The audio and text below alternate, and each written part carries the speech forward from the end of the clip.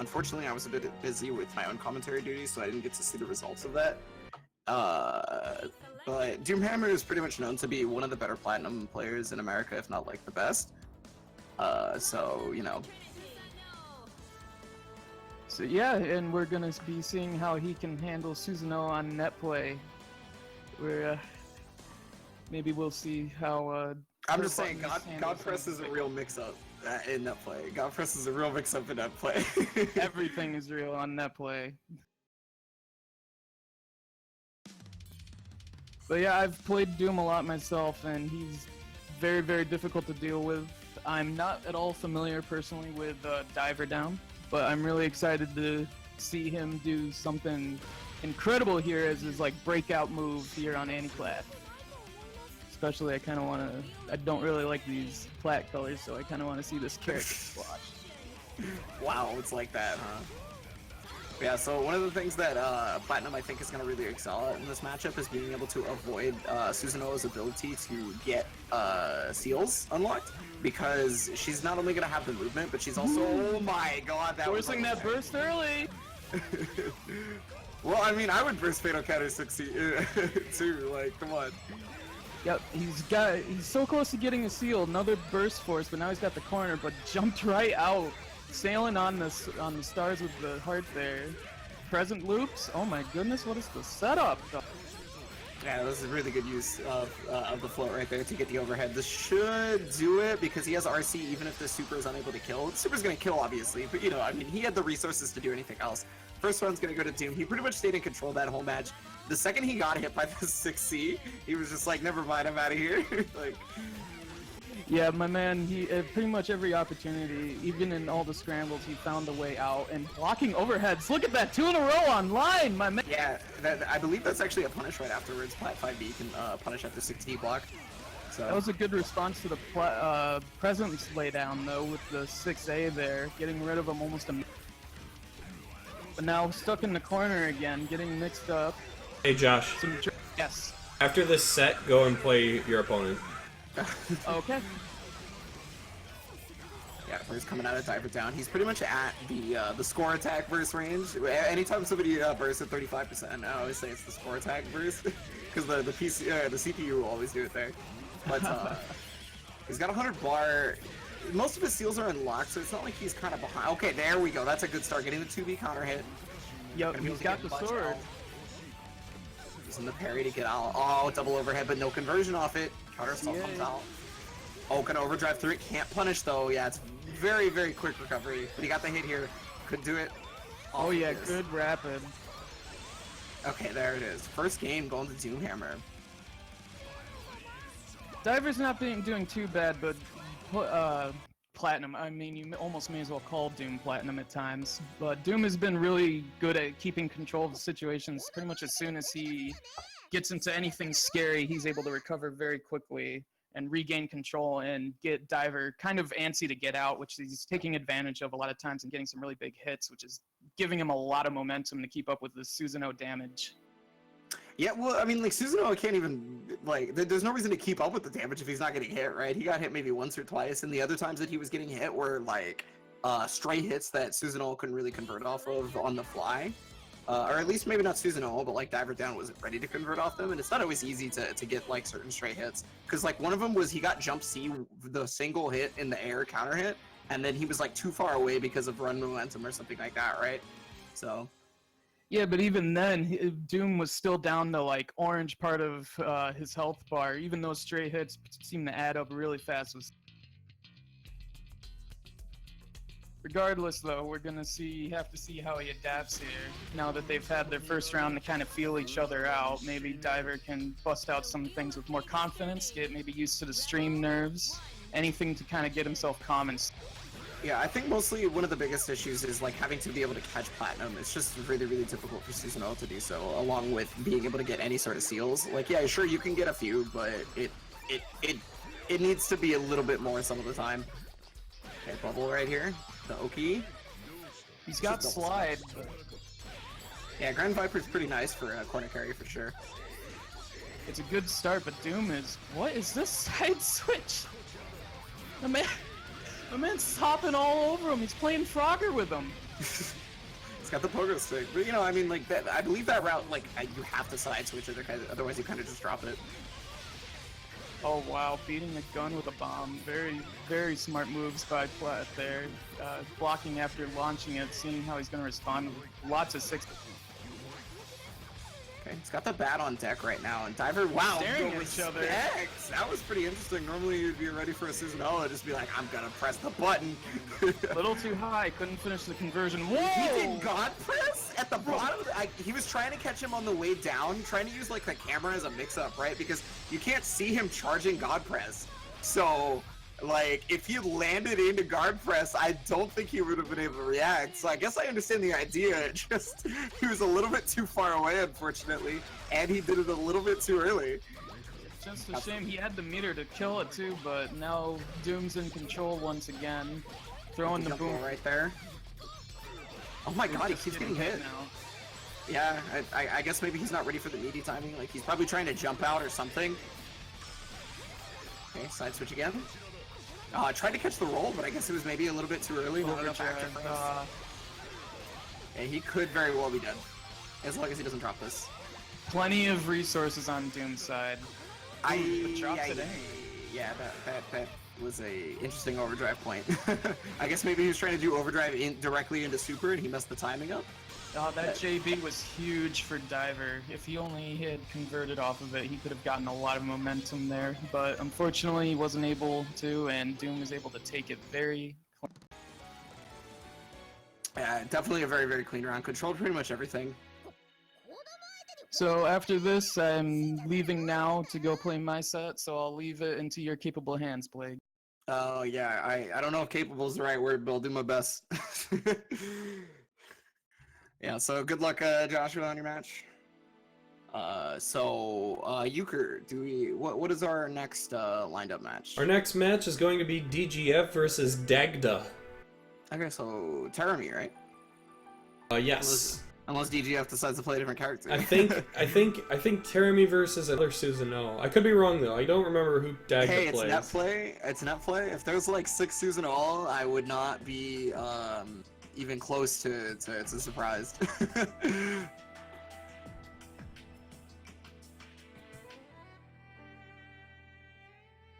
I've fought Dagda before.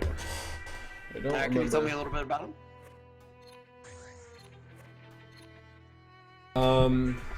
I don't remember much. It was quite a bit ago, several months ago. That was the last time I fought him. I do remember him being fairly good though. I don't remember anything specific, unfortunately. My memory is terrible. Yeah, no, I feel that, dude. I don't like. I'm not very good at sleeping, so I really get it. Zach has informed me to tell everybody on stream, or watching the stream rather, if you cannot find your opponent, go to Online Lobby North America 2 Kagutsuchi. Just so it'll make things easier for you guys to find everyone.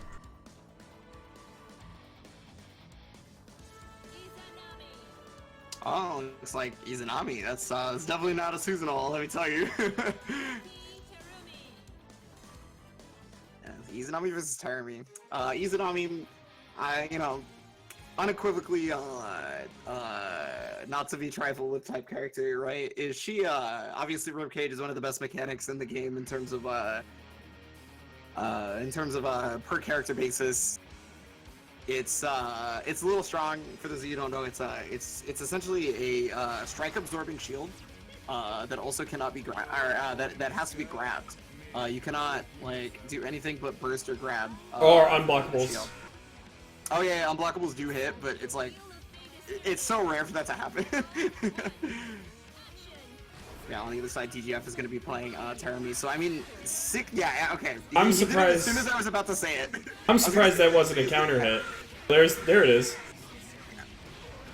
You're pretty much always going to do 2D after a 6A, just to catch either the counter hit or Oki options, right? Okay, catches him, no technique right there, which gives him a ton of meter. Got the overhead off the 5C RC. Okay. Yeah, empty jump low. It's really hard to do because, like, obviously, she can do very low to the ground overhead, right? Oh so shit! Stood up. in attempts to be able to catch that. Got the counter Thing hit just here. happened. What's up? I'm okay. Hold on. Alright. Oh, got the counter hit 5D. No full dice, though. He's gonna hit the burst there to keep offensive momentum. The 6C catches, he RCs immediately, and that should finish off the character. Okay, DGF. First round. Again, I think 6A is gonna be a hugely prevalent move in this set, because it's gonna be trying to catch Izanami like trying to move around the screen during float, right?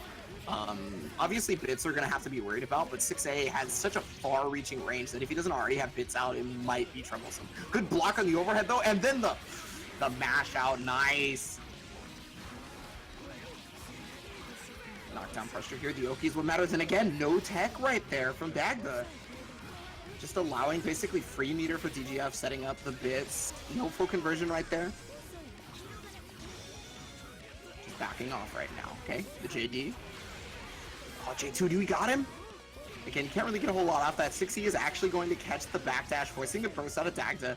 Active flow is available for DGF, so he's going to get his burst back really fast. He's also getting extra damage on pretty much every hit. Okay, another empty jump low right there. It's so hard. Float cancel low is just so quick, so hard to deal with, especially online. There it is, nice! Got him counter hit. He wasn't able to combo off of it right there. Ribcage comes out. So now you're going to probably be seeing a little bit more in the way of grabs and stuff like that to try and stop it. Oh my god, he ran out of barriers so quickly. He just stood there charging Fireball, I guess, for some reason. So he essentially just ran out of barrier really fast. I'm not sure what the prime directive there was with the Fireball other than to possibly lock him down. But that was really far away.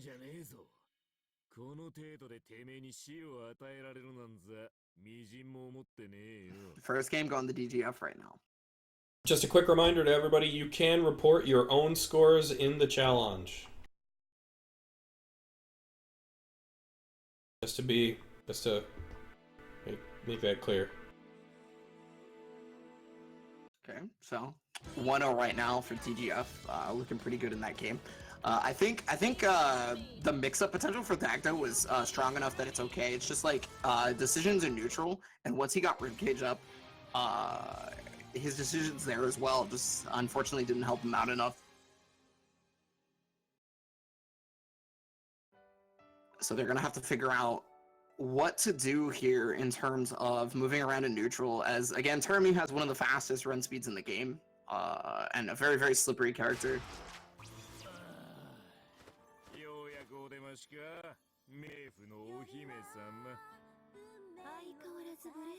Yeah, here we go. So game number 2. Again, I think once Dagda got onto the offense, they were really good about actually getting the mix up. The problem was getting to the offensive point. That's the hard part, right? DGF, however, getting the setup going. Gonna start the bits. No ribcage call or anything. He's just gonna let the bits do the work, it looks like. Again, every time the float cancel low. I think he's trying to block high on every single one of those mix-ons.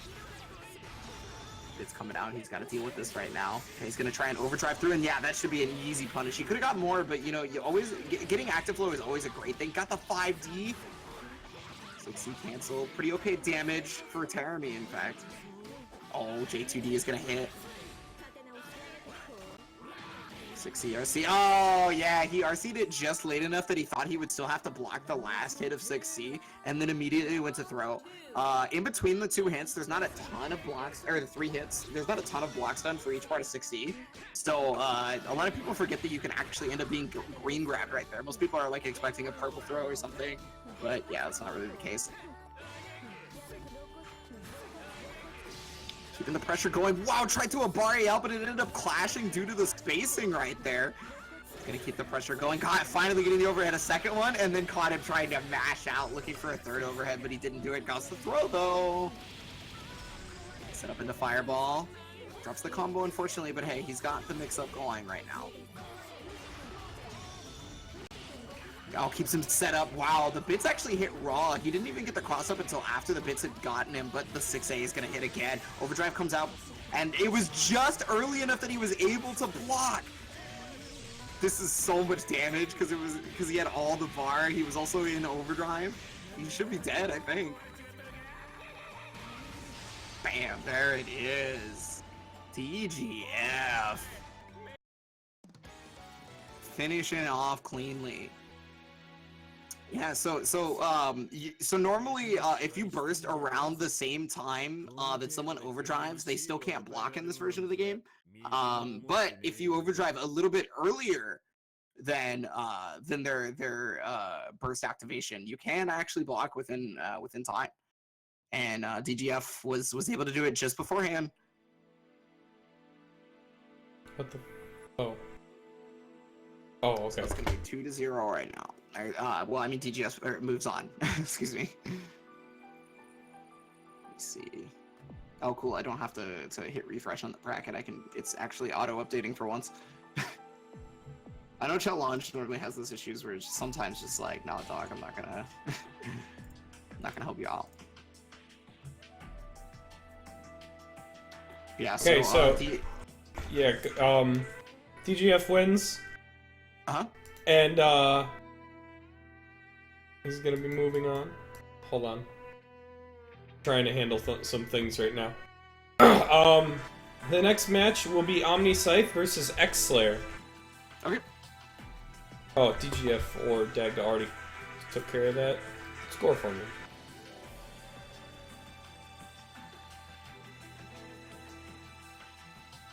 Oh, so Chick isn't here then. That's correct. Challenge. Okay, yeah. Because I noticed the score was 0-0, so I'm like, oh, that's a DQ. Chick told me that she had an emergency pop up at her place of employment. Something broke, and the repairs were going to be several hours at least. That's fair. It happens. Work is very important. I don't blame her one bit. Yeah, so Omni Scythe coming in. Platinum Piece, if you're here. Using the sprite for Best Girl. Platinum Piece, if you're here, could you just send me a DM or something on Discord or whatever? You mean the person in the person just named Platinum, right? I don't know. I don't know. The person that has to play Ruka, because they said something in stream chat a second ago. If Platinum 753 is Platinum Piece, then oh. Okay, yeah, there you go. Okay. Yeah, Rukawa, he's just waiting for us to get through round 1, so just sit tight. Omni Scythe, X Slayer, you guys can get started.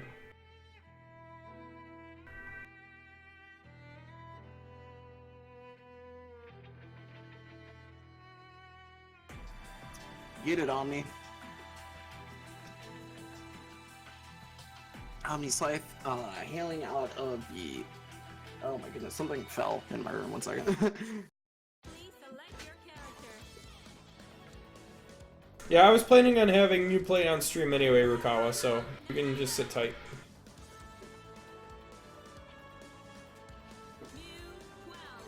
Okay, sorry about that. So yeah, I was gonna say Omni Scythe, hailing from the side, being one of the yeah, I'm gonna say best Makoto in North America for sure.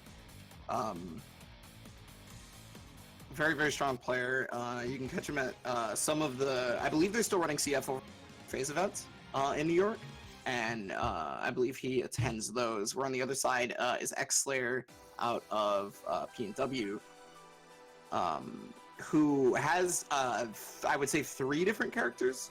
One being Valkenheim, the other being Jubei, and right now we're seeing Moo. And yeah, the names are... Okay. I already got it.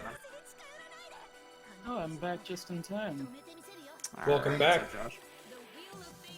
I see my boys coming up to rep the Best Girl. It's a matter of opinion. Which one? Omni Scythe. Okay, yeah, I wasn't sure what your preference. Sorry, Makoto player. We gotta stick together. Yeah, no. The only Best Girl is Omni Scythe's sprite in the lobby. Actually, that's the Best Girl for BB. To be real with you. I respect it. I don't know BB Lord to argue with you. Agent Fake Off's the best, dude. Alright, but yeah, so X-Slayer getting the hit to the corner carry right now. Omniside kind of had pressure going for a moment there, but once he got to deal with the bits, he kind of was finding himself navigating a little bit too much, but he gets the overhead here.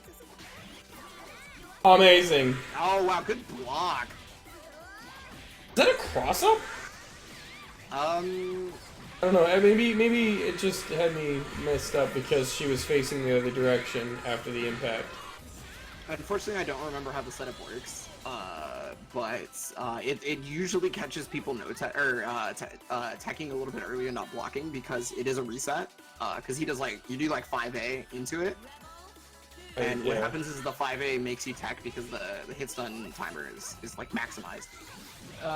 I just saw what happened on the stream, and what he did was the parry reset, where the hitbox of the parry has such a low hit stun further into combos where they tech automatically. So when she comes across with the slash part, the second part of the parry, you're either going to get hit or block it, and that's a setup for a really quick cross up or some kind of mix up. It's a really deadly reset. Mm-hmm.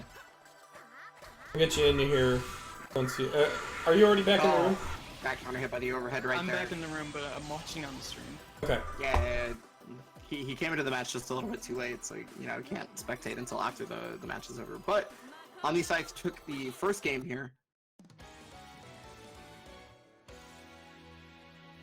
My man, let's go on. But X-Slayer also showing some really good pressure at the time. I saw some really cool corner stuff, and I hope to see, as he adapts, to see some more craziness out of this. Definitely showing to be one of the best Makotos regardless, in terms of knowledge base. Omniside pretty much knows the ins and outs at all times. He's been on the care since pretty much her introduction release, right? to the series, yeah. Yeah, I also played her on release at one point, but I didn't end up liking her as much as I thought I might. So I backed off. But then Azrael showed up, and he was everything you could ever hope. Azrael bring me back to the game. Like, I stopped playing after CS1, and then I didn't play again until CP. It's always the monkeys. Fucking I was Azrael. a Snake main. I was a Snake boy back in the day, dude. I was a Hazama player. Yeah, I know. And then Azrael showed up, and I was like, finally, I can play the game. I wish you would come back to us. No. Come back to us. Oh, I didn't get the score, my bad. Hold on, I'm gonna say one. Yeah, I thought I Omniside got that. won the first game. Yeah. So yeah, again, like I mentioned earlier, X-Slayer has like a myriad of characters under his belt, but I'm surprised that he is opting for Mu here over either Jubei or Valkenhayn. The most I've seen X-Slayer play was Valkenhayn, right? So normally I would consider that to be his most comfortable character, but obviously there's something I don't know that he knows, right? Maybe he's trying to go for neutral advantage with the bigger buttons of Moon. Whatever the case may be, he's having a lot of difficulty navigating around Omniside's pressure game right now. The block strings he's been getting counter hit, not even necessarily on like an attempted frame trap. It just kind of happens to frame trap, and he's like hitting buttons or something.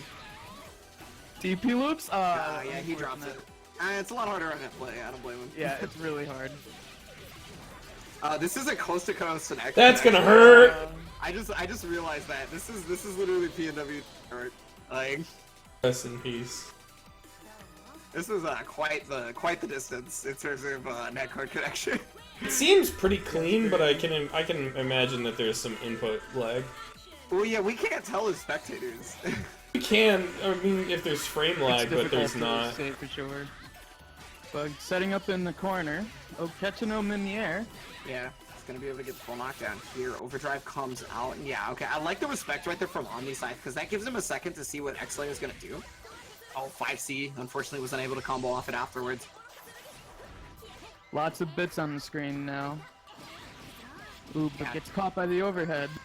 Not gonna have much of a chance to do anything with them if he's able to continue the pressure after this knockdown. He's always I've noticed that he pretty much always tries a forward roll out.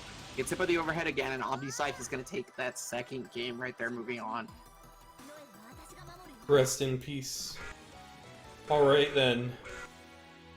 Next up, for the last match of round 1, is going to be Arclancer versus Sir Scrub Kitty, also known as Dragunov.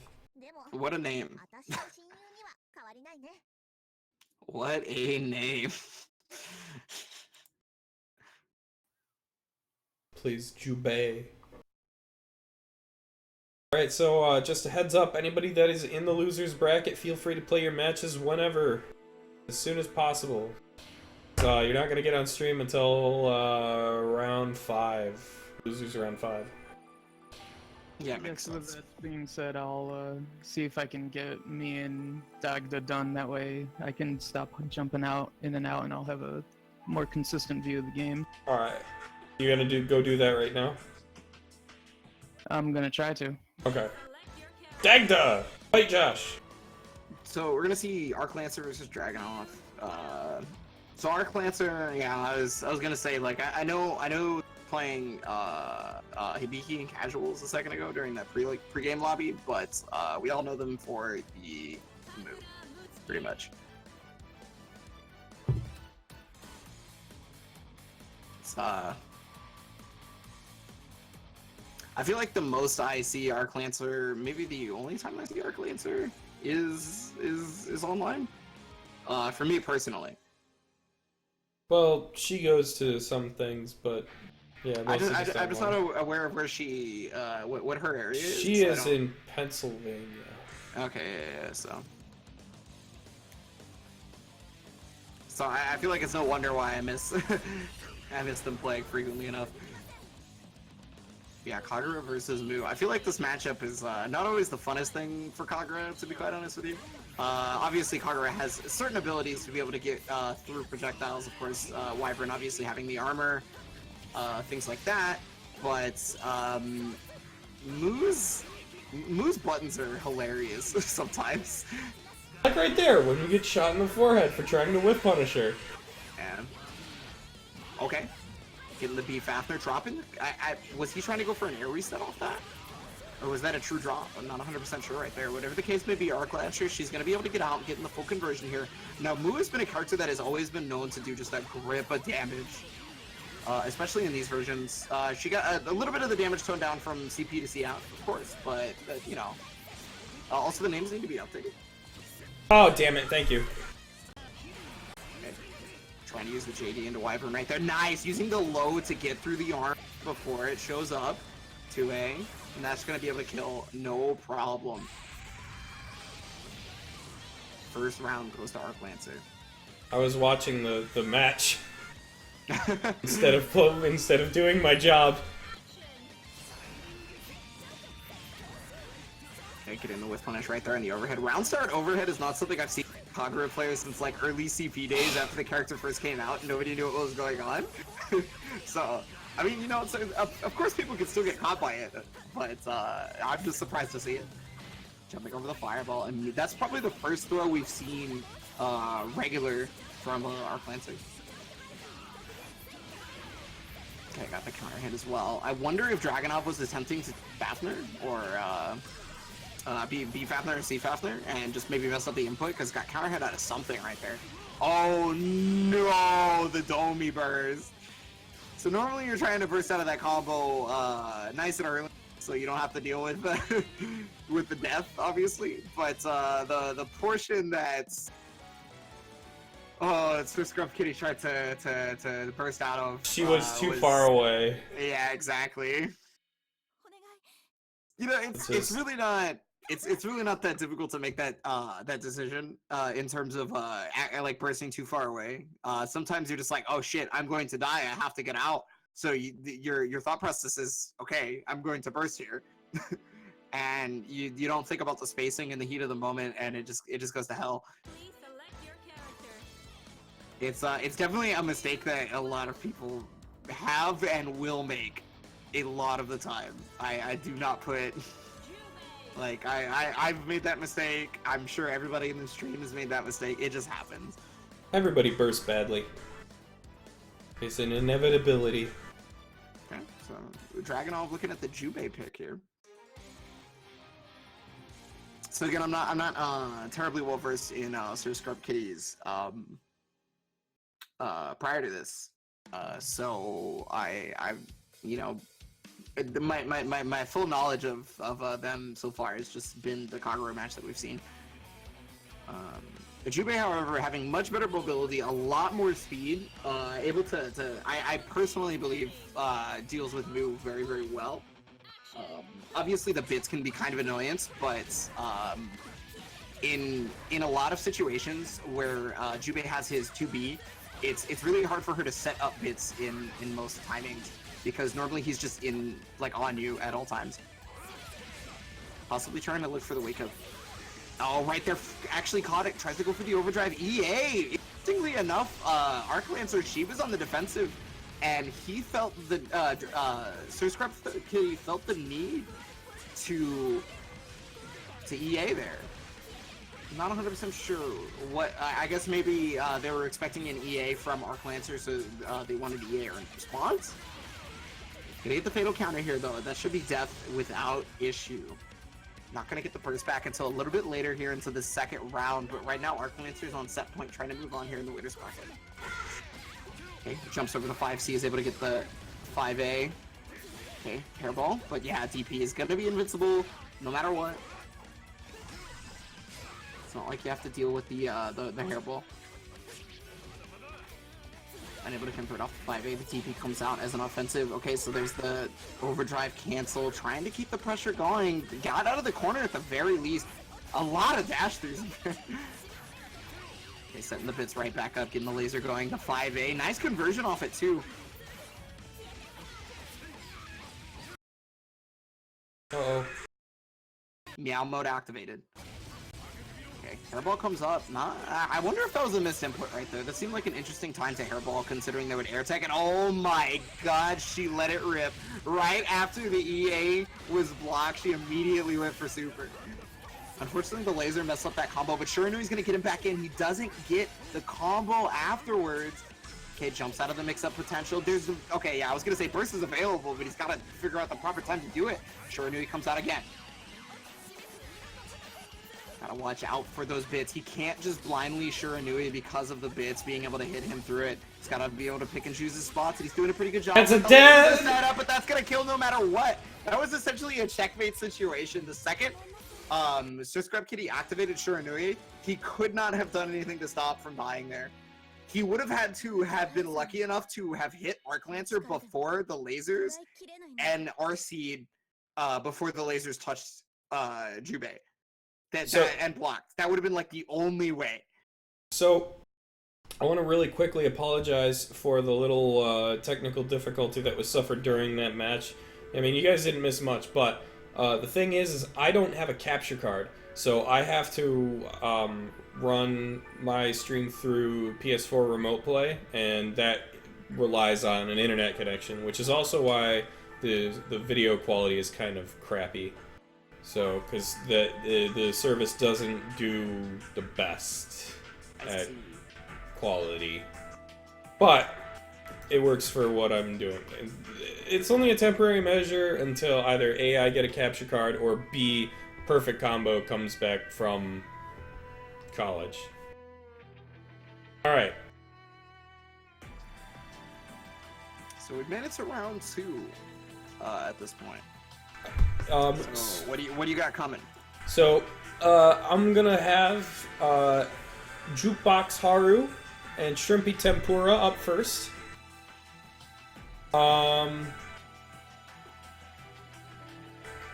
Let's say DGF and Tubazo. Well, actually,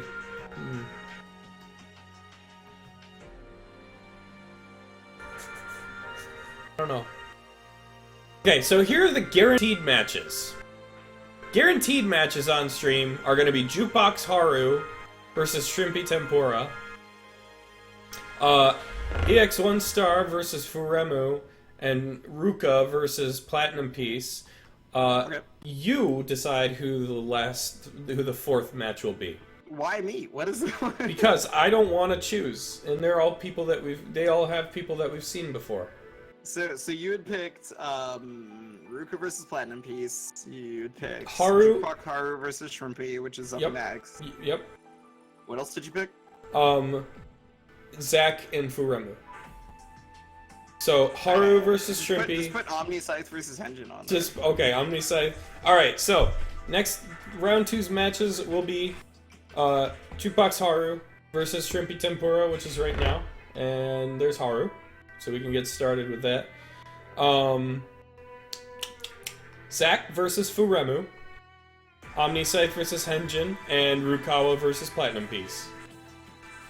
Koroboros and Aerith have already played. So Kappa, Doom, DGF, Tabazo, and Ark and Ryuka Sim, you guys can play off stream.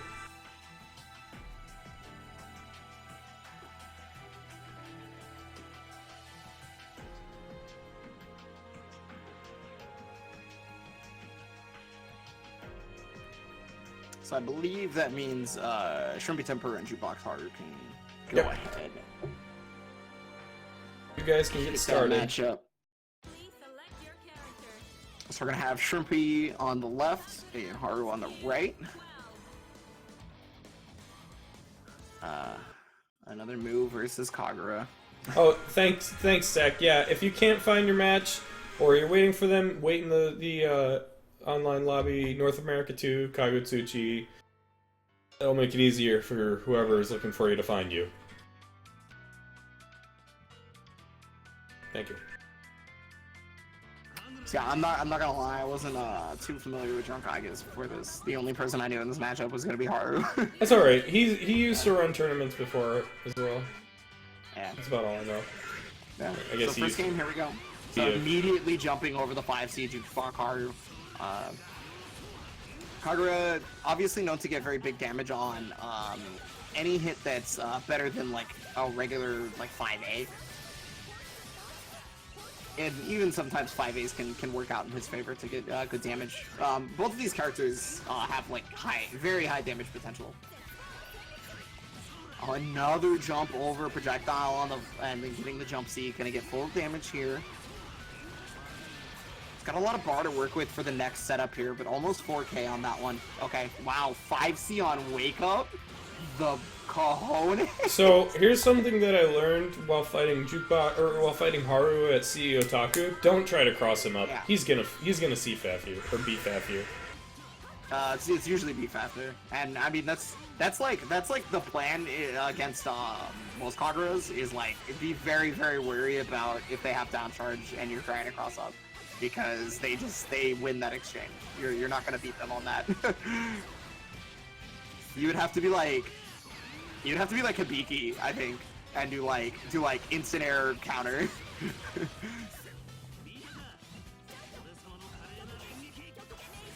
Yeah, trying to catch him up there with the air throw, no dice, but yeah, there's the C Fafner. There it is. Finishing it off right there. So first game going to Haru.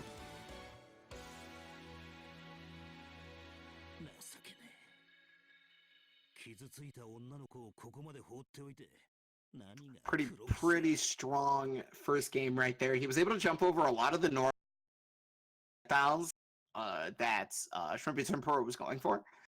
And immediately getting those jump C jump ins. And you know, despite the fact that this is an Arxis game and jump ins are lesser combo starters, he still gets good damage off of that, regardless of the duration. So, and I mean, at any rate, like in a matchup like that, you kind of want to get any damage you possibly can, regardless. Because the second move gets like pushes Kagura out is the time where it could get very difficult for him to get back in.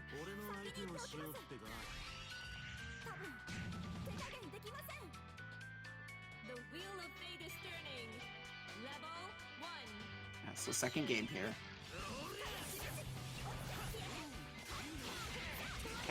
A much more passive start right there from Shrimpy Tempura. I guess he recognized that the 5C at round start was a big issue, right? So now he's kind of waiting for Haru to do something, and he's more responding to it rather than than like being proactive unless he has the bits up, in which case he can start moving forward with impunity, right? Because the bits at least allow him to have a constant hitbox out that Haru then has to avoid or do something about. Almost got to confirm. He did get one off of that though, and that's going to allow him to put a little bit more pressure, but the fatal counter off the armor. Okay, DP's out. Doesn't want to deal with the Dragon Slash. Jump C again, then the 6P overhead from full screen. Not going to be able to kill, but I mean, at this point, Haru's bleeding life. Oh, the classic Kagura reset. You pretty much never want to tech after you see a 5A on the reset right there, because this is exactly what happens to you. If you tech right there after that reset air 5A and you don't barrier, you just die. It's 60 is air unblockable, and it is one of his best combo starters. That was a lot of damage. Yeah. That's like legitimately like one of the oldest Kagura tricks in the book. Using the bits to his advantage because he has overdrive. So he put on a bit of chip damage right there. Well, I guess maybe not so much because of the barrier, but he didn't really get to use his overdrive too much, or too much effectiveness. Overdrive coming out from Haru. Oh, it air tagged and he didn't block! I guess maybe he thought he was already dead. I don't know what the case was. But he didn't block the super, and Haru's gonna move on and here in winner's bracket. Oh no. He just maybe he didn't recognize that he tapped out. I don't know. Whatever the case may be, Haru's gonna move on, and even without the not realizing that he was able to block right there, Haru really controlled the pace of that match emphatically, right? Like he pretty much took any opportunity available to him. Even that one reset on the 5A 6E was beautiful. Full conversion right there, got as much damage as he possibly could. So really good stuff there from Haru, and he's gonna be moving on. Obviously, Shrimby Tempura has the losers bracket. So, if you... next up, we're going to have Zach versus Furemu. If you guys could make your way to the stream, the password is 222. Thank you very much.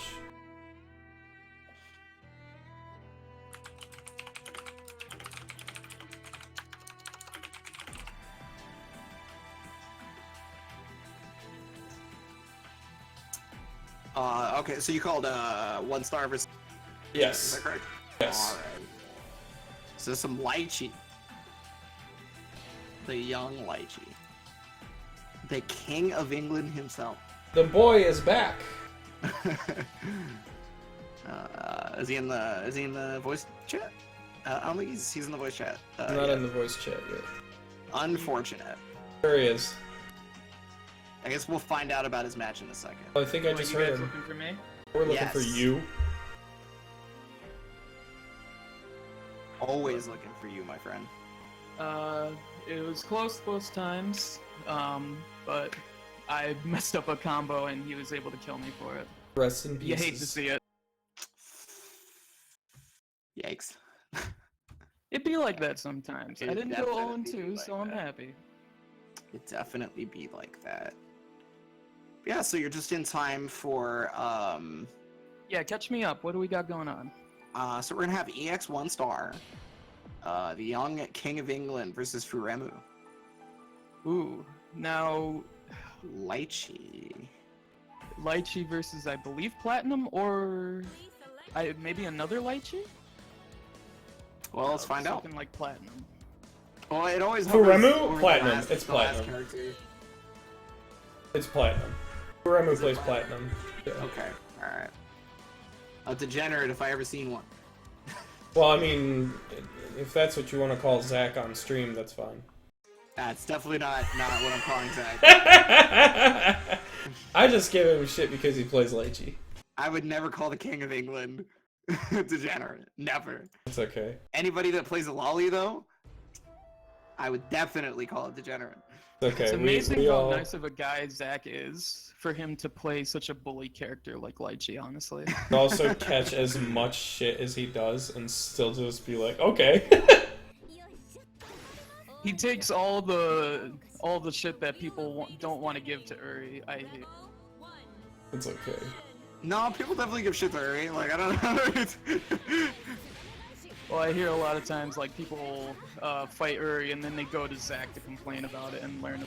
Oh, okay. Well, I mean, if they fight Uri and then go to Zack, so it's like, I guess, a different story. Right. Yeah. So Zack already with a really strong start. One of the best parts about Lychee obviously is her staff, right?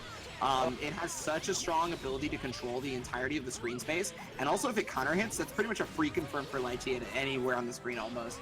Obviously, there are some issues with spacing and whatnot sometimes, and she can't convert from everywhere, but you know. It's pretty close. I mean, it could feel like it. If she gets a 4 wins counter hit, she could probably convert from wherever. Yeah. Considering that is actual knockdown. There's just always a hitbox on the screen when it comes to her. Yeah, the Japanese actually call her Jump D, Jump Win.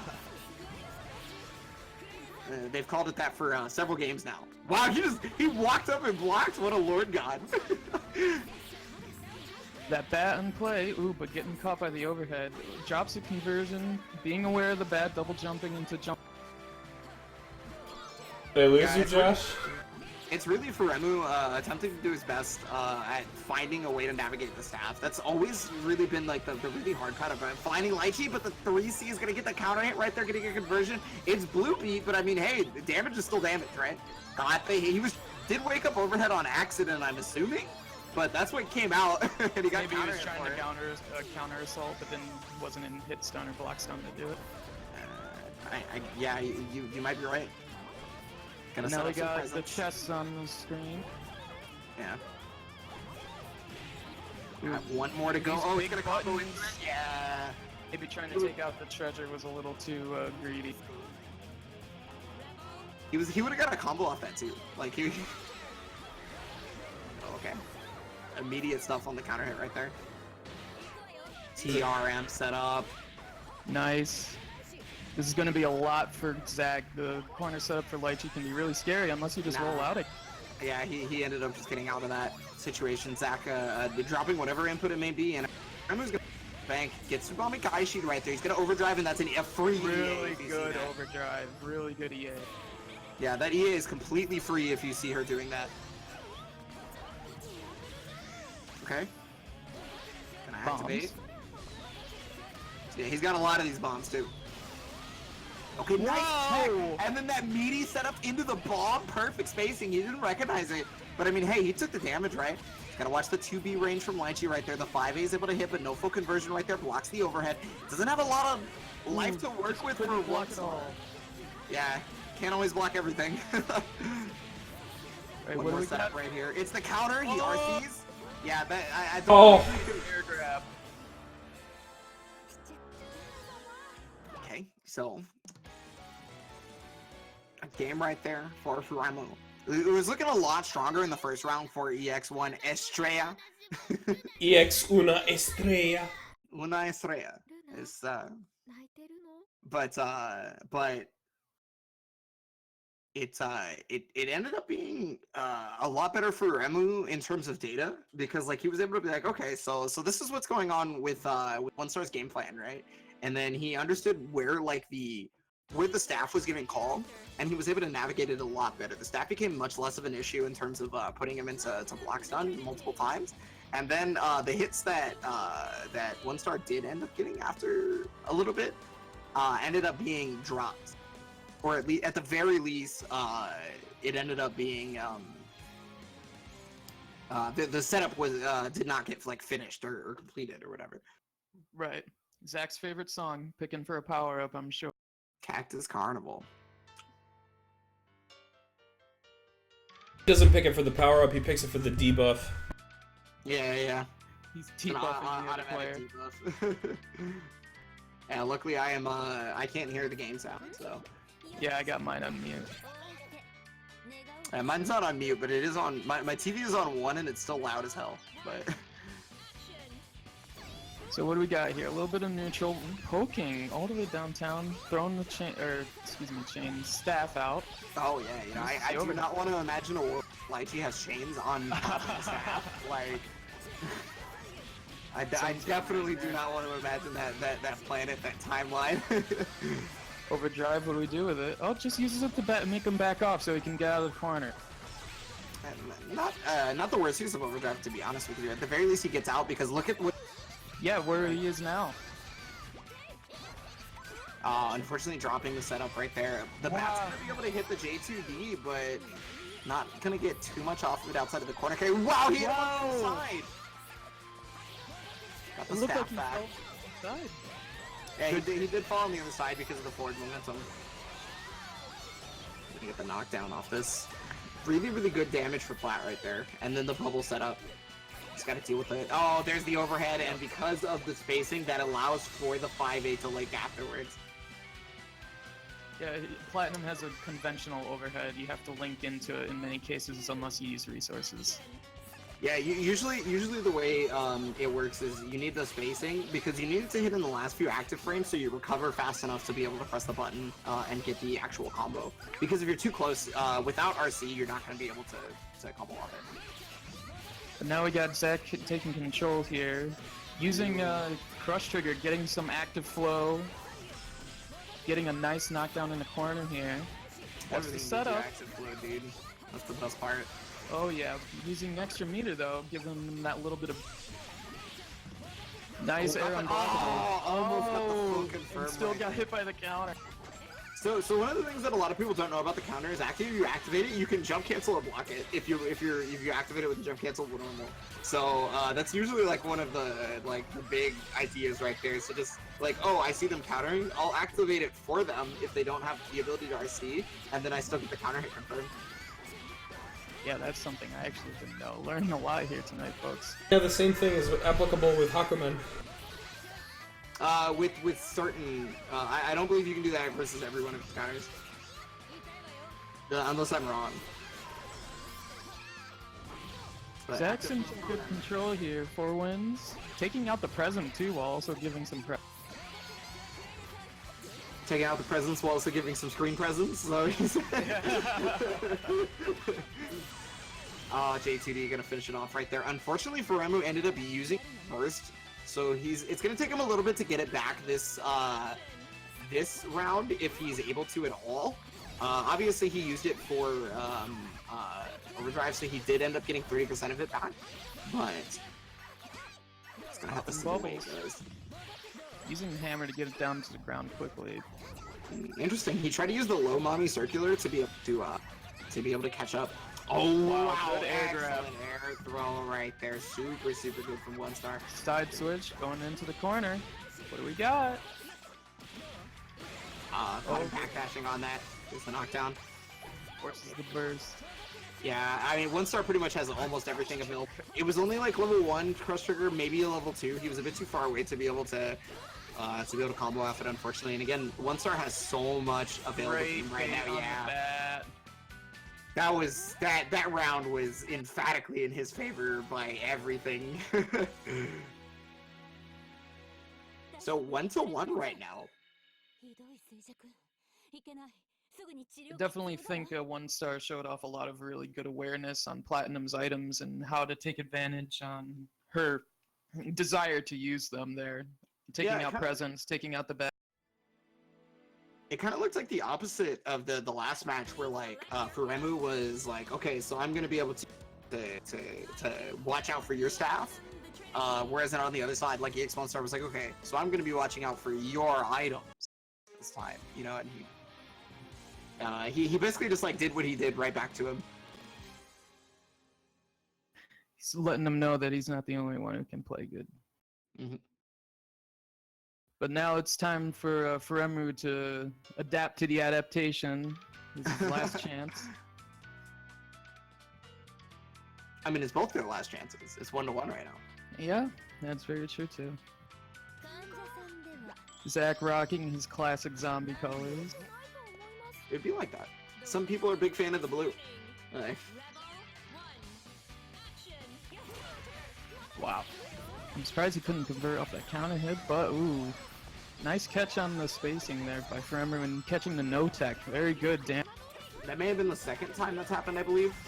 Catching the no-tech, but could be wrong. I think in the very first game.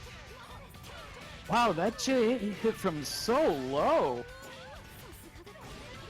Oh, counter Whoa. overhead, and yeah, it ends up hitting the active frame. So the bomb is going to force him to block right here, allowing for the boomerang to get fully charged up, using the super.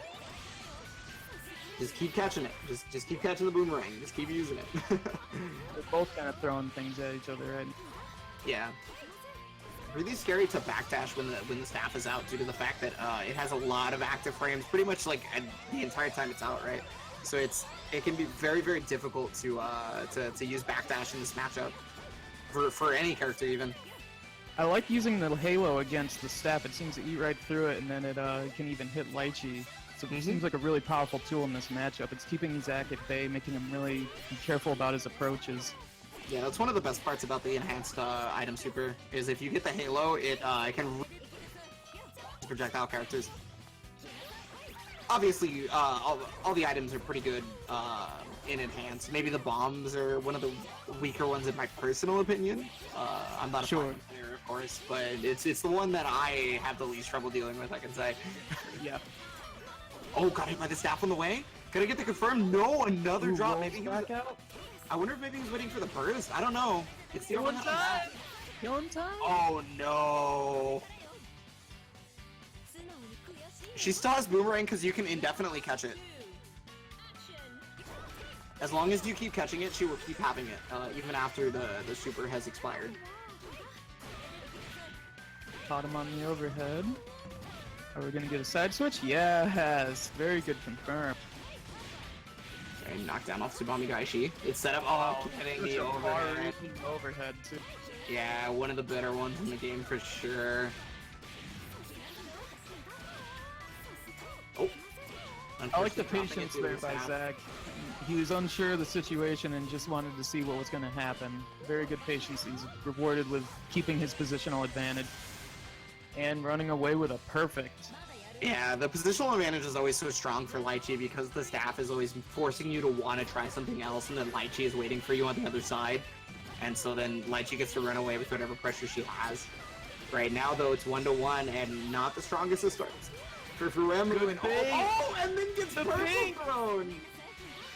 20 push-ups! No, it's only 10. Oh my god, the Rebirth getting hit. That was funny. That was actually funny. To be honest with you, the Rebirth getting hit by Tsubami Gaishi was probably the best thing that could happen for Fuemu, but the resulting hit afterwards was the worst. Where It was got hit. Double P. the fact that just watching Platinum get hit by the staff coming down immediately after a burst was hilarious. That's like in like an anime. It's like in anime where like some character is going up against the final antagonist, and he's like, "I'm gonna do this super power up," and then the final antagonist is like, "Bitch, get out of here!" It was probably, to be honest with you, it was one of the best things that like could happen. The lack of because he doesn't really get anything off of that, right? So like, but the problem was he tried to use his bat afterwards, and then he ended up getting counter hit and dying. So. All right, so up next we're gonna have Omni Scythe versus Henjin. Oh, excellent! I get to watch Omni Scythe do some work. Front row seats. The young Makoto, Nanaya. Which moon Nanaya is Makoto? Yes. What? Moon. Melty Blood. Ah. She's P Moon, Punch Moon. Ah, yeah, my favorite moon. It's the secret moon that nobody's unlocked except for me because I'm the best Melty Blood player in the world. That's a joke. I've never played the game. That's also a lie. I played it a little bit. I played Ryogi Shiki, and I hated the game. I'm sorry. Alright. It's just not my thing. It's not Blaze Blue, man. I love Blaze Blue too much. It's... Henjin versus Omni. So, Josh, can I get you to talk about this a little bit? Did you talk about Makoto versus Henjin? Makoto, I'm going to assume he's going to use 9 in this, which is a pretty tough matchup. The matchup basically on Makoto's side is hit her before she hits you, stop her before she even gets any spell slots, and just run her over, because if you do get the confirm and get her in the corner, 9 really is in a lot of trouble, but the neutral is definitely very, very hard for Makoto, and being able to defend against a lot of her setups, you're pretty dependent on system mechanics, since a lot of Makoto's specific defensive stuff, it doesn't really work that great against 9's kit, making it a really, really scary matchup. But if Makoto can get in, she can stick pretty hard to her. Yeah, pretty much the only time it's not that she's gonna stick on it is when there's a chance of her having the spell slotted ability. But again, like you were saying, you're trying not to allow her to be able to do that, right? So it's definitely going to be depending on a lot of really strong movement by Omniscythe here to keep just out of those ranges where Henjin may be wanting to press a button, but whiffing it and then taking advantage almost immediately. Makoto does have a lot of really good buttons to cover some specific and odd angles, like her JB, but there's a lot of areas she has to be very careful of. yeah, I gotta be honest with you, I have no idea how for Makoto to not allow 9 to spell. Really good neutral. You gotta have the best spacing imaginable, I guess. It's not easy. It's a very tough matchup for sure, but if you're able to get in quick, you can definitely make 9 regret ever even exist. Yeah, I'm conflicted. Henjin plays 9, but has Cajun Fakon as their as one of the avatar things. So it's like I'm conflicted. Also, they play pink, which is the best color. Yeah, both our boys here rocking some pink, but let's see who can get in there first. Yep, that kind of dash barrier stuff is definitely going to be really present in this matchup. But almost the best confirmed, like pretty much max range right there. Unfortunately, he wasn't able to close it out, so now he's got to use Kunzai to stay in. He was able to dodge the TP and then perfectly punish, forcing the burst out of Omniscythe, trying to get back into the offensive right now. He's got the hit! Yes! Swap. Forces another burst. Yo, shoutouts to Netplay making that a real mix-up. Oh yeah. See, just moving in and out of that Angel there, just barely avoiding normals, that's the kind of thing Omniscythe is going to have to keep doing, and catching 9 in the air just like that with those JAs, JBs, is that kind of stuff that's going to try, hopefully get him through this. That whiff is huge though. It could be a start, but another big drop right there. Unfortunate. The DP comes out. Oh, no double sleep there. Gonna be able to get another hit here. Unfortunately, yeah, he's just been unable to complete pretty much every call. I can't remember where Henjin's from, but I wonder if there's another. Henjin is California. There it is. Yeah, and of course, he wanted a style with the tail, and he was like, "I'm gonna J2C and finish it off." I see. Now what are you gonna do? Now what are we? Active enough to catch. Amazing! Obviously, we're just gonna 6A. It's just gonna... And he's just standing there. My man is fearless. Oh, reset potential? Okay, nothing special going on, I guess, right there. Ooh, just barely, but couldn't punish just in time. Yeah, he was trying to use that 5D right there, which is actually one of the better... The Firestock 5D is one of the better starters, because it has like this big launch. Oh, just barely missing the anti-air right there on the other side. He's able to use projectile frame 1 dash to get through the fireball. He's got the hit right now. Kunzai reset. Yep. Drop right there from Henjin. Oh god. No spell slots from Henjin. This happened last time. Omni got a chance, and then he rolled it all. Oh my god.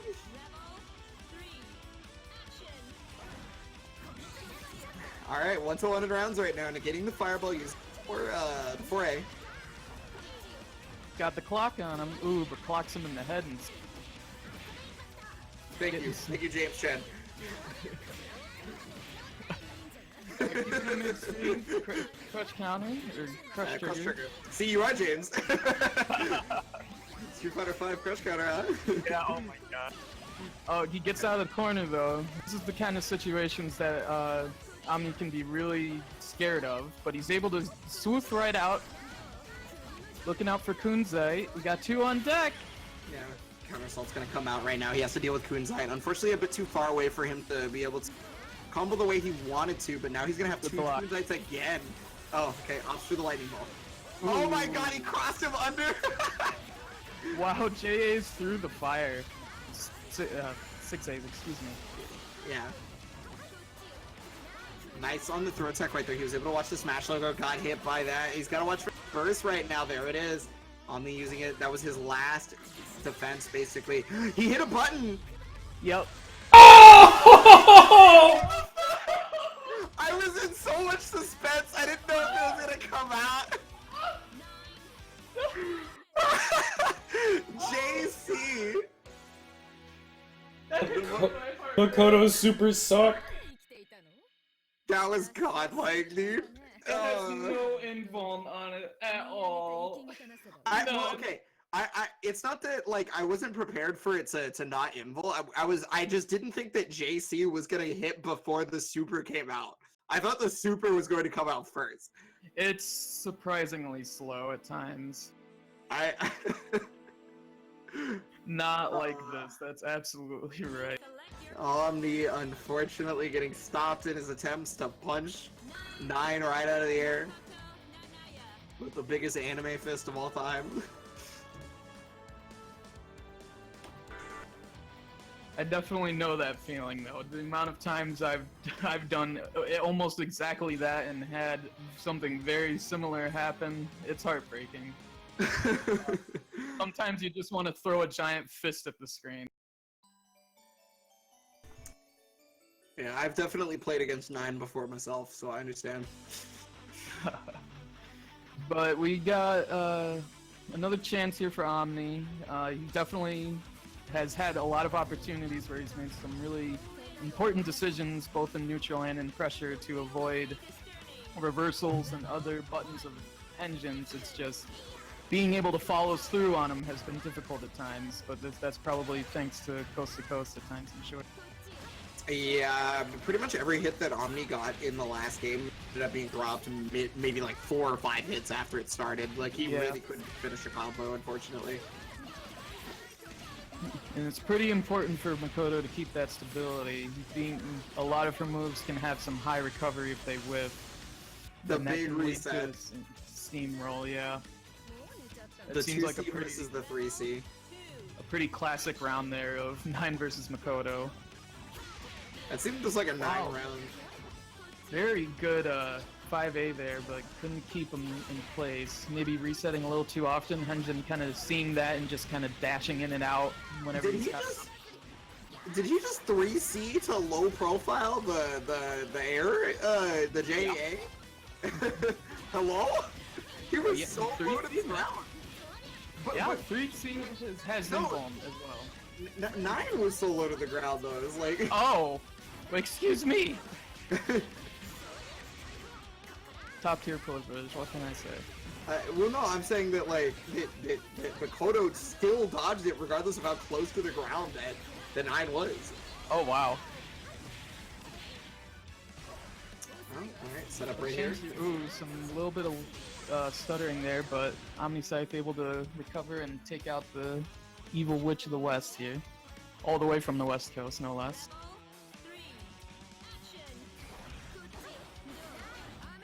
He's just trying to drop a house on her, I guess. That's kind of what God Hand is, though. Like, she's like using the house for revenge. She's like, I had this. Drops on you. Gonna get the 3C 5D right there. Full conversion. Wow, with the what a really switch good right side there. swap. Drops the combo though. Yo, coast to coast. Whoa! What a god lord. Just flexing in the air. So what happened there was Omni was running back and forth under Henjin. So basically it forced Henjin to use the wrong input while in the air, I'm pretty sure. And he ended up getting DP when he had no spell slotted, so it's not even like it's a real DP at that point. Oh yeah, he forced an animation that did nothing. But now he got rocked. Wow, another good side switch by him there. Yeah, right there though, he was trying to get it so that he was able to combo off it as spacing did not work in his favor. The overdrive cancel is going to come out. She's going to be able to double super here. And because it's the overdrive version, it's going to do a grip. And oh spell boy. slotted as well, yeah. So wow. when you have the spell slotted and the overdrive version, it's incredible. Very good use of resources by Engine there. Taking out Omniscythe, ending his life. Nah, he just wounded him. He's gonna be down in the losers bracket. Next up is gonna be Ruka versus Platinum Piece. Okay. So, am I being tricked and Platinum doesn't actually play Platinum, or does Platinum play Platinum? It's a Tager. Excellent. Wonderful. Great. Superb.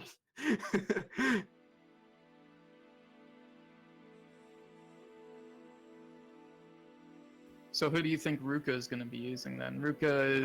Ruka is either going to play Kagura or S. So if it's Tager, playing S is like the guaranteed. Mm-hmm. But because it's online, I would not be so confused if he ended up picking What you're going for is, I would not be surprised. I would not be surprised if he ended up picking Kagura. Just because it's like the online. Makes all of Kagura's stuff a little bit scarier and stronger. With how much damage he can do too. It would be a quick way to take out a big health bar like Tager's. I'm just saying, dude, online Tager is hilarious. I'm still waiting for the Tager Mirror tournament.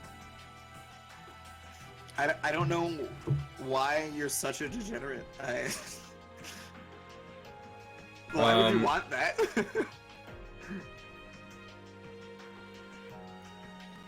I know I wouldn't want that. I like Tager. Who doesn't like Tager? And when you got two of them on the screen? Oh man, it's just a good time. Reminder guys, the password is 222.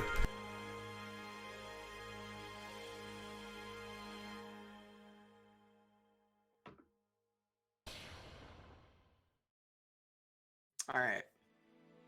That definitely looks like Kokonoe to me. You can see with the ears. Oh, Rukawa was already here. My bad. I didn't realize that. Yeah, he was giving me a hug. Yo, really? No. Oh, come on, dude. I know Ruka like the back of my hand. That's never gonna happen. Not once. He gave me hope. He let me know he was listening to me. I know that man's like the back of my hand. The hell is on my hand?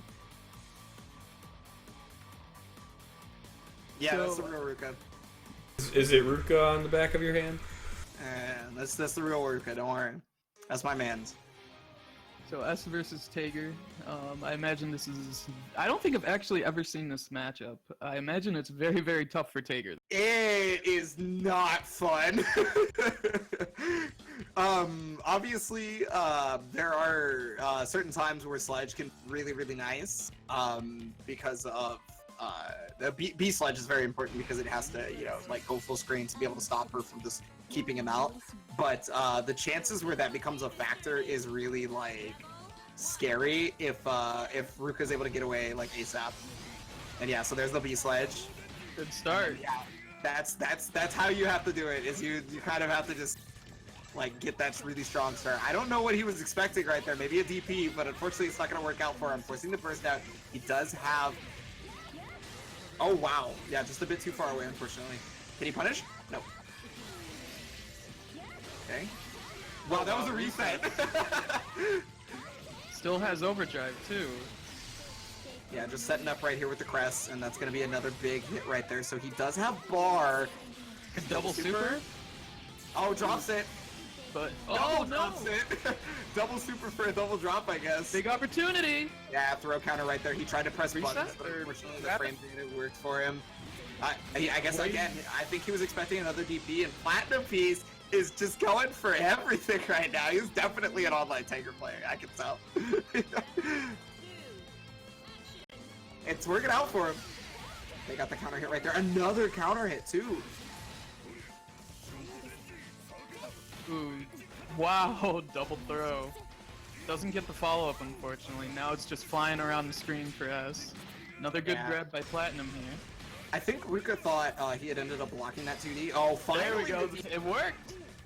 That Third was time's the charm.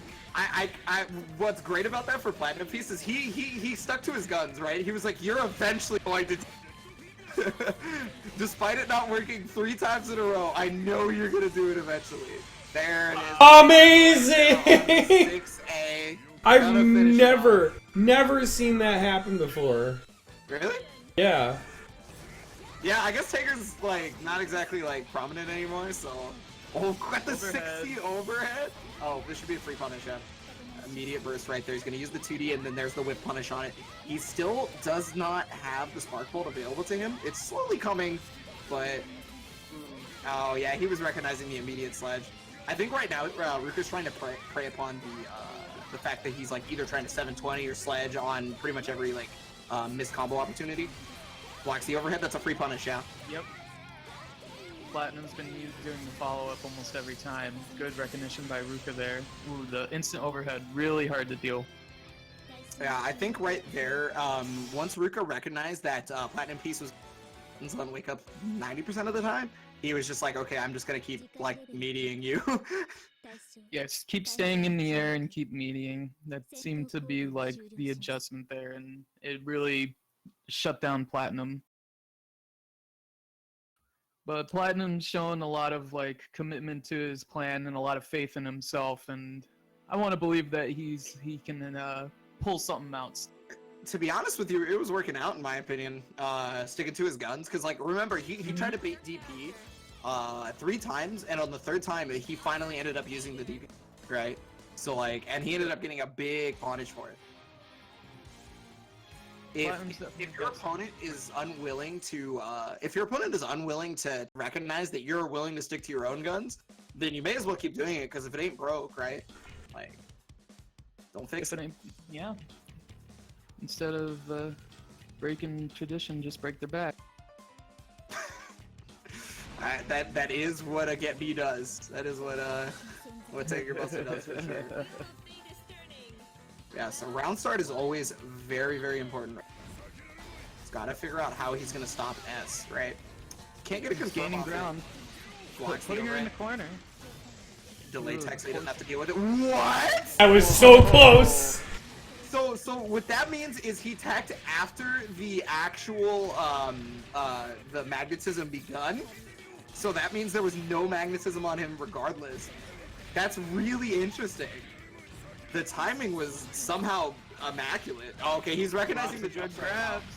Yeah, see, so he conditioned him first game to want to ground, to get away from the ground Genesis, and so he just started using the. Oh my God, 2C. Wow. Okay, there it is again. Yeah. Rest in peace. Yeah. Really Well-known fact about Platinum Piece: that man loves to churn. Well, like I said, he's very clearly an online Taker. That's He's like, gonna do very it. passionate about his character. I can see it. Oh, wow, that counter hit! Wow. That passion only gets you so far, I guess. Gonna catch the roll right there. 5A on his wake up. Yeah, right. look at this. Okay, burst coming out of Ruka. Pretty scared at this point, I'm sure. 5C catching him, jumping out though. Yeah, again, remember, one of the big things about Platinum Piece was that he was pretty much unwilling to block on wake up, ever, right? He's just always hitting button. He's trying to take advantage of his iframes a lot. But... Oh, yeah. Speaking of. 2D right into get B right there. Knockdown situation. What's the setup? The 5D to push him back, and that could be punished? No! Trying to catch him jumping again. Ooh. That was a punish right there, the 2C, and then he immediately went to Fireball.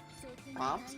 What's interesting though is, if you do 2C Fireball, that leaves enough of a gap for Taker to invincible through it, so I'm surprised that Ruka went to that option. It ended up working out, of course, but now Platinum Piece in that ass. Overhead gets blocked. 2C. Good jump. It's always a good jump if it works, right? But the second it doesn't... Oh, the people's elbow getting stuffed. Oh no! trying to get the knockdown, but he missed right there. The split comes out the 2D, and he whip punishes it beautifully. Platinum Piece, however, has so much life to work with that I don't think he cares too much. It's a very aggressive Tager, always trying to gain ground and get close so he can hug. Okay, he's got one opportunity left right now. A little bit on that spark. Is gone. There's the spark. There it goes. And that's the whip punish right there. Platinum Piece, unfortunately, unable to get the 6A armor right there. Ruka going to move on through the winner's bracket. All right, from here on, well, okay. We don't need to decide who's gonna play this time. All four matches in round 3 winner's side are gonna be on stream. As for losers, we're not gonna be streaming losers until round 5. Losers round 5. That is.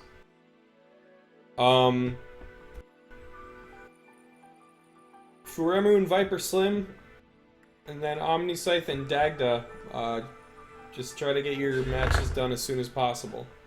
I don't know how long you guys have been. I mean, well, I know Omniscythe has been sitting there for just a little bit, but Furemu and Viper Slim. Yeah, Omni, if you're looking for Dagda, he was in the place that EX is posting in the chat right now. That's where I found him, and that's where he was waiting for me, so maybe that's where he is for you if you guys haven't hooked up. Nope, they just finished, actually. Oh, cool. Alright, so Haru versus Doom. So you're gonna have Platinum versus Kagura. This is another matchup I don't think I've seen a lot. I imagine that Platinum's decent neutral and Kagura's slower movement allows her to kind of rotate her items with a little more freedom than some matchups maybe. But of course, as soon as Kagura gets his hands on her, she's in a world of hurt. Excuse me. She doesn't exactly have the highest of health, so it can end up being a lot more damage.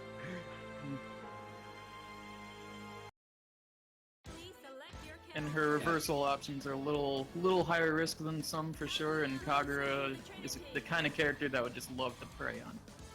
Yeah, to be honest with you, he might armor through it with 60A. Like, Oh, I'd love to see that. that'd be hilarious. He just says no. Almost matching decodes there, both sporting the platinum. Degenerates.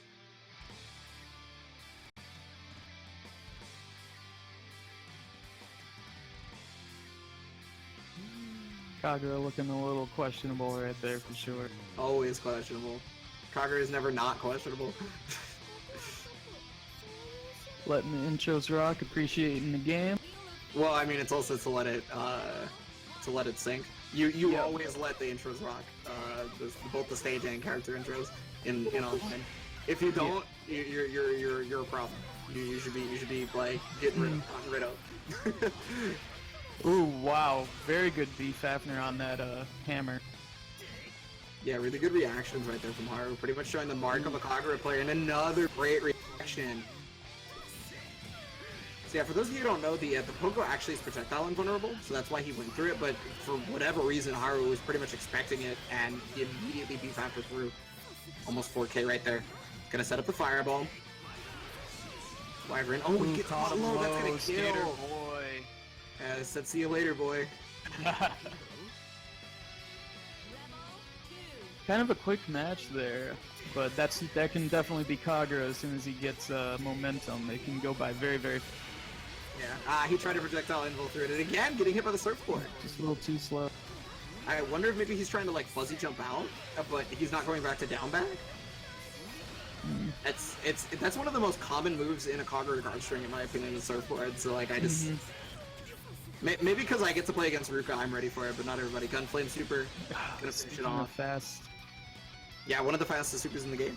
In fact, it's I don't know if it's still 2 frames after the flash, but it was in CP. So. Well, not only that, but a very quick match there. Haru taking it very convincingly. Doom trying to do some matchup-specific stuff, but Haru just seemed absolutely ready and experienced in all of the options that Plat has. It makes me wonder how often Haru has played this matchup. He seems very, very comfortable.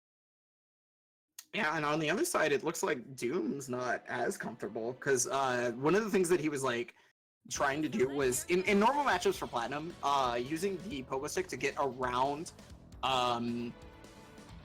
using the pogo sticks to get around projectiles would be a normal thing for a Platinum player, right? But the thing is Kagura's fireballs recover fast enough that that's not always a big issue. Like, a very common thing that you end up seeing with Kagura players is that they will toss a fireball, and if you jump, they yell, "You're an idiot," and you get counter hit. Like, Yep.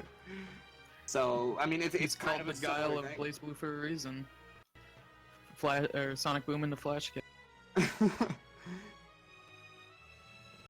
I mean, we did see that there. Every time he pogoed over the Sonic Boom, he got hit by the B flash kick. And getting a B Fafner is really, really good for Kagura. It's a really good starter for him. Gives him a lot of damage and corner.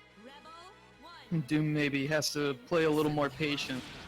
Yeah, there it is right there. Ended up letting go of barrier, and I at least I think that's what happened, because... Yeah, that's what it looked like. Maybe didn't expect as many hits as it was. Yeah, whatever the case may be, he ended up catching him out of the 5DB, which is normally head invulnerable, so a lot of people use that for that reason. Yeah, like right there, but it has big width recovery, right? That was a very good space to see. Yeah, we get the full confirm right here. An unfortunate drop, but I mean, hey, he's got his damage, so I think he's pretty much okay with that. That was super smart from Haru. He used the stance to stay at the top of the screen. Haru won the last match, right? Haru did indeed win the last match. Okay, cool. You got that on deck? 2 swings. Yeah, there it is. Yeah. 3 strikes, you're out, homie. So normally right there, he was like, okay, I can just keep hitting that because you used your armor, right? But then he ended up using the Dragon Slash to get strike invulnerable, because that's what happens when you're in Dragon Slash. It's Dragon Slash. It's bodyable. So. Really smart play by Haru for sure. JC, very good jump back move. Ooh, counter assault. Counter assault. Oh, he got the hit, and he caught the halo, so he's gonna keep it. Remember, as long as he keeps catching it. He keeps using it. Oh, got the hit. Caught him on head. Oh, just barely. I like how Haru's like, oh, I can't do anything here because it's on its way. Mm-hmm. Oh, and the whip. 5C right there. Really much better round from Doom there. He seems to have got some new ideas that are making things a lot closer. Yeah, I do like that he is he's no longer opting to try and go past the fireballs with invincibility. Because oh my goodness, that was really unfortunate right there. Yeah. Nice block, however, he gets fatal countered. Immediate burst from Doom. Burst. Really good burst, in my opinion. Oh god, that was scary. Okay. I love that. Ooh, toss the pan at him. It came back? Oh, got the hit with the JC right there. That has some really, really high hit stun values, so he's able to get the 2A despite the fact that it was really, really high up when it started. Knockdown. Command grab. No, he goes to the instant overhead. That's gonna do it. Yep. Very, very scary overhead to deal with in combination with the fireball like that. Yeah.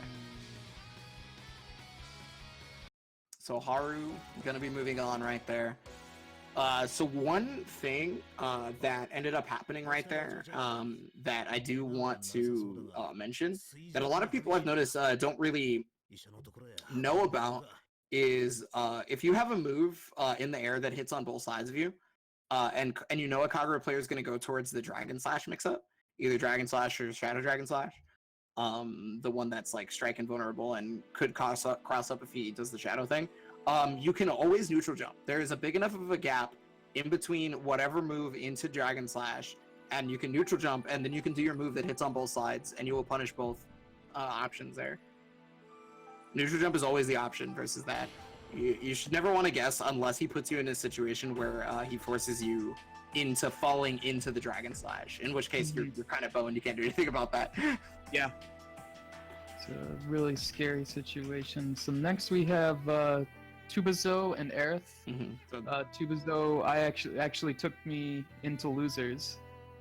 He's an Arcune player. Yep. And we have Aerith, who is a Hakumen and Susanoo player. Fun. Yes. It'll be interesting to see who he goes for between the two. I feel like Hakumen's probably the better choice, to be quite honest with you, because at the very least he can counter some bug and get out of the situation. Whereas, like, Susanoo is just like, well, dog, I guess if I get the hit, I do damage. But Yeah, he'll be depending on a lot of early momentum with Susanoo, where Hakumen, he can probably play a little bit of a longer game safely. well, yeah, like a patient game always rewards Hakumen because he's constantly building meter, right? So, but I don't know. You know, maybe he feels more comfortable with Susanoo, and he's already locked Susanoo. So.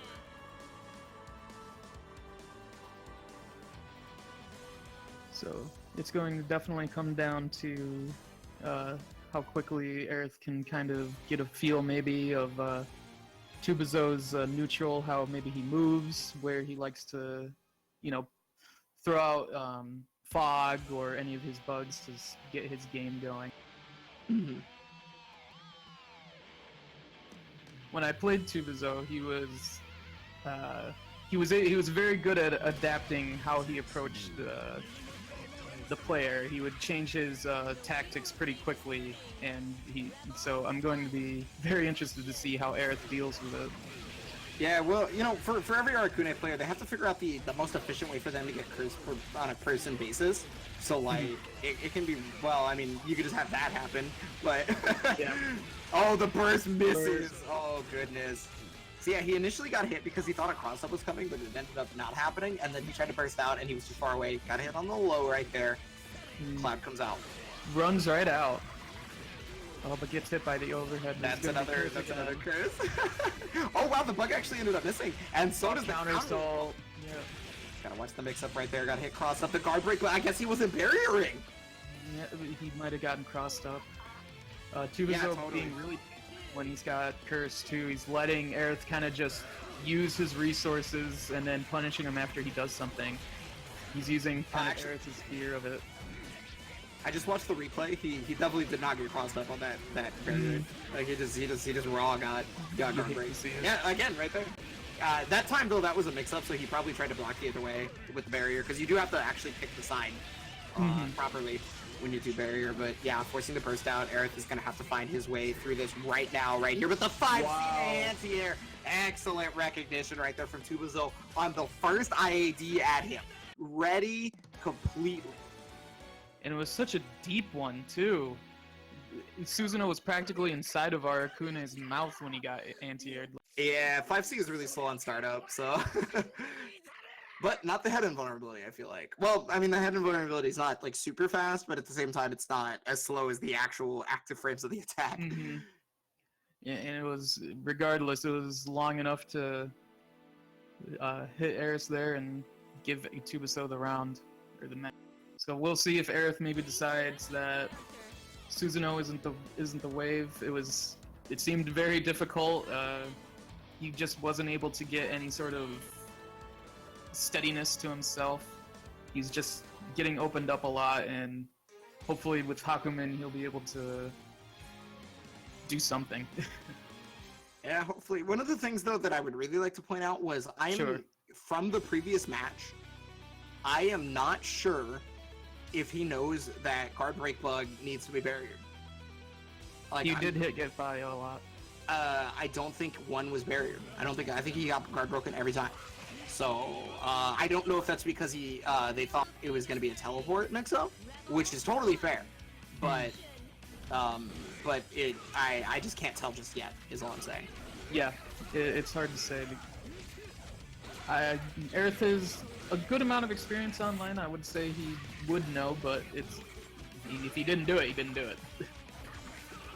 Yeah, almost really strong defense for a moment there, but you can't block everything. Wow, the spider, good conversion too. Forcing the demon arm counter hit allowed for it. Unfortunately, the curse is going to come out. Here's the knockdown.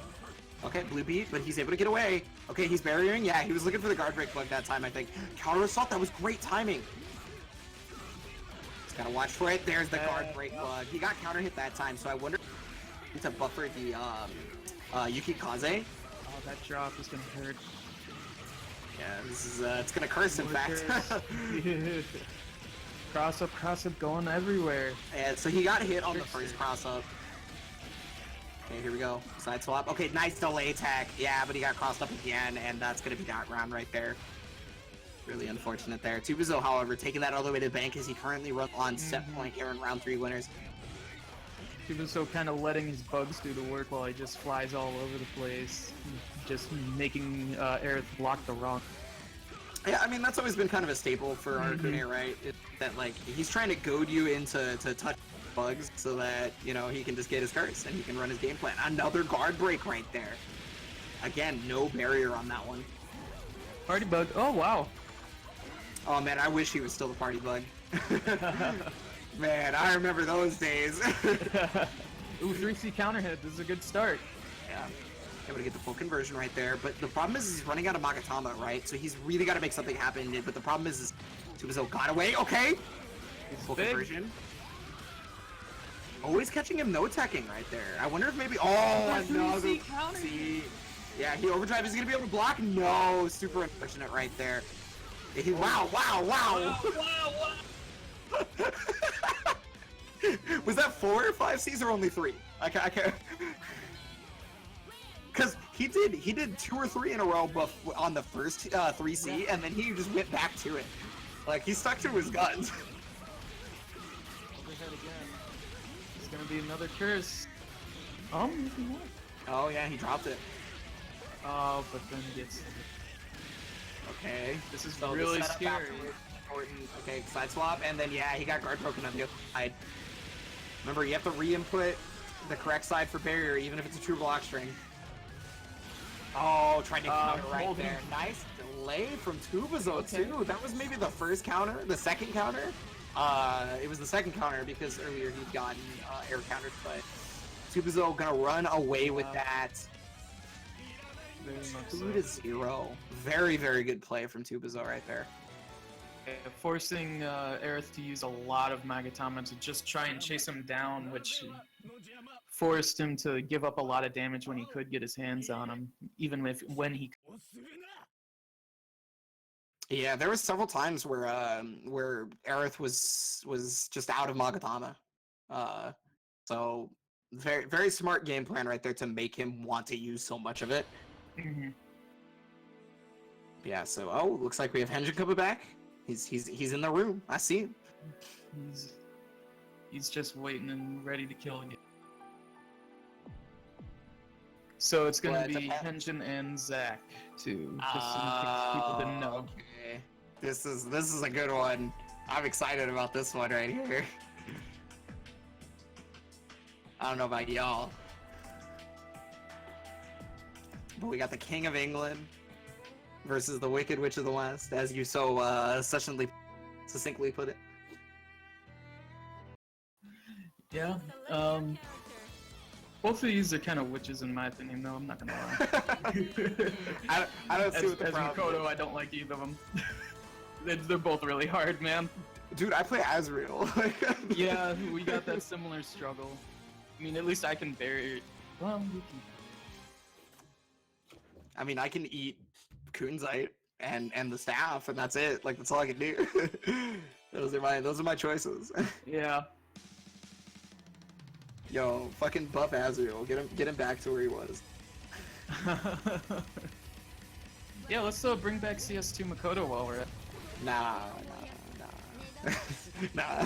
You want to buff Azra, but Makoto can't do 6k off 2A. Come on now. No. You give her the same options for guard strings and stuff, but don't give her the damage. How about that? You know what? That's me. So Zack getting an early start here. Corner. Hitting a DP. That's one of the really nice things about Lychee is that a lot of her knockdowns are going to be DP safe, right? Because the staff is going to take care of all the work as long as she has to bomb the guy she knocks out, right? So it can be really, really scary to pick and choose a spot to want to use your invincible reversal with a lot of recovery if it whiffs. Cigarette Man gets hit by the overhead. Cigarette Man going to do a lot of the extra work right there. Unfortunately, dropping the combo as well. Okay, tech's good. Tech throw. Doesn't have to do any push-ups here. Got the hit, but it wasn't counter hit, so it doesn't get anything off it. Stays plus. Oh, the 40C. Yeah, well, I think he recognizes the situation he's in. Another one! Lots and lots of kunzites. You can't block them all. You really can't! It's a meteor shower out here, folks. So one really important thing to look out for when you're blocking or being comboed by 9 on the ground is check to see if you're getting hit by 2C or 3C.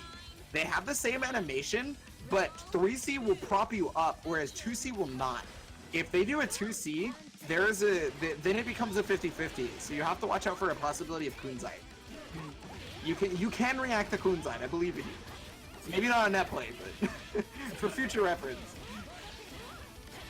So we got another knockdown coming for Zach here. Good damage too. Ooh, teleports out. It's got a spell slot, immediately uses it. Some pressure, overdrive? Overdrive? Right back, EA comes out though. That's gonna be really good for him because it puts him in active flow and it gets 1-star out of his own overdrive while pushing him away. Right, so he gets a chance at it. Yep. Oh, overhead. I feel like that's had a very high success rate in this particular set. Oh, Reset City, yeah. Wow, got right around the VP. Very smart play by him. Yeah, so 1-star was expecting a different type of reset. He was expecting the basic like 2C or 3C reset off the ice right there, so he went for Sababagaishi, which normally would get him out. But the thing is, his Henshin was on layer 6. Oh, got hit there though. This should do it. He's got an RC if for some reason the super doesn't kill. Keeping it simple too, just going straight into the super. At that kind of low health, you may as well keep it safe. It's going to be close games all around for this one, I think. This is one of the reasons why I was really excited to see it, is these are two of the stronger players in the tournament for sure. Yep, I agree.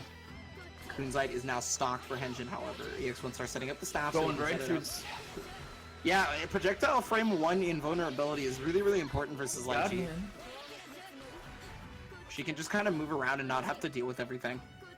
Yep, a little more freedom there. Wow, that Kunzite very deep too. Stocking up some spells. Yeah, recognizing it was negative, so he hit the 5B, but teleport got him out the TRM. I guess maybe he was trying to throw in the air or something. Interesting job setting up the staff though, putting him in a really good spot. Oh, the mix-up. Yeah, he left him standing just so he could get it. Oh, the Galileo! Yo! Whoa! What? That was good! Like, somebody clipped that! What the fuck? Sick. Good luck on the Kunzite! Good egg! Oh, good tech too! Oh my goodness! The King of England! 6C, getting the full conversion right there. Dude. Oh my god, first game there. It's a EX Una Estrella. Very exciting first game. Wow, what a he did cross up backdash. Yeah, Cross up backdash. He did cross up backdash. Are you kidding me, Zach? How long have you been holding on to that one? That was an accident. You can't. Do not tell me that. That was definitely an accident. Don't pretend like that was on. I'm clipping that right now. Oh, dude. Please select your character. God damn. The King of England is gonna be without. Oh, so I guess Henshin's got to find his own way to answer with something just as loud as that. Oh my goodness. That was godlike, dude. What? It was ridiculous. I would be mentally guard broken. Like. Yeah, that would take definitely the last of my guard primers. That's just a heads up, you're kind of echoey. Sorry, I'll get a little bit closer. I was leaning back pretty. Good deal. So, Henshin, Zach, what do we got going on now? Let's see the round start. Yeah, just backs off. I don't know. I think it's pretty important to be respectful versus Lychee at a round start. You know, she's got a lot of really good options, and then like on the other side, EX1-star wants to watch what 9 does, because the second she gets the hit, she can start snowballing very, very quickly. Yes. Having such strong corner carry and things like that. Speaking of a snowball, my goodness, that Electro Ball was there for so long. It's only got one spell stocked right now. Okay, backdashes through the rod. Moving around. Whoa. The staff in check at all times. Wow. What? 5D on the ice? Recovers just in time? Just barely dropping it. Really unfortunate there for 1 star. Henjin's gonna love that, however. Oh. Grab on wake up. Sabama Gaishi in response. Okay, Counter counter assault. right though. Got him. Oh, got the Here we hit. go. Good confirm. Gonna go for the full damage, yeah. Okay, but here's the setup. Okay, I think he was Oh. looking for Sabama Gaishi on that one. He's gonna get the hit here, side swap. Can't get the combo though. Barely drops. Yeah, if only the spacing was a little bit better in his favor, but EX1 Star is loving that, and he's not letting the Kunzite to snipe him out, however, goddamn. この程度じゃないわよ Level 2 Even in burst right now too, still could be going anyway. Really good counter hit there, punishing the air throw attempt there. Ooh, that low. Reaches so far. Got another chance for a setup here. Engine with overdrive though. No spells though, he's gotta be careful. Zach just kind of keeping him in place. Doing a really good job of catching him wherever he's going. He's not letting him get away at all. Yeah, he noticed that there's no counter assault and no DP available for him, so he pretty much was like, okay, I can just run whatever offensive game plan I want, right? The chances of him wanting to burst in that round were going to be very, very low, considering he won the last one, and the life deficit was huge. So he basically just had no fear to be able to run an offensive game plan. Yep. Definitely an optimal situation when you're fighting 9. Both players at burst. Ooh. Oh my god, Crimson Raider and the And block just string walked up hit. slowly. Yo, have you ever been frame trap Crimson Raider, I guess? Like, JB counter hit and he's able to catch him Expecting back on the way inversion. down. Oh, the 4D. 6, or 4D, excuse me. I said 60. It's okay, I thought I was wrong for a second when you said it. No, you're right, you're right. Alright, another chance for Zach here. Waiting patiently, seeing him He was swing. looking for the possible counter assault, right? So that's why he stayed really, really far away, but he ends up getting the overhead air and he able to kill without issue. Yeah. There it is. EX1 star moving on over Henjin. Yeah, Lychee's one of the better characters to deal with 9 for sure. Yeah. She has so many great options versus it. She actually kind of keeps 9 in lockdown from full screen, which is unusual for that character. Yeah, and 9 at full screen isn't as dangerous as you'd think for sure. If she doesn't have any spells at full screen, she can feel pretty helpless as well. Yeah, and I mean, now that I think about it, the times that she had spells were very few and far between. Usually when it was in block string, like he was already putting EX1 star to a block string was when it would happen, that they would have a spell, right? So Definitely credit to 1 star trying to stay out of his normal zone, letting his staff kind of do the neutral for him, or at least herd Henjin into a spot where he could safely approach, basically. yeah, you know, you may have heard of EX neutral skip, but Lychee staff is just like no bar neutral skip. It's just... So Ruka versus Ryukasim. Ryukasim being a Hakumen player, has he shown up on the stream yet? No. No, he is I was not. present for it. But this is going to be PNW to New York, so I expect it to be bad. It's gonna be real fun, is the way I'm gonna put it. It's gonna be very fun. And deciding between Kagura or S right now. Yep. Definitely smart to sometimes think things over. Just kind of weigh your options, given all the different factors, especially if you have to consider net play as well. Okay. So off to the Kagura. And I feel think like Go like ahead. in an offline setting, I would assume that Ruka would go for the S pick in an offline setting, but again, due to the online, I feel like Kagura may just be one of the things that he goes to because of it.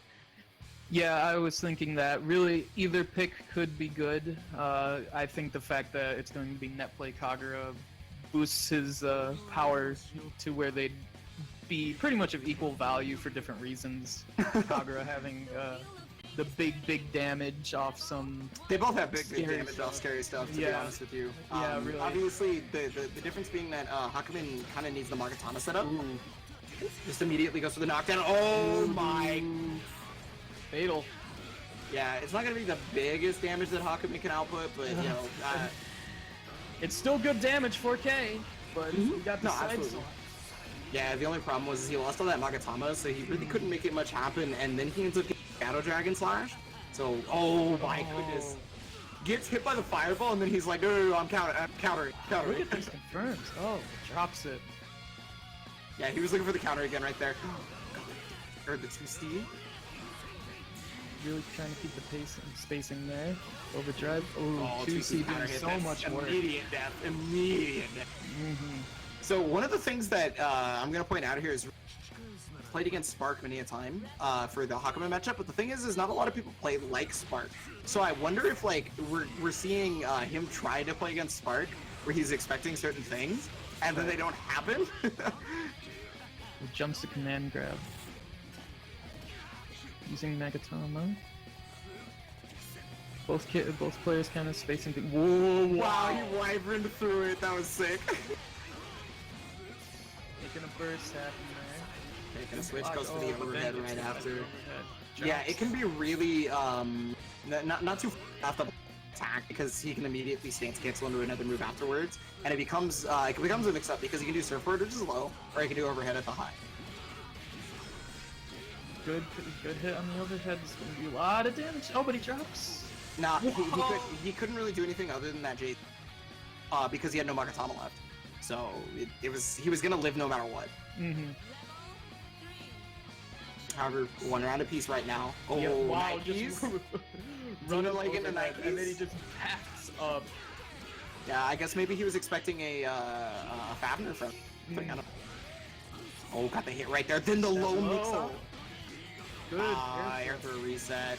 Okay, overdrive cancel. He could kill here. No, he can't actually.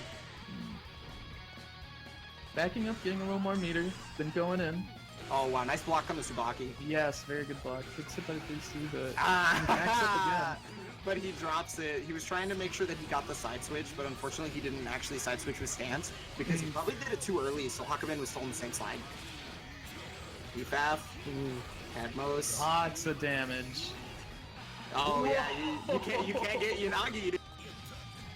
Jumping all Oh, he tried to throw out, and then that got him Shadow Dragon Slash again. Oh, Big hit right there. Could very well be that. overdrive. Drive. Let's see if he drops it or not. No. Right into super. There it is. Yeah, very, very smart to use that head and vulnerability right there. That's one of Kagura's best tools as an anti-air. What a swinging match. Every time someone, it seemed like, got a big hit and took a huge lead, someone else would get that next big hit and take the lead right back. It was like a pendulum. That's kind of just how the matchup is because that's the nature of the two characters. They once they get started, their hits start to really add up. Like without question. Like it doesn't even feel like sometimes they get a lot of confirms. They'll only, get that confirmed one or two times, but then suddenly they're both down to their last hit, and it's like, where'd all the health go? It just drains out of these guys. But a really close set. Ryukasim, I liked how he would back up a lot, try and get a little more meter and then go in, but I wonder if maybe that was giving Ruka too much room to figure out what to do on his end, which is what maybe ended up letting him take that last match. Yeah, totally possible. When you give your opponent like a breather like that, it can end up bringing to your detriment. Sometimes you get the breather yourself. So like that could be one of those like one of those things where that's what Ryukasim was thinking. It was like I would like to be able to get my own breath, my own thoughts figured out. And then it ended up working more in Ruka's favor, especially because he has the life lead right now. Ruka doesn't have to do anything super committal. Like, he literally just put out the machine gun with Wyverns, like just shoving him all the way into the corner, moving this big body. But Ryukasim's got half his Magatama.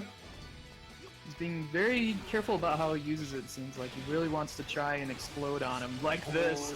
That's right there, immediate burst there from Ruka. He did not want to take that damage. He still has the life lead by a bit right now, so he can kind of work with it. Gets the overhead. This could kill. Yeah, he has 100 bar. Yeah. Oh wow. Okay. So look at some late burst in the first round. There's a good chance. Opportunity. There's a good chance, however, that if he doesn't make this work, he might not get this burst back at all. The air grab, very good tech. Oh, players playing patiently. Yeah, he's getting a lot of Magatama back, and he's also getting his burst bar back.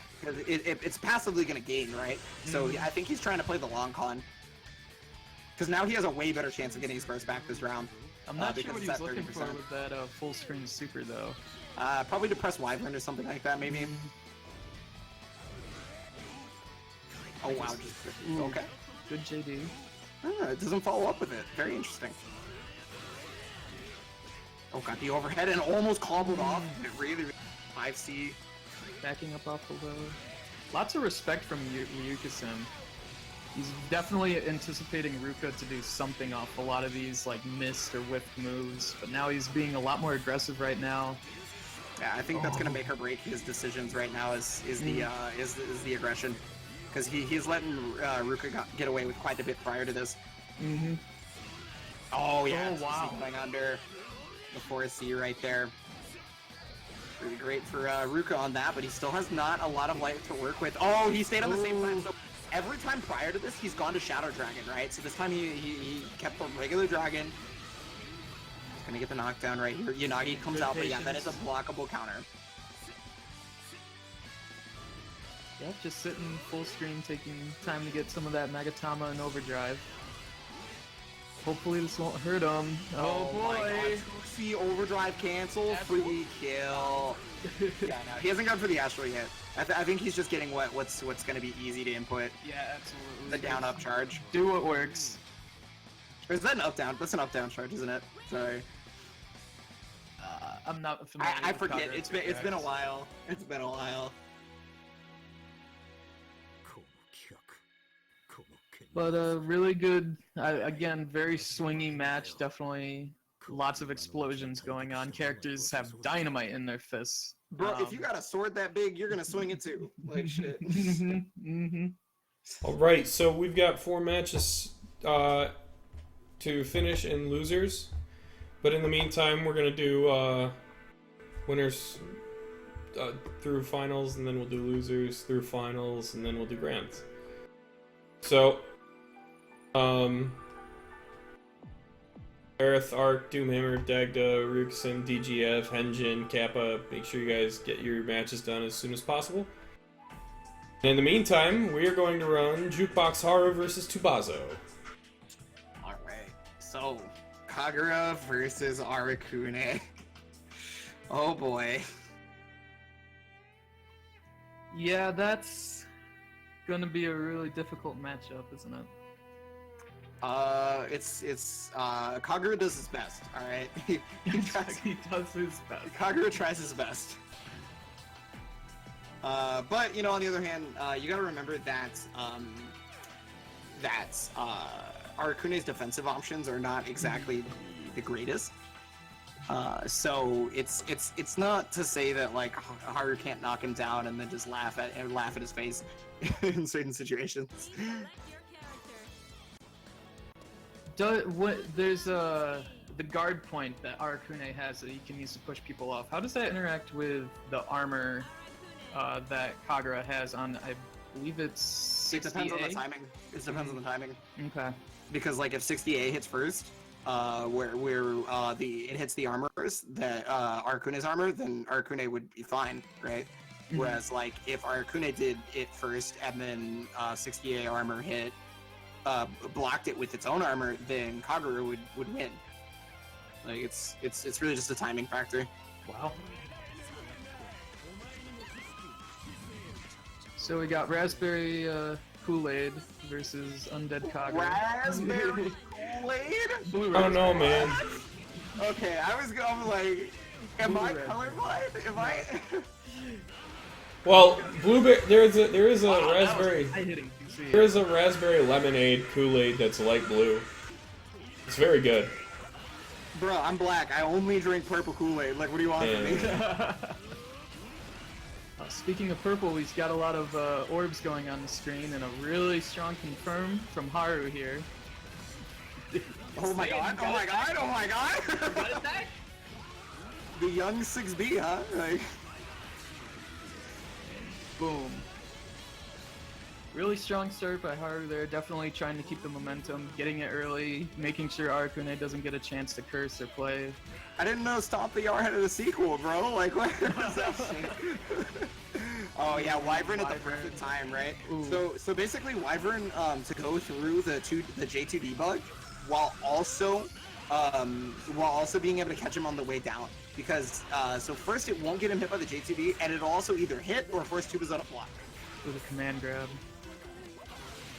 I was expecting a burst, I guess. Or, yeah, Oh yeah, no burst even at all in that situation from Tubazo. too fast. Too fast, too dead. Yeah, really unfortunate right there. However, Haru with incredible game plan there. Being really aware of where Aracune would want to go and just stonewalling him and kind of using that big sword like a fly swatter and actually squishing him against the wall. Mm-hmm. But if Tubazo is able to get his game going, I think he's proven that he can definitely be extremely oppressive. Yeah, it's really hard to find the timings to get your game going when somebody clearly has the knowledge, because I think that Wyvern that he did 3 times shows like a clear idea of what that he knows what Tubazo want to go for as Aracune. Mm-hmm. Yeah, he's definitely looking for specific things that maybe a lot of Aracunes do, and using that wisdom to just take him really far. It's definitely one of the best Kaguras around for a reason. The wheel of fate is turning. Rebel 1. So So, here we go. So first game ended up going to Haru. ooh, Oh my goodness, I didn't. That Okay, ch- backdash. Oh, got the hit. But he Nothing. couldn't really get much off it. And wow, they're just dodging each other left and right. ooh, this is how it starts. Yeah, he's gonna be able to get curse off this, no Oh, problem. doesn't Yeah, it, that's fine though, because he still has curse, right? Yep, He just has all to be the- able to pin him down once. Oh, what? He just got hit raw? I guess maybe he's expecting a teleport? Oh, again, Here right comes the there. first game. Yeah, that time he was expecting the dive to cause a cross-up possibly, and he got the recurse back, and he got another hit. This should be death. Lots of fake walks there. I wonder if he was looking for something in particular, or using some sort of setup I'm not aware of. Well, yeah, when you walk at the opponent, it makes them think about the possibility of the counter, right? Because the counter has the same animation as just a normal walk. Yep. So when he fake walked at him, he opened up the door for those 2 counters at the very end that got him the 2 separate hits. Oh, great bug. Yeah, that time he was expecting the teleport for sure. Immediate burst right there. Wyvern doing work, making him burst. Yeah. Well, I mean, it's not enough work if he doesn't get back in there. That's the problem. It's gonna be really hard. Okay, there you go. So Tubazo recognized the Wyvern timing from last time, and he tried to go for it. This is gonna be a lot of damage. It's the Side setup swap? that's scary. Oh yeah, but he tried to- delayed. That was a good delay tech because there would have been a 3-way mix-up there. Mm-hmm. Yeah, getting the damage right now. And Jukebox Haru currently on set point. Yeah. So if Haru takes this, that's going to put him in the winners finals, by the way. This is to qualify for winners finals. Backing up. Fog. Yeah, getting the hit. He tried to go for the 2C right there, but yeah. Here's the knockdown. It's pressure time. Oh, it's counter time. I like it. A little bit of patience. Seeing what he does. Wow, good timing for Haru there. Okay, wait for it. Yeah, you got to really wait on that tech. Oh, carpet bug. Oh, he's on the other side. Nice block of the overhead, but he gets stagger pressured. No, yeah, you can't punish that very well. It's really hard to punish that. Delay tech. Oh, but he gets skated on. Yeah, surfboard coming out. Here's the shadow dragon, Wow. or no, regular dragon. Yep, catching the tech. So he noticed that in the first game, oh, that should be death. I was gonna say in the first game, Tubazo had backdashed the dragon setup every time, right? So he started to delay his timing on the dragon to wait for backdash, and then that would give him the active frames to punish it. He ended up doing the Cadmos right there to get the instant overhead, and Haru is going to be moving on to winners finals. Congratulations to Haru. Yeah, so there is a chance, by the way, that our winners finals could be 2 Kaguras. Yeah, Kagura mirrors at winners finals. That's gonna be explosive to say the least. It's gonna be like watching a Devil May Cry combo video. I don't know about that one. Those characters are not that fast.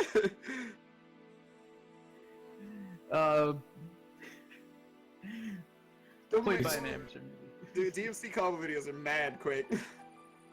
Yeah, I mean, you think about how stylish Kagura is, though. He's getting those triple S's every time. Do people think Kagura is stylish? I would say so. Do people? I don't think this character is cool at all. Dog. Have you not? I'm sure you've seen wasted tweets. I have. Yeah, I have definitely seen racist tweets. You don't think this the back hits on Katamos or the No. reverses? Bro. What does it take to convince you? A whole bunch of shoulder pushes? Like shoulder pushes? What? Yeah, and a bunch of Azrael 6As. No, that's boring. Oh. Azrael's 6A loop is boring. Why would you ever do that? Dog. But yeah, so we're gonna be seeing Lychee, and I assume I'm gonna be honest with you. I think Rukawa is gonna go to S. I don't think we're gonna see Yeah. Kagura for this. I I could be wrong. I could be wrong. I don't know. Could be wrong. Yeah, progenitor. I think he's right. I think you're right, man. I think he's starting a war that he doesn't know. It's a hill you don't want to die on, man. But, Look, I'm 600% serious when I say I do not find Kagura to be very cool. Bro. I'm sorry, like. Well, Zach and Ruka, you guys are welcome to start anytime you want, I believe. Indeed. It just be like that sometimes. Azrael's a sick character, so I know you got taste. Well, okay, so like they took away the cool stuff from Azrael, though, is the thing. Like his Valiant loops are less fun now, less cool to watch. So like I'm not even saying that like Azrael stuff is cool. Like I mean, I see a lot of really sick stuff with Azrael. he does have some sick stuff. Yeah, it's just like in CP where he legitimately sick as shit in the game. That was when he was cool. Well, I think you were right on your assumption here, Ruka going to S. And I just don't know what man in their right mind that has a secondary. I'm going to make sure that is the operative sentence here. That Sure. has a secondary would play Kagura versus Lychee. Yeah, I can see that only being Kagura trying his best, as he said earlier. So Again, if you have a secondary, I feel like I would probably go with secondary versus Lychee if I were a Kagura player. But absolutely. But we'll see how Ruka does. His S is absolutely no slouch. Do not underestimate it for a second. They're both extremely high level, at a high level. But yeah, Ruka doesn't actually get to travel too often.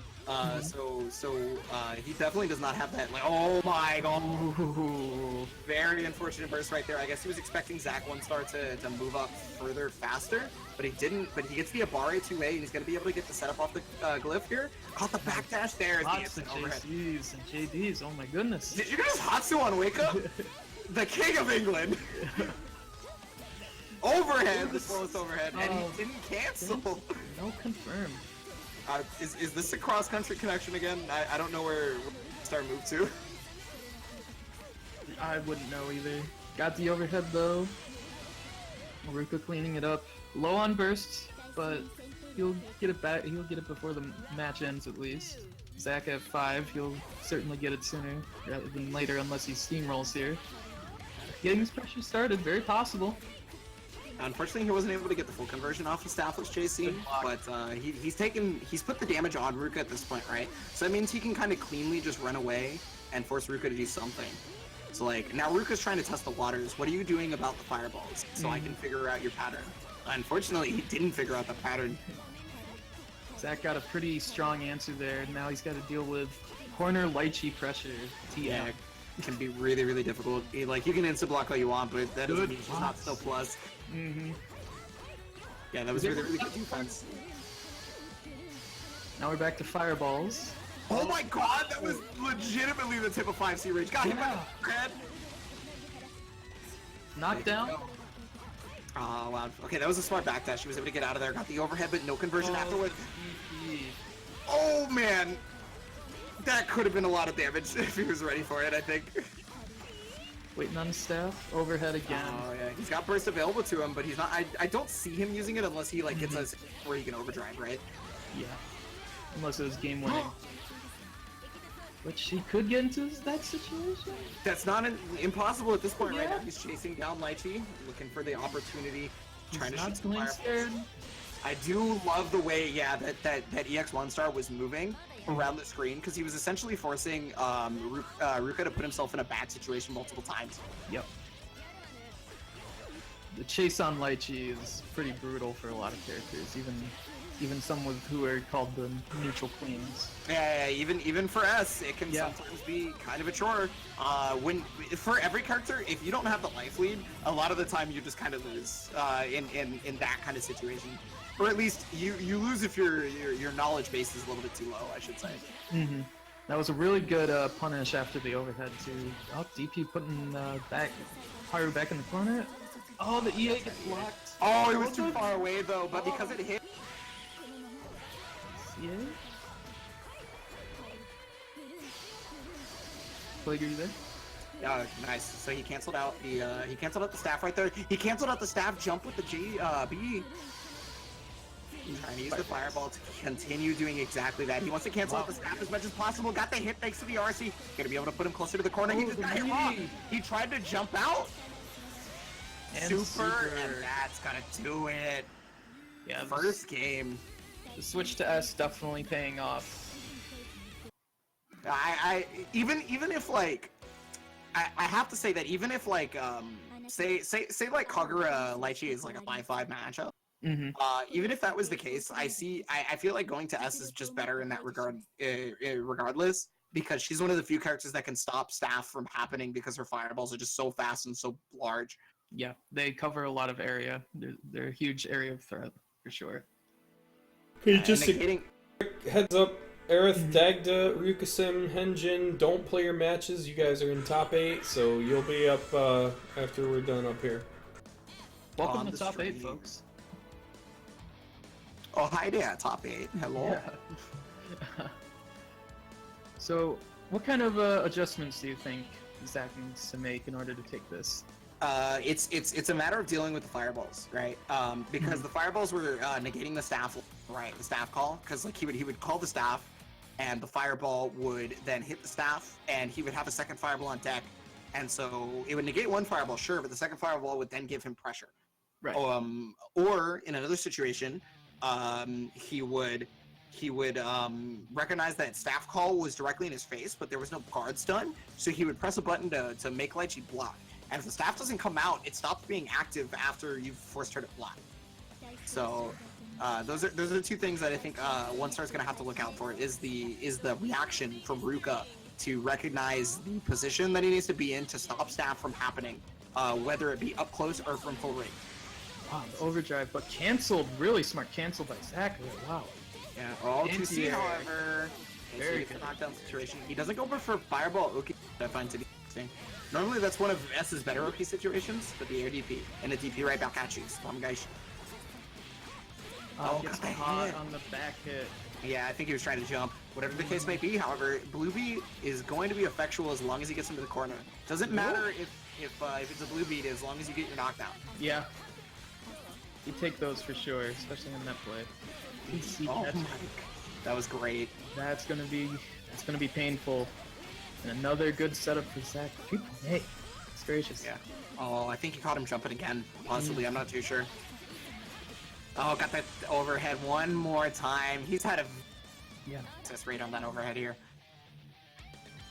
Wonder be if Ruka's is so scared of the overhead that sometimes he's jumping on accident, maybe.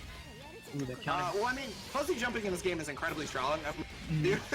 So, like, I definitely don't blame him for possibly attempting the fuzzy jump. Try to use Contra right there to be able to catch him getting a glyph. He bursted as the glyph got expended too. That was actually really, really good for EX1 star. Yeah, and he kept his corner position. Huge, huge, huge. Yeah. The grab. Where are we taking? almost a full screen throw. It's all the way to the corner. It's us. Yeah, even if that wasn't like a setup or whatever, and he like completed a full combo there, he it still would have been full corner carry and knockdown and all that. Unfortunate drop. This is gonna give Zach a big opportunity. Oh, he might be able to find his way to the corner. No air unblockable, and he gets the confirm off it too. Yeah, Lychee has the ability to confirm off of damn near anything, to be honest. Rolls out of the corner, but he's put right back into it. That was really good. Wait. There was a really good way for One Star to set up. Oh Nice. my god! Great DP timing. Extremely well done. Okay, so One Star is about to get his burst back, but Rukawa was on set point. Yes, and he's not too far away from his burst. They'll certainly both get it back by the end of this. But Zach's getting an early lead in the pressure, catching him with the staff. Ooh, good anti-air! Yeah, 2C. That was one of those situations where One Star had already used his air options, so he kind of had no choice but to either block or get hit by 2C there. Rukawa's on the defensive a lot, and somehow always fighting back to spike that. Finding times to press buttons, finding time to run up and 2C again! Yes!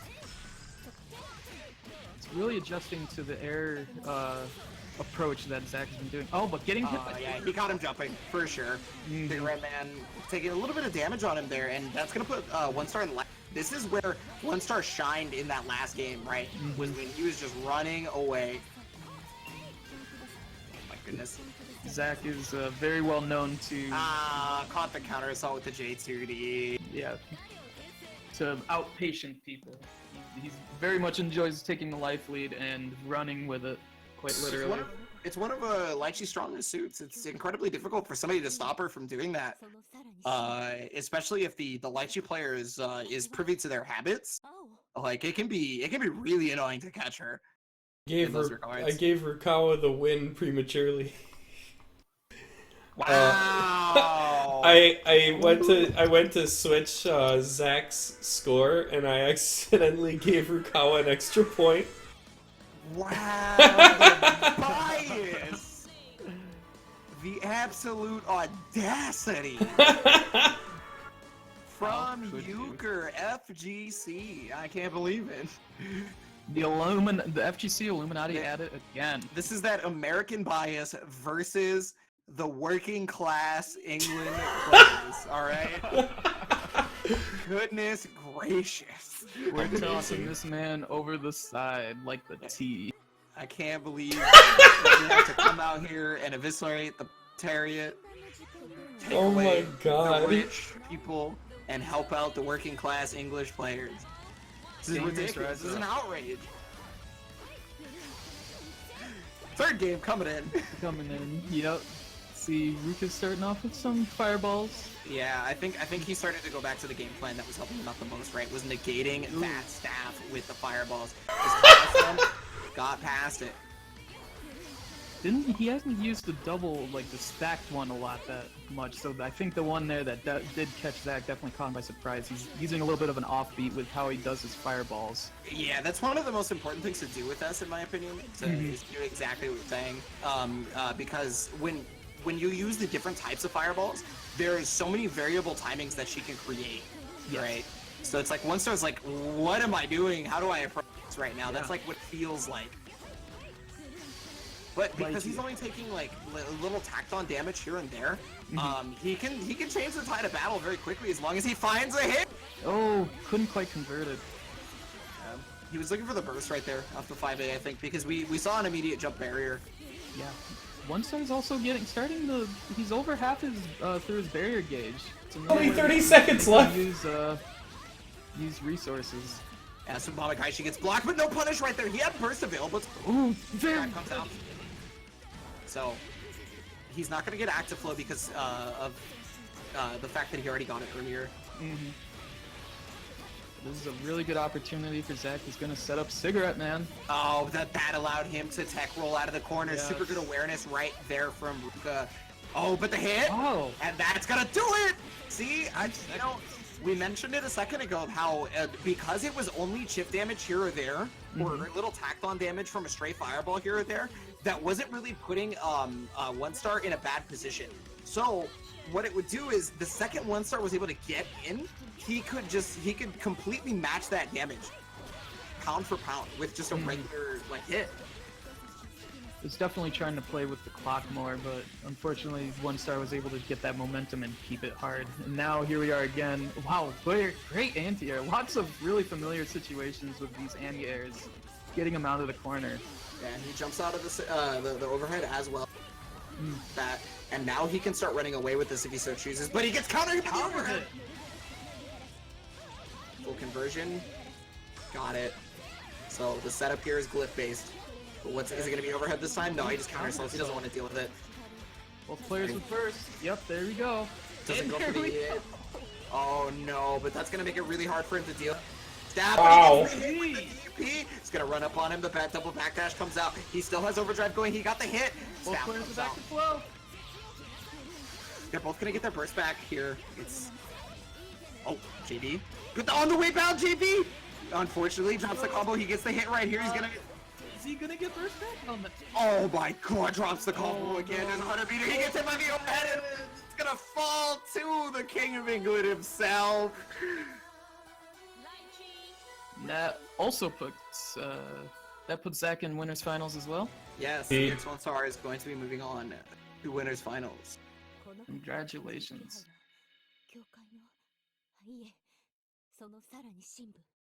Where he will fight Jukebox Haru right now. Jukebox Haru. Normally, at this point, I run through losers until losers finals, but I'm not gonna bother with that right now. I'm just gonna do this the way everybody else does this. You mean like a normal tournament? Yeah, don't make me come over there. Yeah, it was a question, it wasn't a... No, so, like, I guess at this point, everybody just... Most tournaments will just run winners through winners finals, and then do losers through losers finals, whereas normally I do winners to winners finals, and then run losers as far as I can, and then I do all the finals together. So, no, normally you do it 2 winners finals.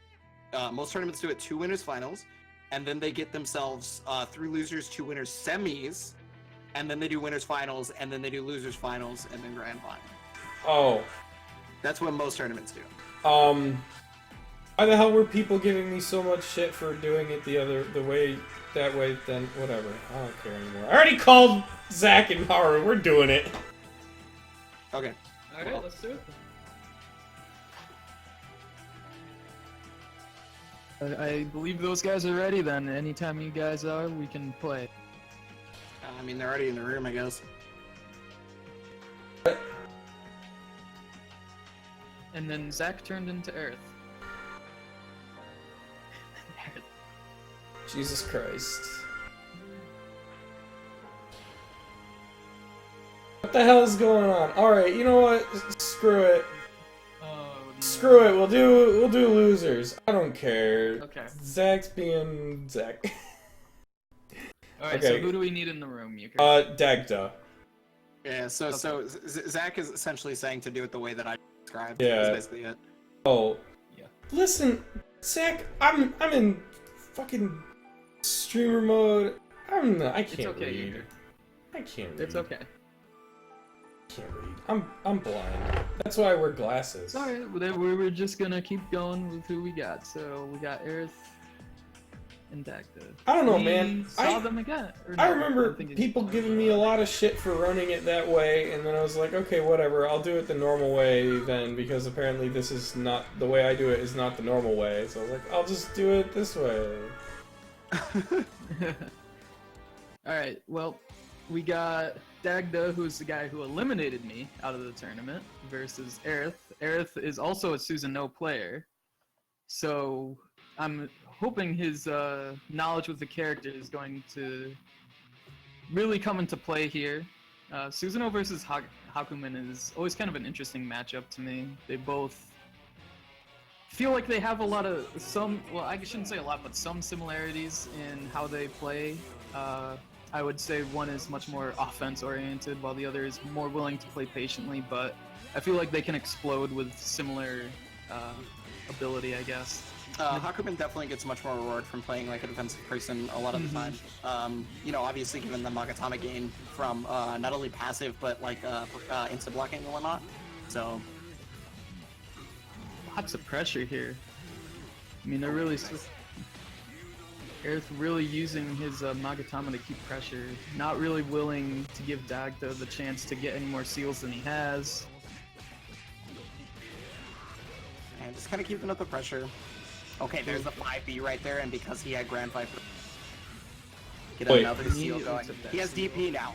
Keep that in mind. He has DP now. Yeah. Yep, there it is. Oh my the God! grab. Grabs him out of demon leg. Okay. Good action. Excuse me, I got the hiccups. Oh yeah, I see you. I guess he just wasn't ready for his own brilliance though. Yo, the 5B again. Hello. Just going right over the 3C. Now he's got wheel. Aerith is really trying to find a way in there. He gets the Nikes going. Okay, no tag No right there. And tag. there's the... Oh, wake up 2C. Yeah, well, I mean, you know, you see that air dash, and you think head invulnerability, I guess. And you know, Susanoo definitely has a really, really strong anti-air for hitting both sides. So It covers a lot of area around him. Jabans was trying to get level 3 tackle immediately. God damn. You Unfortunately, wanted shot to right there. Oh, good opportunity though. Grand Viper. Into DP. Prioritizing that. Okay, safe jump. So okay, gets the overhead on that. Wheel level 2. Oh, caught the roll right there, but no full conversion off it. Really unfortunate there for Dagda, the. Now, you kind of evenish life. Wow! From the heavens! That could very well be Agito! bad. As long as he doesn't drop it, of course. Okay. The Agito snipe! Maybe Aerith identifying early that Dagda is definitely using that 2C to its full ability there, so he took advantage of it. Yeah. Yeah, Agito is a, so it's actually a projectile with a really disjointed hitbox, so like, there's very little hurtbox right there, so most anti-airs are not gonna do anything about it. Oh, there it is, the Ooh, 2C again. One of the rare times where he misses Demon Leg to go through it, yeah, for those of you it does have that striking vulnerability as it travels.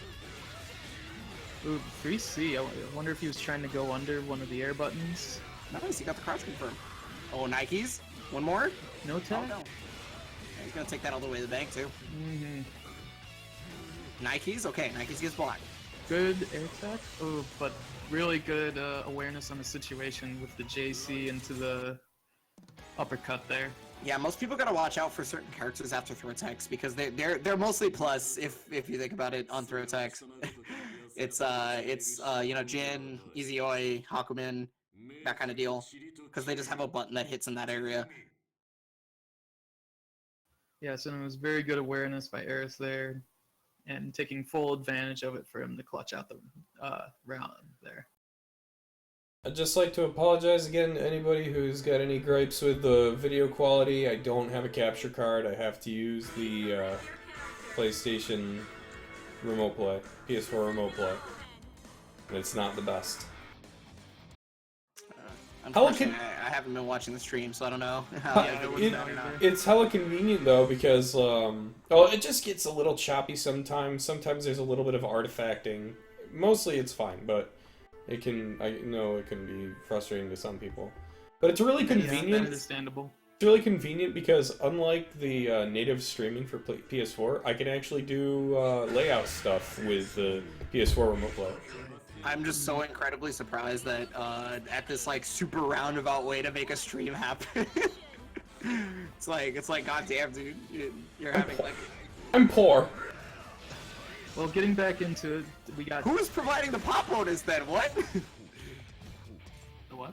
Donations. Oh, okay. Oh. Aerith's getting an early lead here.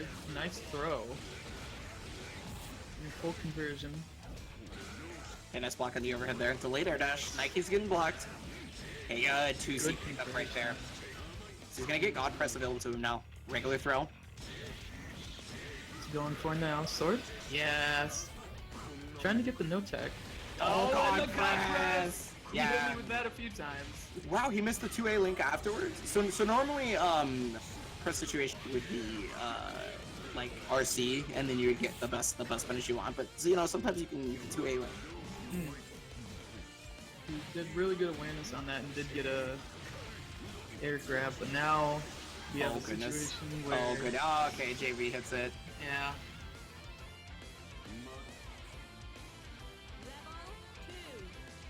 Yeah, you tell him hard. Wow, 5B right at the start, a classic Suzuno. Wow, so aggressive. If only he had 25 meter, he could huge. But unfortunately, he didn't have that. 2A comes out. Oh, there's the overhead. It Good actually overhead. went over Aerith's 2A, and look at what it's affording to him now. He unfortunately drops the combo. Oh, yeah. Nice confirm. Oh, the 2A scramble. Getting another seal. Blocking it out. Oh, Zontets. Oh, big okay. drops. That was a grip of damage if he was able to continue that. It's like Zontets being like Counter Zontets. 3C again. I wonder if he's trying to do something very specific there that's just not working. Oh. Maybe low profiling under something, but we got full meter from both sides. Oh, the counter was held for so long. He held that button down. So Aerith is going to run away with that one.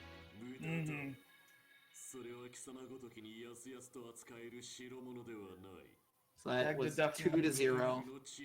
Yep, definitely not a wash though. Dagda definitely had some really good aggression at times, but it seemed like a lot of scramble situations. Aerith was just more comfortable. So who do we have next coming in? So it's going to be Ryukasim versus Henshin. Or at least it should be. Yeah, that is correct. Ryukasim versus Henjin. Okay. You know, I used to be a TO. I can give you some help if you need it. So we got Hakumen versus 9. Good amount of Hakumens in this top 8. I'm liking it. Entirely too many Hakumen. Well, that's probably more than some characters. There's one Hakumen. Wait, in the top 8? Hold on. Oh yeah, Ryukasim. My bad! I was like, wait, didn't we just watch a Hakumen and then another Hakumen's coming? Like, what? Yeah.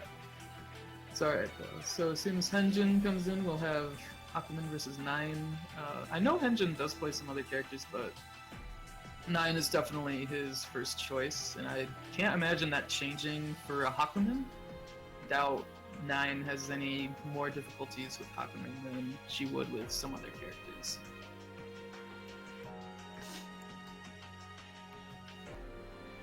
That is, of course, assumed as Henjin comes in. Dun dun dun dun dun. I see him in the chat, but I don't see him in the game. Dun dun. Engine said he can't see the room? What? That's weird. The password is just 222. In case that wasn't clear or something. I just can't spell 222. Damn.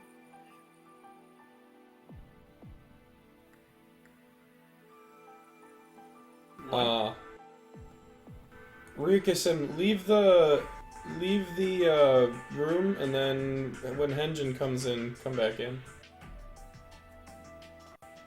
Room just might have to be remade. Or you can see if Henjin's dumb Batman account works. The Batman? Batman account. If you switch to Batman, don't forget to do your buttons, Hedge.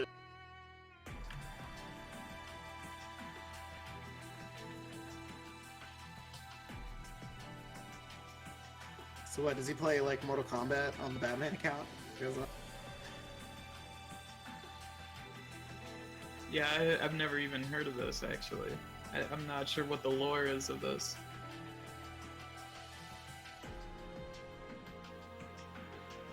I guess that would be the Injustice account, unless he's playing Joker in Mortal Kombat or something.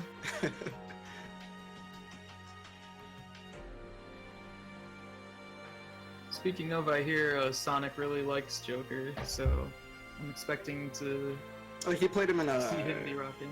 he played him in Injustice, so makes sense to me. Oh yeah. Mm. I don't really follow those games, so I wouldn't know how similar Joker would be playing between the two. But Sonic seems to be really enjoying them, so it must be close enough. Or maybe they gave him some new things that are fun toys to play with. Mm-hmm. Definitely be interesting to see how Sonic brings out the character. Sonic's kind of always been someone who can bring out a lot of. Is that Henjin? That looks like a Henshin account. It's been Soriwa Kohai. I'll assume that's Henjin. Yeah, so Ryuka-sim, come on back in here when you get the chance. Okay, it's Henjin. Soriwa Kohai. Good lord. Good lord.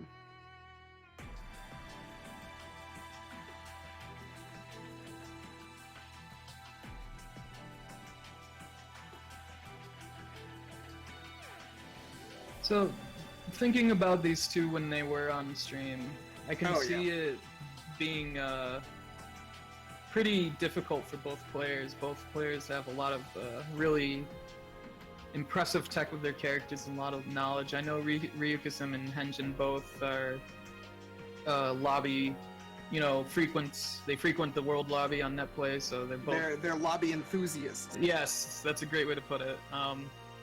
And I'm sure they've fought in all sorts of matchups and all sorts of connections, and I can see it going either way.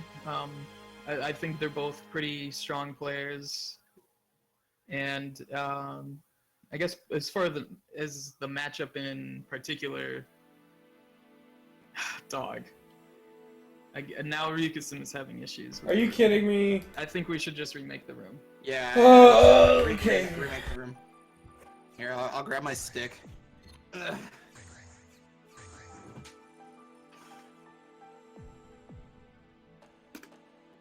Alright, let me know when to search for it.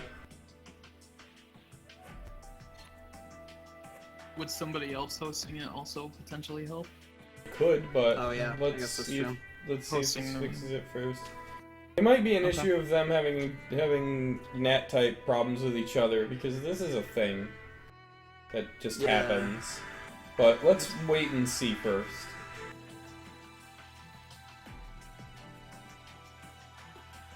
If they can't connect to each other, try it again, Henjin. If they can't connect to each other now, then one of you guys host. It should probably be Josh. Yeah, I'll be happy to take that if you need it. I am currently too lazy to plug in the Ethernet cord because normally my PS4 is. So I Yeah. had to take it all the way from where it normally is over here, Gotcha. Sure. which I can plug in my Ethernet cord. I just am. It's just like having to get out of my chair. No, I I'm- hear you. Don't worry about it, I'm man. too fucking Hollywood for this shit, bro. Like, don't even. Yeah, let the net players handle it. We second-class citizens, dog. Oh, good lord! I'm so glad I don't play in Netplay tournaments anymore.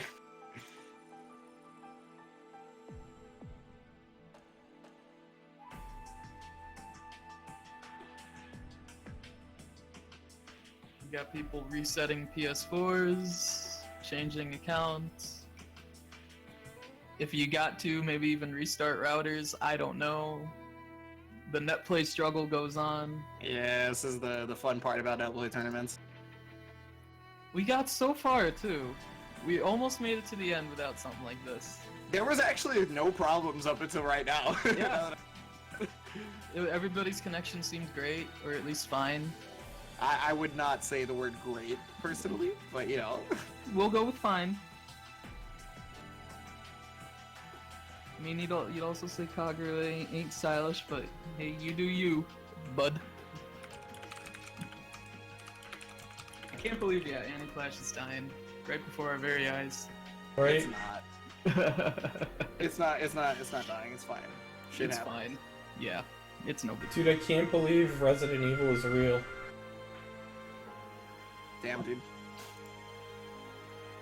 The Umbrella Corp? Yeah, Leon? maybe. Your right hand comes off?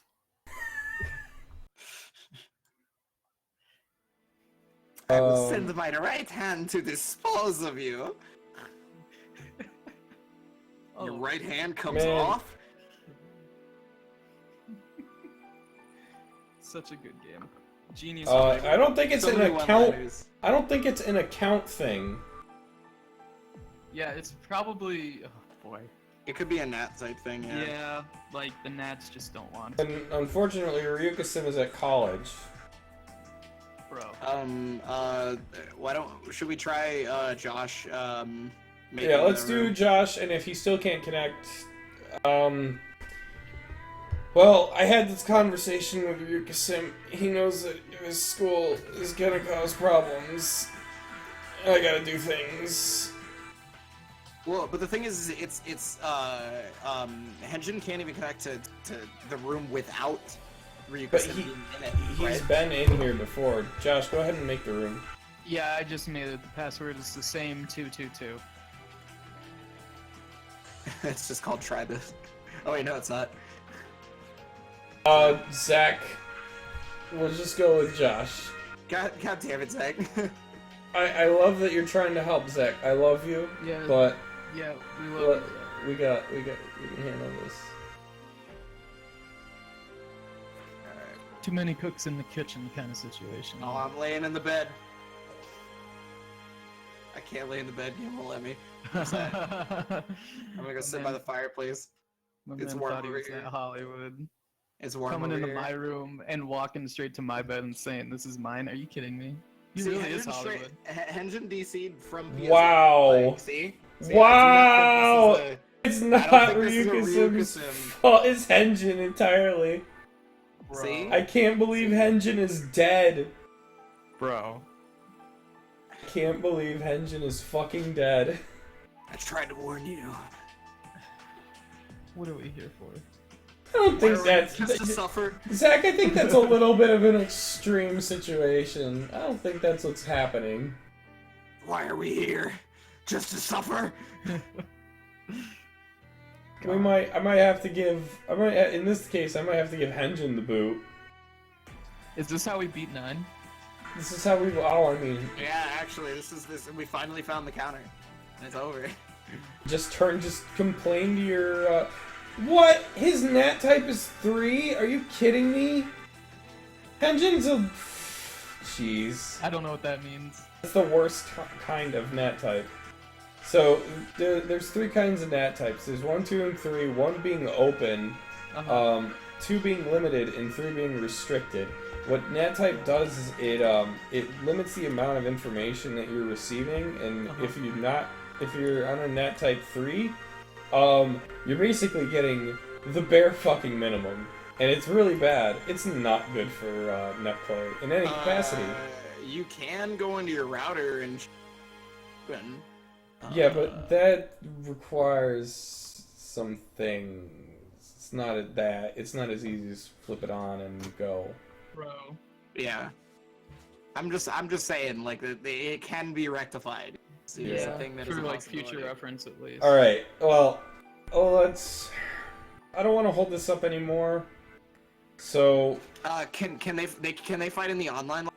I don't Can even they know. fight off stream? I don't know. And then we can run the other matches, I guess. Like, Yeah, if we can do that, I'd like to do that. I don't want to kick somebody because I don't want to kick somebody either, so... Playing BB tag! You know what? Wait, that wouldn't even fix things, though. That wouldn't even fix things. Just kill your main characters and then fight with Hakumen and 9. Or not main characters, but you know what I mean, your partner characters. Okay, well, okay. Listen, we'll just say screw it for them playing on stream. We'll get, Rukawa and Aerith on stream. and then we'll let them do their thing off stream. And if it doesn't work, then Henjin will probably have to die, because if he's got a really bad setup, then I don't know. Unless you guys want to do a coin toss, which I can do, but I don't know if a coin toss Rock, paper, scissors. is what people wanted. Oh, I have to pass. I'm sorry. rock paper scissors would also be acceptable. I forgot. I wasn't on auto pass. Neither is Euchre, but whatever. Oh yeah, he's never my ally. Yeah, I am. Come on, man. I was trying to blame somebody else so I wouldn't look nearly as bad. It's alright, you're not used to that play. I used to be. It used to be all I could play on. I used to play Azrael versus 9 for 6 hours straight. It's why I was the only Azrael that could be called the 9 Slayer. Yeah, That's didn't you used to play with Lucy a lot? Like all the time, literally every day. It was fun as hell. I miss that actually. I do remember seeing that in BB General on the Discord back in like CF1 era, but It was just him and I just fucking playing every night. mhm. And I was just like, please kill me. I play against 9 every. But anyway, we got a couple of big swords. We got some action on the screen finally. Back to Hakumen, right? Yeah, sorry about. Regardless of what match we're fighting in. Yeah. No. So. Hakumen is a constant. Sorry about that. Wait, everyone. Yeah, very sorry, but we're back to it now. And we got some counter hits, we got some big buttons, we got some Nikes. Let's go! Let's do it! Yeah, always gotta watch out for the Nikes. Okay, B Fafner is gonna get the side swap. Nice. Oh, See, that's that's that's a hit. That's a hit. Hakumen's got big boy health though. He's a big boy. He eats his Wheaties. He definitely drinks his orange juice in the morning. Oh god, 5A6C counter hit combo. Yes. Really good awareness. Counter. He should be able to do it with just the super. Oh, Oh yeah, he waited a bit long after the 5C into stance cancel. Nikes. Okay, C Fafner. He's like, I can do anything. I'm not afraid of nothing. Mm-hmm. My man was fearless, and he said, I wanted to win. So really good neutral. Oh. All right. Really. Okay. Aaron. Oh yeah. Wow. That was good damage. I respect the immediate burst for sure. Mm-hmm. That 5C counter hit. But now we got 5B into corner. Swapping sides. He got triple S. That's the basic ass B&B that you see every 12 seconds. Like, come on. Alright, we got 2.8. Maybe I've watched too much Kagura and that's why I can be impressed by him. Like, The man's triple S. oh wow, yeah, that big Whoa. whiff right there. A lot of recovery on that. So that allows him to get the punish. Okay, yeah, Demon like to go through the C Fafner. He doesn't have a lot of Magatama to work with just yet, but on the next knockdown it could be death. Ooh. Yeah, C Fafner. Oh, the counter immediate Very good. cancel. Yes. Very good reaction on the overhead. Yeah, he said sit the F down. Mm-hmm. I just censored myself. Ah, the old patience and around start overhead. What god lords? Got 2 Megatama, good block. Ooh, speaking of blocking, we're not doing that anymore. Could pick up with the fireball as well. Blue beats, we take those. 4K. Scuffing them J's. Side swap. Yeah, now he's gotta look out for command grab or CAD mode into. Oh, Really? Interesting. Shadow Dragon. That delay with the JD. Oh, yo, wake up Just kill him. overhead. Wake up overhead. That God was a delete Lord button if I've ever status seen one. achieved. Oh goodness. Didn't even give him a chance to burst either. That was My man- a very confident move. My man said wake up 2D. Oh, he's blocking? I'm gonna go overhead. Oh, I'm sorry. That was hilarious to me. Yeah, but a very good call. Maybe he recognized how much Eris was anticipating DPs and just said, okay, he's gonna block. I'll just hit him. and then immediately kill him with that huge damage on the super, not even giving him a chance to use his burst. Very smart play for sure. First game to Ruka. Yes.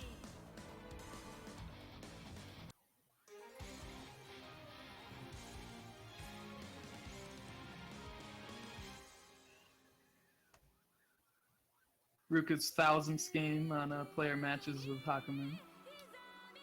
Happy Aerith, 1000. you mean? Or no, that was Ruka.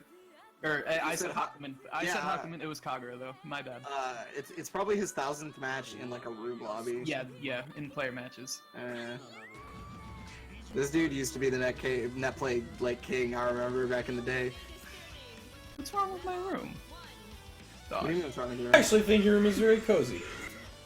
It's got a fireplace. Yeah. People. I'm standing at it. Wow. Wow. Yeah, so the counter got activated by the fireball, meaning he wasn't going to like actually counter Kagura. And then he tried to go for Dragon Slash, but because he was invincible from the counter, nothing happened basically. Oh, wow, good awareness. Is he dead? I think he's dead! Oh, he stopped. Wait, no, he was trying to do the super, but he messed up his input, I think. That's Tsubaki. Hey, yo, he got wake up overheaded earlier. I think he... Yeah, but it hit behind him and then knocked him down. Listen! Crown? Old boy is trying his best.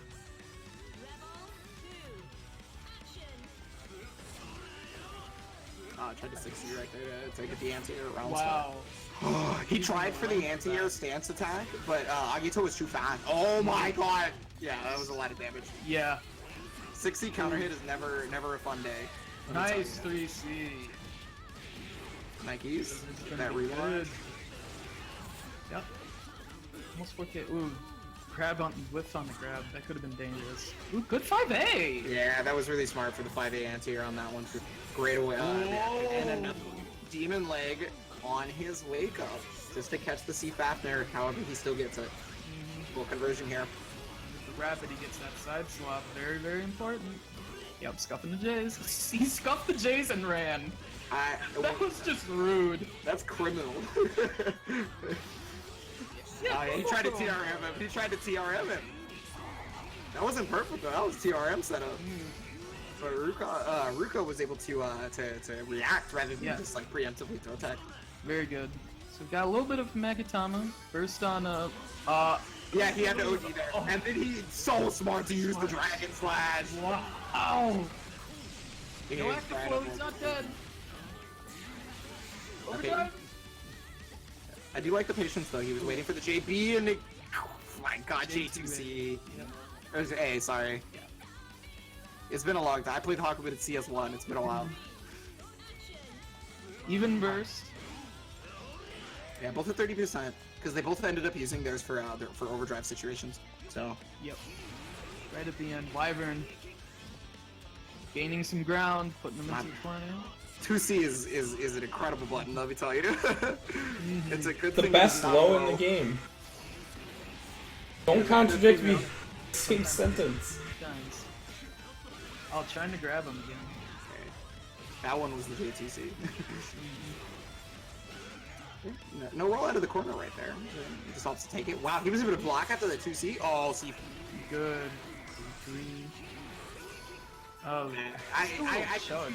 there was some stuttering right there. Yeah. You could like visibly tell. But I guess he got the reset. Yeah, it was good patience on him, you know, understanding his environment, adapting quickly to the unexpected. Now Ruka's just barely behind. He was looking for the burst right there. Mm-hmm. Unfortunately for Aerith, it didn't come out. Oh, 2C overdrive. This is it. I mean, it could be, but I've seen the drops happen earlier, so okay. Like I said, man's is triple S. He always finishes. But he didn't earlier several times. I'm just trying to hype my man up. Always I can't do finishes. to him like this. Always finishes. You're trying to hype Kagura up. You're not trying to hype. Ruka's a good guy. I know Ruka's a good guy. That's one of my best friends in the world. I'm going to his wedding in like a month. Oh, he's dude. Oh. That's really actually awesome to hear. Congratulations, Rico. Big times. That's super awesome to hear. I always love. Speaking of hearing which, people I get gotta go. It's pretty soon because I have not yet done that. You gotta get. Who's not listening.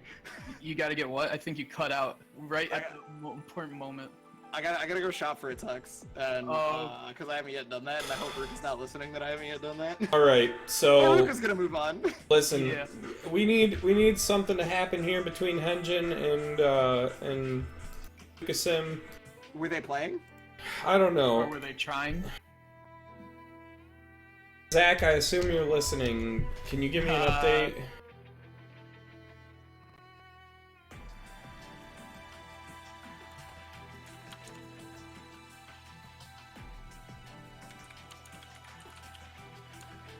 When are y'all getting married, Rico?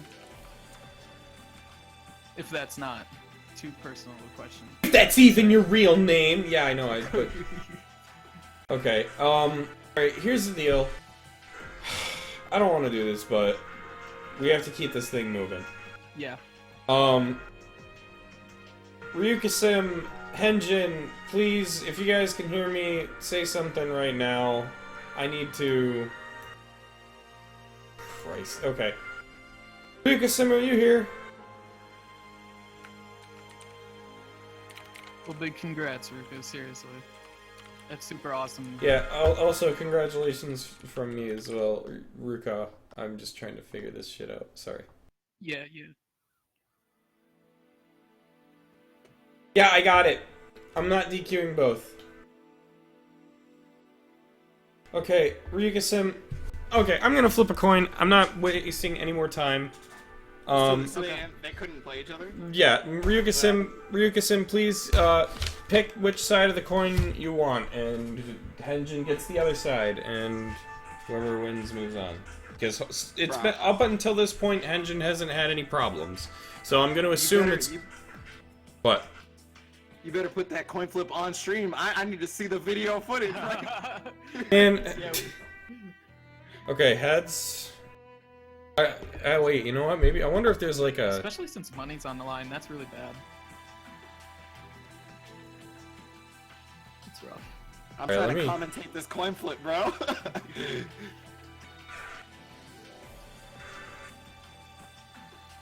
Let me see. Oh, cool. The 50-50 to end. All right, hold on. This I can actually do this. Give me a second. I can actually put this on stream. Yeah. I feel you, Zach.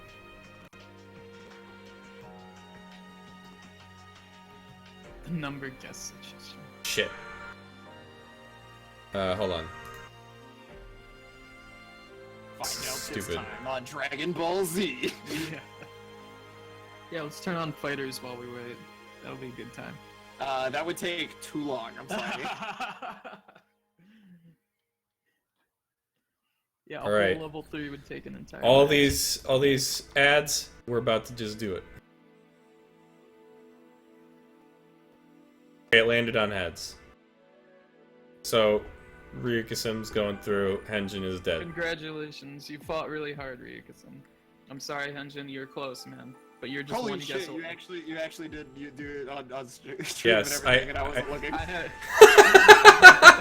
yeah, I had it paused, and I didn't think I'd be able to turn it on fast. I thought you weren't actually gonna do it on stream, so I was like, Alright, I'm sorry, Henjin. It really sucks, but, you know, sometimes shit happens, it's net play. It'd be like that sometimes. It really do. But now we can get things rolling. Tubazo, you and Ryukasim will be fighting now. Some more Arakune and Hakumen. We had that earlier between Topazo and Aerith. So we'll see what Ryukasim has to offer to the matchup. Yeah, I feel you, Zach. But you gotta move Not on. your fault, Zach. It's just an unfortunate circumstance. Nat Type 3 is like the worst. You I don't. can't believe Zach specifically and deliberately made it so that Henjin could not connect to one of the lobbies. I can't believe Zach did that with his own hands. How could you, Zach?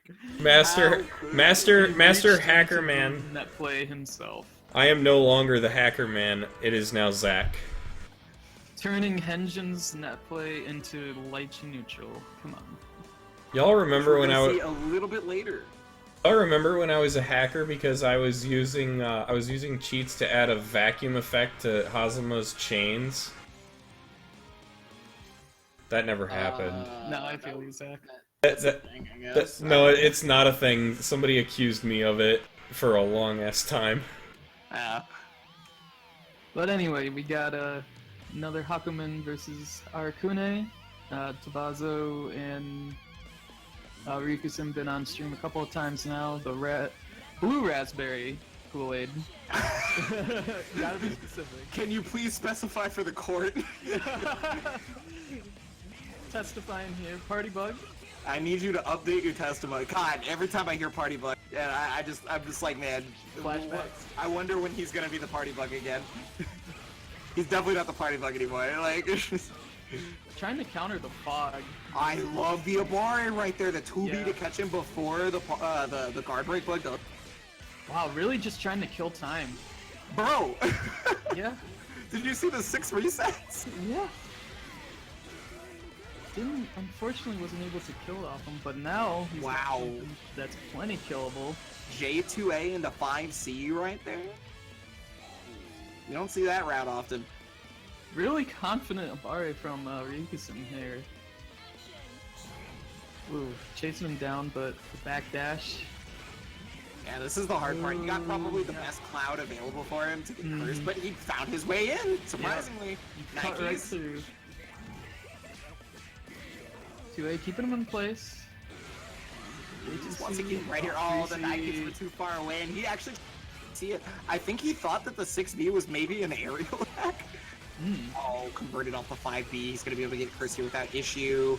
There it is. You can counter all you want, sir. Yep, this is how the snowballing starts for Arakune. Sitting, waiting patiently, Oh, God.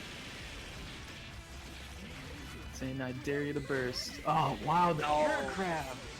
No burst required when I'm up a game. Hey, remind me, if you're Hakumen and somebody procs their counter with a projectile, are you able to cancel into Oh, into a special?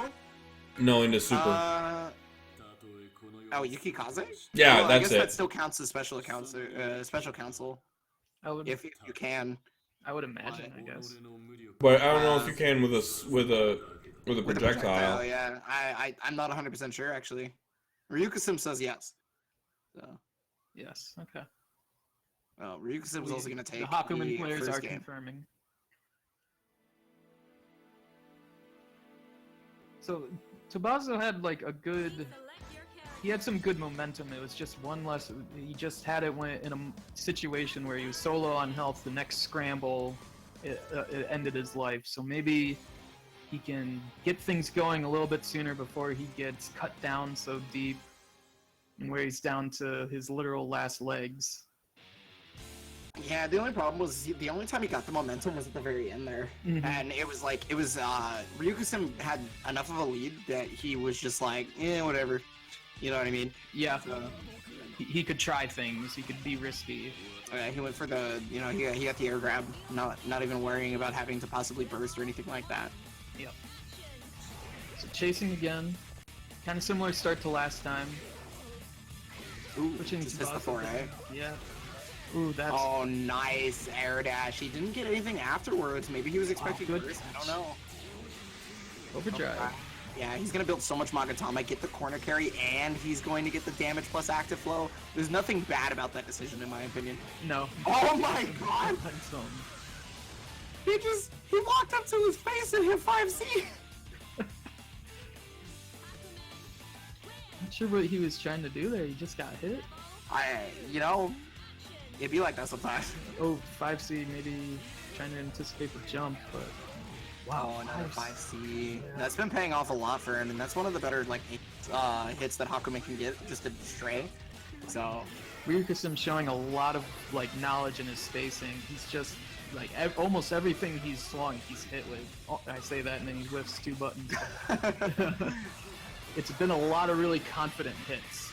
Yeah, well, there's definitely even more confidence going. He doesn't have any Magatama, but he's still gonna be able to get the knockdown with. I mean, look how far ahead he is. Yeah, just take the hits. That's Ryukasim doesn't care because he'll win if you keep taking hits like that. There's the air unblockable, and Ryukasim's gonna move on over to Bazo. One of the few 5As that are air unblockable in the game. Right. So let's see if Rukawa is the Hakumen Slayer, because he's going to be fighting Ryukasim next. Again, he has a lot of experience versus Hakumen in Spark from PMW, so I really he does pretty okay against Hakumen, but the plays like Spark as a Hakumen, right? So like it's never going to be the same thing. You're gonna sit down and play a match versus the opponent that's playing the same character, but like you start to look for stuff that the person that you're used to playing against does, and when they don't start doing that, your game plan might falter. It's like it's never perfectly one-to-one. Even if like someone is considered to be like legacy, one of the best Hakumens like that's ever played the game, kind of deal. You never know what you're gonna get. Now, Ruka's in here. I believe the last time he fought Hakumen in here, he chose to go with Kagura. So we'll see if he decides to keep that choice. Or maybe if he wants to change based on the player at all. Yeah, I don't know. It could be a damage output thing, like him damage to keep up, or no, okay, so it's gonna be yes. Yeah, it could be a player thing, like you're saying. Yeah, maybe he thinks that he's more confident in his neutral, in having a stronger neutral in this, where with maybe against Aerith and Kagura, he was confident in Kagura's offense doing well. Oh, sorry to interrupt. Just for future reference, Euchre, normally you would have done winners finals here at this match, and then you would have done this match after winners finals. Because basically what that does is you always give the loser some time to calm down after they've lost, kind of deal. Just for future reference, that's what the like philosophy for the reasoning is. Yeah, I think I've heard something similar before. Yeah, it's just how tournaments are run these days. Yeah. So anyway, sorry. So here we go. So very impressed. He's gonna be able to get full conversion off that. Unfortunately, he drops. Yeah, very long range 5C, and another one, but it trades with the 3C. Oh wait, Ryukasim lost to Ruka's Kagura earlier. Was that the winners? Yeah, that's what happened. Winners round 3. This was the matchup, except for he played Kagura that time. Interesting. Yeah, so he's going to S right now. He's got the confirm here. Should just be death right now before he loses overdrive. Yeah. Yep. No chance at a burst. Not that I think Ryukasim would go to burst regardless. Yeah. So standing back a little bit. Oh yes, because Ryukasim was jumping back a lot of times after a situation he wasn't comfortable with. And that's what said maybe got him. But now he's being a lot more aggressive. Gets the DP, gets hit by the DP, the counter gets hit from behind? Yeah, well, I mean, you know, if they don't hold it, it's not always going to so. And not all the counters can be held for super long, if I remember correctly. Yeah, some of them are very, very fast, like 60 and 2D are very, very brief. Double JC. Right now, Ryukasim's taking a little bit of time to get more Magatama, then use.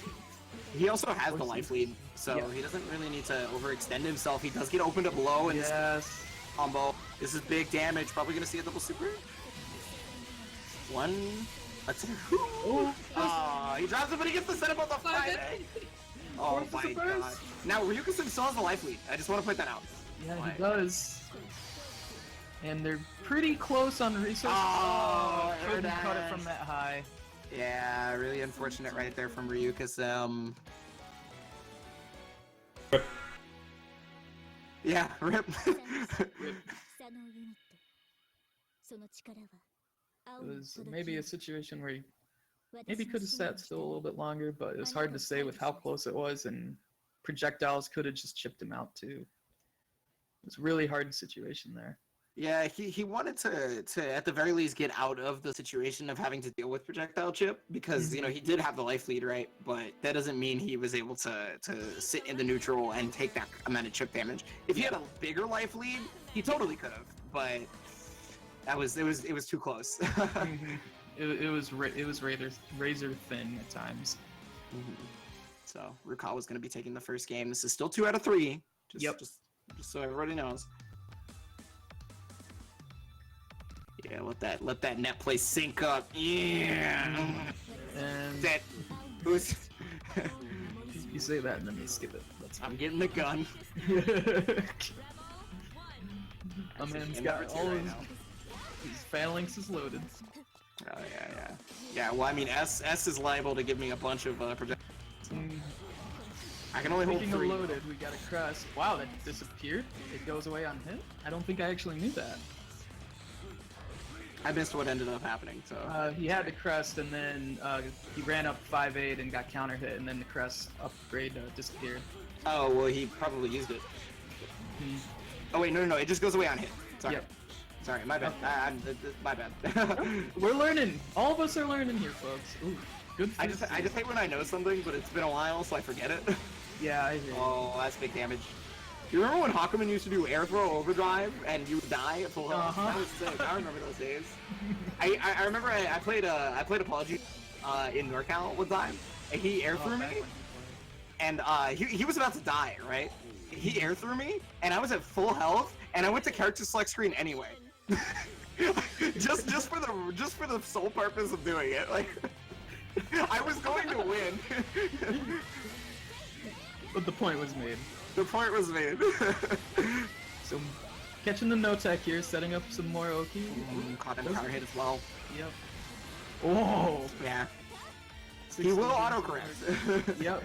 Oh, but he backs up even with so much meter. Oh man, if S was just maybe a hair higher, he actually Yeah. got that confirmed. I do like that he attempted it, because any other situation he would have gotten it, but nice avoidance right there. Oh, it's on Zantetsu. Tetsu. Rapid. Good job. Yeah, he was looking for a possible EA right now. There is active flow for Ryukazim, so he Anything could get a grip of damage from No rapid. Getting set up. Oh, that's the you great Kaze. delay. The delay. Super good. Hakumen's a character where you really have to watch out for the possibility of them going Yep. wow, Run up through 90s. counters or something. Hey, Demon Leg is really good around start because it's strike invulnerable, so like... Yep. Check out the souls. See the bottom of my feet. You have to check my new Yeezys, my friend. Yeah, that's JV's. Oh. Fatal counting. Oh god, it's okay because there's not a ton of resources for you, but that's still Oh, good damage. misses the under, unfortunate. Yeah, that's really unfortunate there for Ryukazim. Wow! Yo, 5C anti-air. I remember those days. This character's gone. Dead, Yup. gone. Someone called TI. He's dead and gone.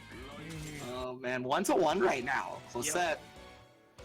Maybe this is going to force Rika to go back to Kagura. I don't know. It really, again, it can all be a matter of preference. Like, sure, he beat him in winners, but maybe he was afraid that, like, I don't. He wanted to throw him off with a different character, maybe. Well, maybe it was a lot closer than the score shows, is what I'm Yeah. saying. So, like, he could have felt less comfortable doing so. He didn't want to take a chance on it. But now that he's gotten a little more information, tried it with us. He did get one with us, so it's not like us is out of the question by any means. Absolutely not. And he seems to agree with that. Sticking with us. Now 1-1, so absolutely pro haiku with them. I like that title for Ryukasum. But so it was hard to say. I would personally say what the changes would be. It felt like it was just like a few drops here or there. If they were cleaned up, Ruka would have been able to win that. So I think it's just about tightening up what he's doing and maybe not getting oof. He was taking a lot of raw random counter hits, right? Like, he was getting caught Just like trying that. to do something, whatever it may be. So Ryukazim definitely identified some sort of rhythm and some sort of spacing that he needed to be at to stop him from doing whatever game plan was that Ruka wanted. Yeah. I think you're absolutely right in saying that because right at the start he got both times Ruka tried to upgrade himself. He got hit with JC counter hit. So I think you definitely are on right saying that. But Oh, he tried 2D right there. Ended up getting hit regardless. So what's the situation after knockdown though? That's always the big deal. Yeah, overdrive comes out and he still gets hit. However, it wasn't a combo. stutter Again? Okay, nice block. Ah, double overhead right. Completely negated Ryuka-sen's overdrive, allowing for Ruka to win big there. Because not only did he obviously get the round, but now Ryuka-sen's not going to have overdrive for quite some time. Good anti. And starting out with 2C. Good anti-air. This is gonna be really good advantage. Wow. Oh, man, the mix-up potential. He checked him with the 5A, just kind of telling him to sit still, you're not going anywhere. I have a mix to do on you. Yeah, I'm not done yet. Oh, great block on the instant overhead. No punish, though. When you block that instant overhead, you can actually start to like 5A if you stay grounded. He did jump, however. JC. Oh, and again. Again! One more? Yeah. Okay, that could have been a punish, but I think because it crossed up, it might have been his input. There's the And that's an EA. active flow too, he's dead. Oh, man. Ruka with an emphatic 2 rounds after losing a game. Yeah. Completely composed regardless. Yeah, I saw there that Ruka was doing JC a lot because it looked like Ryuka-sen was doing 2D a lot. Whatever situation Ryuka-sen was like identifying, he thought he needed to do 2D, and Ruka seemed to pick up on that almost immediately because he just kept overheading him every time he tried it, and then it just snowballed into a near perfect for him. Okay, we can get started with winners finals finally. So That's not a best of 3. Jukebox Haru versus EX1 Star, and it's gonna be best of 5. Ryuka-sen, you're out of there, fam. I'm sorry. Leave this place. Leave this place. EX Una Estrella versus... I'm not gonna try saying Jukebox Haru's name in Spanish.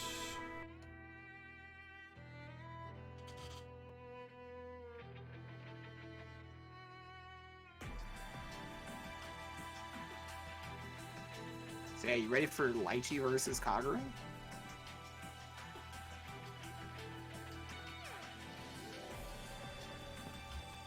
Well, I hope Haru is.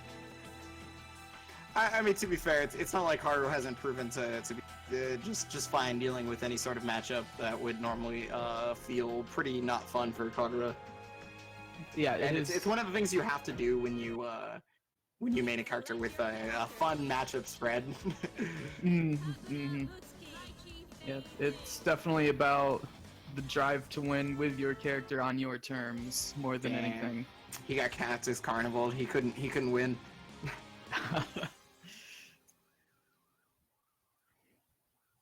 Who knew that the hidden tech was on the song select screen? Really underrated stuff there. Underdeveloped for sure. Yeah, great tech. From Yeah. Zach One Star.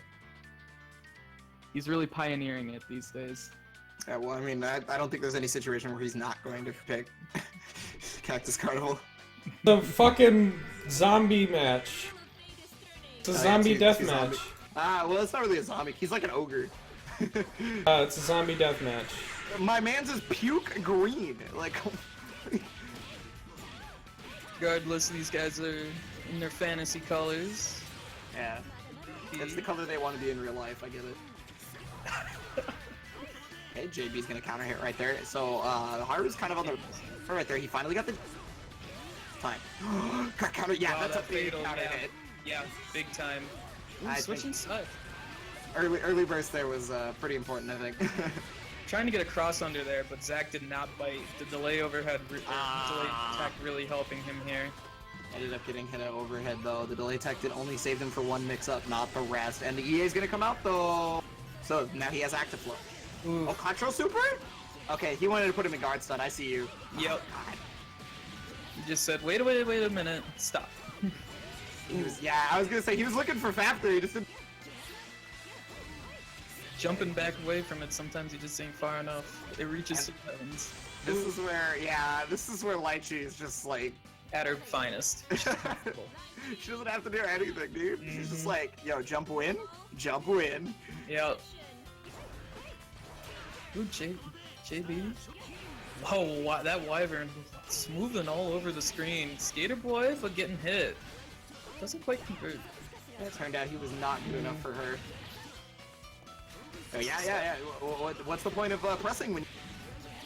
Yeah, it's really scary. Sometimes I feel like you're staring at the staff because you're just watching it shake, and then you get poked by a really far 2B. It's really rough.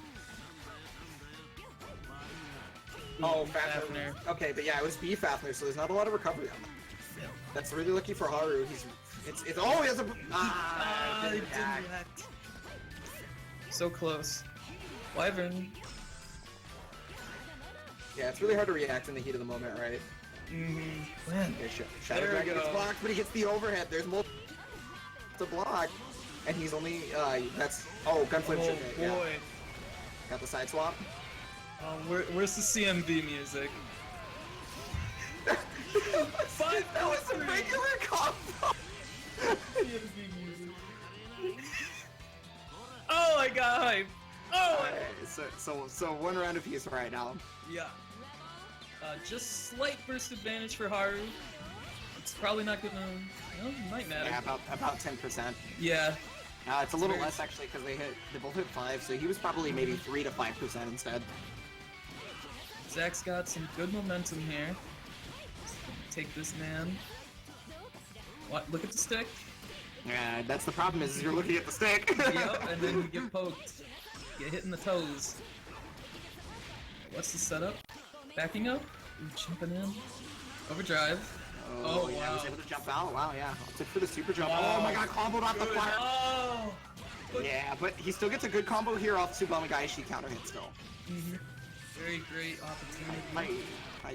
Hi. Zach with overdrive. Oh wow! Oh yeah. Amazing. That was one of the only spots where someone would feel comfortable bursting, right? Because Kagura is going to be unable to combo off that without an RC. So they see the overhead and they don't think about how he can only combo off that with the RC, right? So.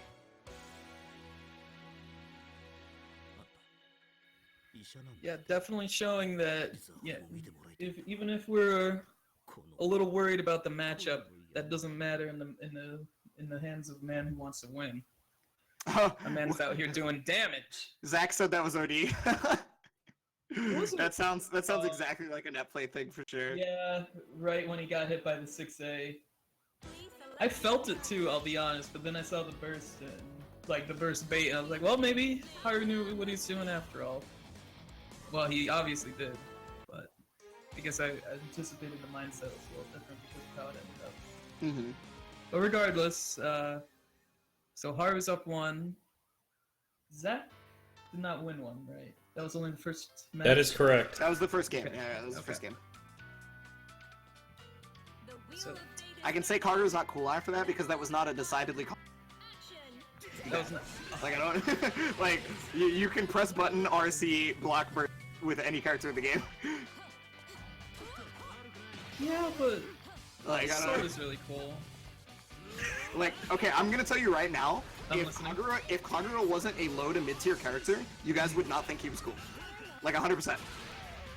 That is guaranteed. I am certain of this. You are making accusations, dog. Yeah, no, I'm making correct accusations. I've been in the FGC long enough to know why. He's gonna die from this. Yep. Perfect grades. And definitely got the perfect round right there. Yes. So luckily for 1-star, he recognized that that was kind of a wash of a match, so he didn't burst there, and that was really smart of him. Yep, you just said, alright, I'll try again next Oh time. god! Yeah, I was gonna say That it. was... If there was any time to burst. If Kagura had like 100 bar, he might have killed, but like he definitely like that was gonna be a grip of damage without the meter. Nice bait right there on the C Fafner. Unfortunately, he didn't get a whole off. Yeah. Yeah, Haru's gonna take that to the bank too. That's gonna allow him to get out of the corner. Very good awareness. Wyverning. making some distance. Coming back to mid-screen, getting hit by that long overhead, but nope. Okay, well he blocked it that time. He's gonna get combo off of that. Shadow Dragon. The cross-up. Again, if you see either Dragon Slash, please neutral jump if you react. Like, do not attempt to block it. There's no reason. Or overdrive and kill him. Well, you can overdrive. Yeah, you can totally overdrive.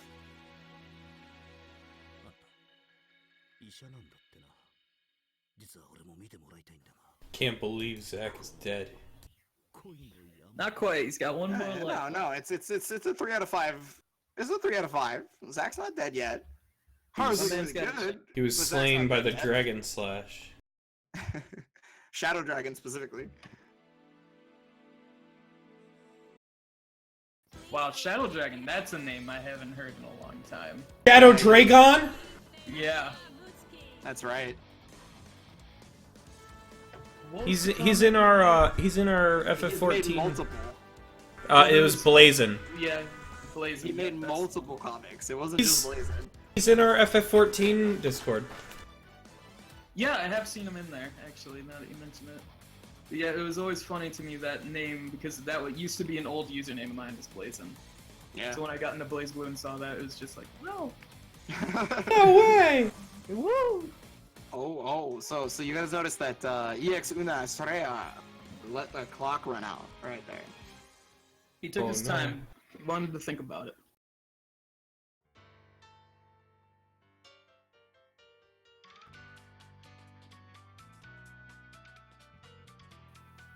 Who is loud? Because if it's me, I'll try and ease up on that. I was kind of close to my mic, so I'm a little more distance now. Hopefully that's a little bit better for everybody. Very sorry if it was blowing people's ears out. I'm getting used to the new mic. But anyway, we got some orbs, Fafnir. Yeah, he was trying to keep it nice and safe with the orbs to start out. Oh, unfortunately, the Wyvern goes directly behind thanks to the forward momentum. So I was going to recognize that and... Right, set up positioning. Nice instant blocks, though. He's trying to get that bar, and he's also trying to get back to frame advantage, right? Yeah, because look, that's what those instant blocks afforded to him. Overdrive? That's an interesting choice. I'm not 100% sure of the reasoning, but he had some thought in his head that I don't understand. Gonna get the full conversion right here. Haru's gotta grip the damage, but it's the knockdown because he may be one more hit. Who knows? Shadow Dragon goes through the CA! Oh, yeah. Counter assault ineffectual versus something that is body invul. Incredible decision by Haru there. Really, really, really smart. Great awareness. Definitely making it look like he's just inside Zach's head right now. It's funny that that he actually did get hit by that, because the reason why I think it's funny that he gets hit, because there's two options right there that would have beaten counter assault for Haru. 60 or the A one where he punches the sword and has armor, or Dragon Slash where he's body invul. So counter assault right there, if you see him go into stance, is honestly pretty scary. So I'm just surprised that he opted to go for it. Oh, that 5C. Oh yeah, he was looking for burst on that one. Oh, one of the rare times you punish Fafnir. Oh no, that dropped. That could. This is great for Haru. Yeah. If you see 6B and they have 50 bar, there is a really good chance you're about to get Cadmo. Yep, they can just. It's one of his few jump cancelable on block normals, right? I can't believe Zach is dead. Rest in peace. Yeah, so unfortunately for Zach, he's going to be going down to the losers finals where he's going to have Ruka in the rematch. Jukebox Haru is sitting pretty, probably feeling like he's quite honestly the best. Yeah, really impressive run for sure. And there's unless Ruka goes to S, which I could definitely see him doing. Zach's gonna have to fight another Kagura to get back and to fight yet another Kagura. The Kagura run. I mean, if it's working, it might not be a bad idea for him to take a look at. I mean, Nessica players seem to think Kagura is really good. So similar situation here with the delay, I'm sure.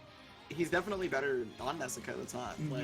That's not really, but like some of his stuff gets a little bit more difficult on Nezuka too. That's true. Yeah, absolutely. It's but, give like, and take for sure. command grab and overhead mix up becomes pretty like much more real, right? Yeah. Much less reactable. Because you think you're reacting, but then there's the extra delay of your input. Yeah. The wheel of fate is turning. I've unfortunately played enough on both Nezuka and Nezuka 2 to recognize. I think Nezuka 1 is very playable, but Nezuka 2 is not possible. Let me tell you right now, it is actually not possible. Well, for now we got S instead. Overdrive. EA. Yeah, I guess he gets him off him. So that was like the game plan in such a way. Now he's got his pressure going. Gonna try and set up. Nice jump out right there from EX1 Star. He's gonna be able to get the JB on the way down as well. Okay, got the low. Maybe trying to catch him fuzzy. Ooh, DP. Yeah. So it's like there's active flow for EX1 Star, so like any more combos from him we're gonna be like extra group of damage. Okay, counter assault to go out. Swooping back in. Yeah, nice jump block right there. He got the hit. He's gonna be able to knock down. Oh, he catches the no. No tech. Well, that's gonna give him a much better knockdown situation. Oh no. Oh no. Oh god. Okay, great overdrive. Yes. Gets the punish. That was incredible from 1 star. Yes. Okay, Contra super. Kill, but it's going to give him a really good lead. 2.9. Oh man. Oh boy. Yeah. With overdriving all that meter. I don't think he's dead though, because overdrive's about to run out, so he's gotta Yeah. use both supers now. Yeah. Makes it a lot closer though. Yeah. And since he does not have Tsubame Gaishi available, he gets hit by the overhead. Oh Back man. dash into the front dash into the overhead. I was gonna say, since he didn't have Tsubame Gaishi available to him, the offensive pressure could have been a lot more scary. But it ended up being 1 star being able to get out regardless, and now look, he's got the pressure going into this game as well. Overhead again, so much mileage every time. Net play special, man. Can't block it on net play. So many overheads too. You have 3 ones to look out for. Yeah, that's true. Multiple animations. Oh, That JC Rapid. Getting Yeah, a nice fuzzy. confirm. got him in the fuzzy guard. Ooh, no. Oh, caught him rolling or no attacking. Okay, nice Good block block. on the overhead, but the problem is the mix-up doesn't end. Missed the link. Cigarette Man. Oh my god! misses! He got the burst out! There's very little health right now for Ruka. He pretty much has to barrier everything at this point. He's also going to remain vigilant. He's got the 5C pressure going. The staff comes back out right now. He's dashing back in. He's trying to toss the 7. Nice run forward! He's got 50%. He should be able to kill off this alone. There it is! Incredible awareness from Rukawa!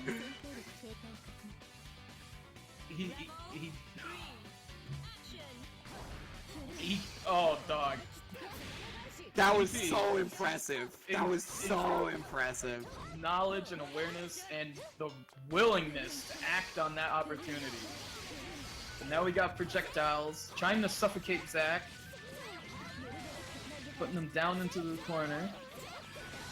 Yeah, again, he does not have staff, right? So he cannot Tsubame Gaishi his way out of this. He's got to fight, and he does exactly that. Somehow, some way, he's able to make it.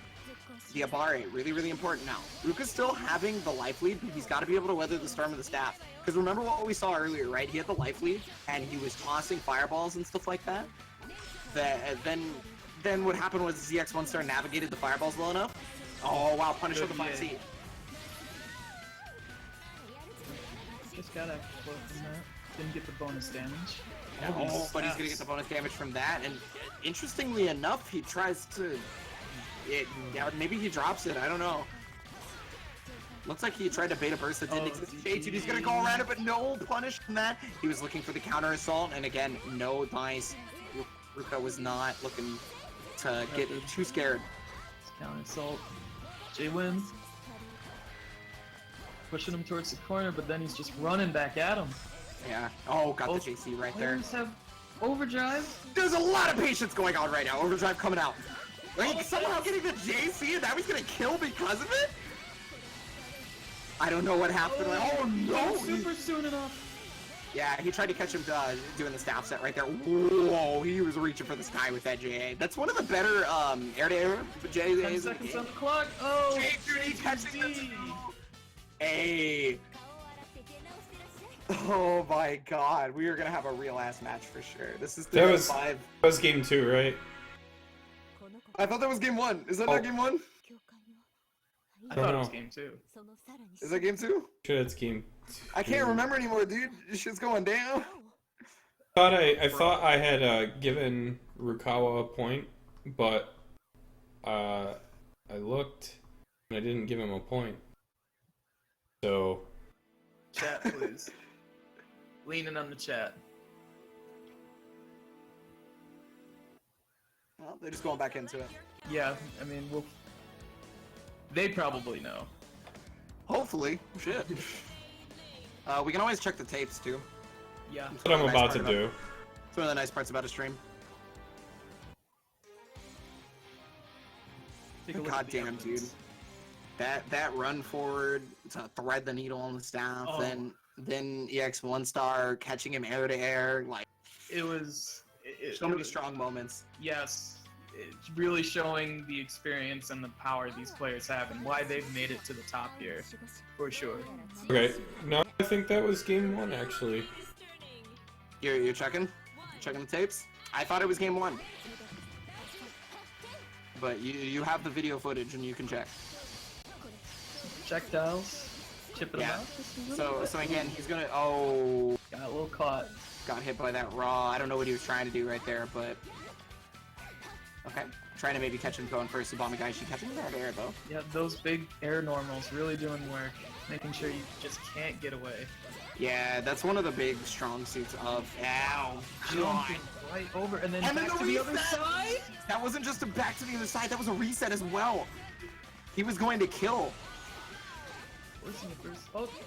Oh, I think he was baiting something there. He wasn't. Yeah, well, he thought his 5A was being blocked, so he could jump cancel block for Subama Gaishi or something like that, or counter assault. I'm assuming. JV doing some work. Oh, the 2A. Getting the knockdown. Oh, Ah, that's 50-50. Yeah. Yeah, the Arcs is special. Mm-hmm. One of the oldest mix-ups in the Arcs' arsenal. Yeah, he's just gonna catch him no-teching over and over again and then putting himself back into the situation. He gets the classic overhead. overhead. Knocked down. Oh, it's low, yeah. It's a 50-50. What are you gonna do? Overdrive. Yeah, Like soon enough. wasn't fast enough though. So it was game 1. See, okay, so I was right. It was game 1. Okay. Okay, I thought for sure that was game 1. I won't. And there it is, cross up. And that was game 2. Again. That was game 2 though. Gosh, Yes, diddly damn, my much friend. faster game 2. It was a very long game 1. It was nearly 6 minutes long. Oh wow. Yeah, well, they were running away from each other. Like, come on. Yeah. So it's 1-1 now. Okay. That was much more in Rukawa's favor. long game 1. Mm-hmm. Very lightning fast. Like much more. He's just hitting. He's hitting him with a lot of really dirty stuff. Like people are down on S's offense, but Ruka really showing what you can do with her with some creativity and Who? some resources for sure. Who was down on Evan? Who? I always hear that people say, "Oh, S's offense, you know, it's not great" or something. No, What was that? Back listen, in the day? okay, When back- people were back during debating about the CF the Nessica version of S being S tier or whatever. Back during CF1, people were still talking about S I as no still feel mix-up. like I hear it. People just say, "Just You block do. S," and I'm like, "Are you kidding You me?" do, Bro. but it's I don't believe it. there are some people that are just clueless. I just want to say, just go ahead and watch Evo CF Top 8 from last year, and Arc Revo, and tell me that her offense is lacking. Yeah. just go ahead and watch those 2 tournaments and tell me that her That's offense is lacking. 3-0'd Fenrich. Like, well, we got a knockdown here. Oh, the Sack was able to back up away from there. Yeah, he was overdriving right there, maybe looking for something other than staff call and not really getting the thing that he wanted. Really unfortunate there for Ruka, I guess, in terms of the burst economy. But Negative oh, warning. negative Oh. warning. But it's only a warning. It's only a warning. No, it's not. It's a danger state. Oh, it's negative penalty. So he can't barrier, which means he can't Oh! in the air, and he's extra damage from every. This combo's gonna do a grip. Yeah. Oh my this is a lord. Bad situation for Ruka. Oh, and he's got active flow. Oh wait. I thought he was gonna catch that for a second there. I spaced that. Okay. Well, he went through the storm long enough to get his barrier back, but He's alive. no block on the 4D. Comes to But staff. he couldn't confirm off it that far away. The 5C, then there's the overhead, then another. Not dead. Just barely alive. Well, he still has to block the. Up, Yeah, rolled rolls out. out. Oh my God, He wins. GD, there Here he comes is. cigarette. Nicotine kills. Ooh. Okay, text the purple throw. Ooh. Oh, and then there's jump win. The classic. Just IAD'd into JD. Yeah, it'd be like that. There's a reason why the Japanese consider that to be so good. It's a great move. Here comes the staff, but here comes projectiles. Keeping that staff at bay.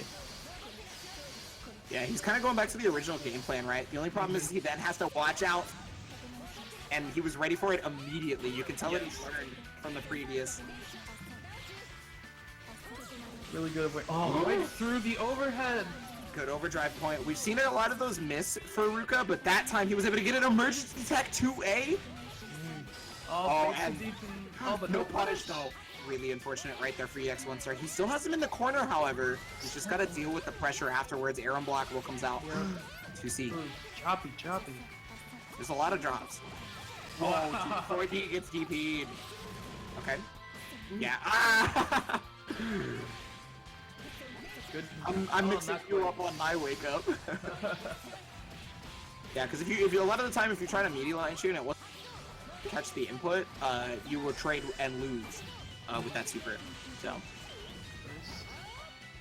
Got a lot of resources on Ruka's side still. At least yeah, and he got the 2C. This should be death. Yep. Give me a super. And 2C. I mean, excuse me, 3C right into the super. So now 1-1 in round, 1-1. But Really not a unfortunate lot. for Zach, No too. burst for Ruka. Yeah, he's probably not going to get it back by the end of this. Unless this goes for a really long time. If he gets active flow, there's a possibility. Plus, Yeah. yeah, exactly, going for a long time. Now, 1 star cannot get. By the way, He locked himself out with that burst. early burst is fine. There's a lot more applicable situations these days than what we used to originally think. I remember back in the day, if you early bursted, you were a big old dummy. Yeah. But we saw early burst winning Arc Revo and stuff, so. Things aren't always what they seem, for sure. Yeah. Sometimes Jumping you just out. need a little bit more time to learn things. But oh my god, yeah, very, very tricky. Getting your unblockable right there, but couldn't get the full conversion. Maybe wasn't ready for it. Yeah. Jalen moving the staff around. Going around the... Ooh, that JV. Just God barely damn, clipping dude. him. Oh, got the 5C again. it. Should be able to kill right here. Yep. Right into super. Nice and simple there for Ruka. 2-1 right now. Zach's last life. He's got to come back 2 games in order to get his rematch with Haru in Grand Finals. Yeah. So, are we going to see the rematch, or are we going to be seeing the Kagura mirror? Or is it just going to be S all the way for Rukawa? He could stick with the S in the Kagura matchup. I can definitely see that being a really strong option. Yeah, I could agree. Her neutral can be, I'm sure, very suffocating at times for him. Can you give a second point to Rukawa, please? Yeah, I was just about to do that. Zoning out for a second there. Yeah, I get it. The mix-ups were almost as hot as the fireplace that I'm standing in front of. I understand. Yeah. I mean, all these projectiles, we all zoning out here, man. Yeah. We are distance demons. Amazing. Distance demons. Shoutouts to Sakurai. Dude, I gotta watch watch out for Smash Lingo. You gotta watch out for those distance demons. And the Mamma Mias. Kills me. I love how that's what they call DPs. It's godlike. That's how one person called DPs. He was just someone who didn't know anything, and so he made a video. Really? I thought that was like something they were picking up, but I guess No, from that was not like a true term. That was just like, this guy didn't really know about any FGC stuff, but he was a content creator, so he made a fucking video on it.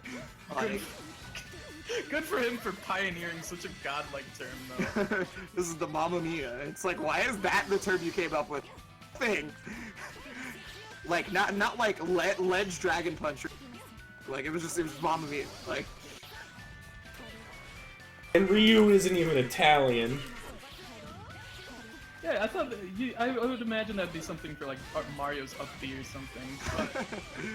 What's funny too is Mario get up aiming at ability, but obviously Ryu true DP is way more knockback. So. Oh man, the miss. That's big. The Hatsu missing. Dropping the combo as well. Trying to get the counter assault. Yeah, he's been looking for the counter assault so often. Lots of JCs in his pressure. Bro, he's just getting random 2Bs, and like, I don't understand how he's, like, he's just catching him jumping way too often, I guess. I don't know. So, yeah, 5 points for Zach's burst is most likely going to get back before this ends. Yeah, it's a lot better chance than in previous situations. 50% is quite a bit, and you know he always has the chance of getting active flow. Wow, So- great challenge on that setup. Getting him out of a really scary situation.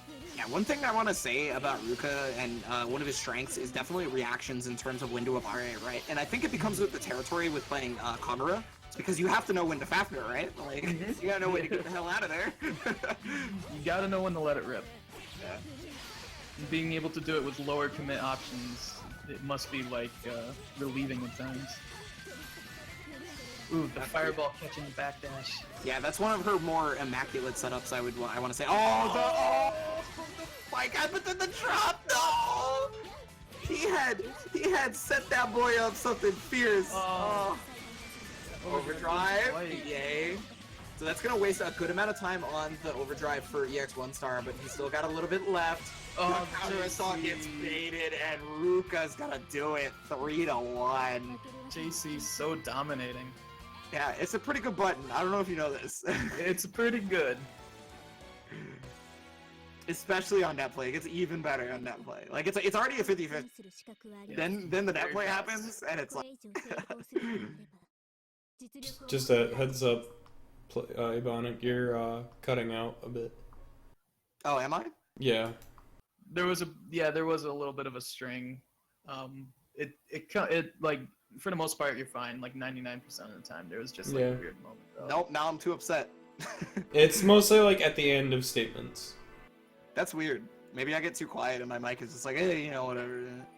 Yeah, you could like trail. Use push. I thought he was using push to talk. I'm just being. I was That was earlier for the when I- burrito. I'm just being. Yeah, that's for the burrito, so you guys couldn't hear me munching on it. I'm just being dramatic. Just being dramatic. Yeah, but well, I was still, just like, wait, didn't he? But anyway, so grand finals, Ruka versus Haru. That's I'd right. say That's right. you guys are ready to go whenever you are, because we're ready for this for sure. I want to see who wins the $100. We got money on the line. That is correct. Yeah, $100 for first place. But actually, now that you mentioned that, we have to talk about the fact that EX1 Star did also just win something, I believe. $30. $30. Thank you, Euchre. I couldn't remember the exact number. Please select your character. And didn't fourth place get some money Fourth too? place won money as well, right? Ryuka Sim got a whole 10 buckaroos. Oh my goodness, that's more than he paid for entry. It's worth. You're out here making money. That's a whole $10 more than he paid for entry. Holy shit. Can you imagine? There we go. Can you imagine entering a tournament with a $200 prize pool for free? I Only can. at It's called Aniclash. Aniclash. Rebirth. Yeah. Season 2 kickoff. Coming in right now. Grand finals here. So, it's time. It's the Kagura boys, but one of them's not playing Kagura. Yep, he's sticking to S here. He's probably taking the better matchup. Rebel 1. So we'll see how that works out for him. Haru has proven to be above the matchup in a lot of cases. That's what's got him here on winner's side, no less. I mean, he proved that at CEO Taku, right? Mm-hmm. Like, I think a lot of people recognize like Haru's strengths at that point if they hadn't recognized it prior to that. What? Yeah, that's exactly that interaction. Yeah. Yep. Oh no, unfortunate drop right there on the 16. Maybe he tried to reset him on the tech. I don't know, but whatever the case may be, it didn't work out for him as Ruka was able to make his way out of the corner, and he has a glyph set up. Got some orbs. Stab. Oh. Ooh, the whiff, unfortunately. Probably didn't expect that's gonna the kill. 3C to actually hit. Yeah, that's what But- it seemed like. He was able to clean it up and get his kill right there. So first round going to Haru.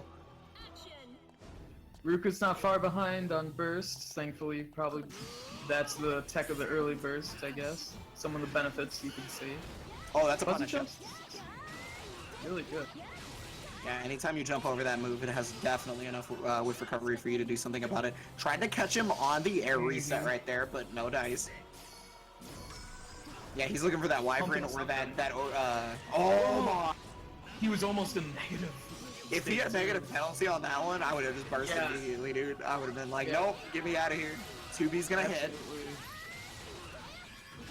This is gonna put him back mid-screen. JC coming in strong.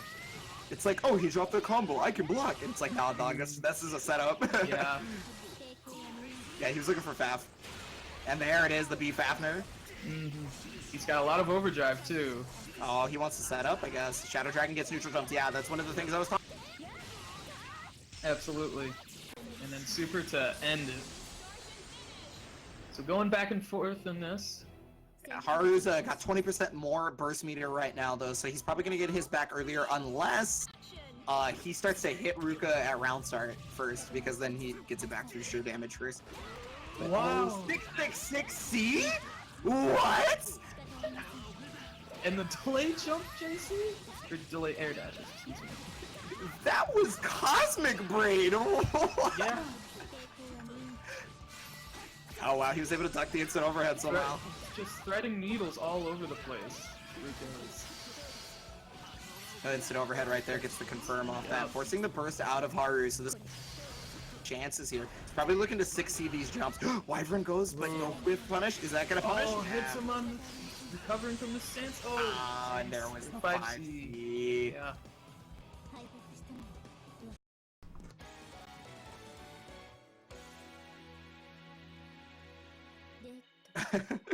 That win quote.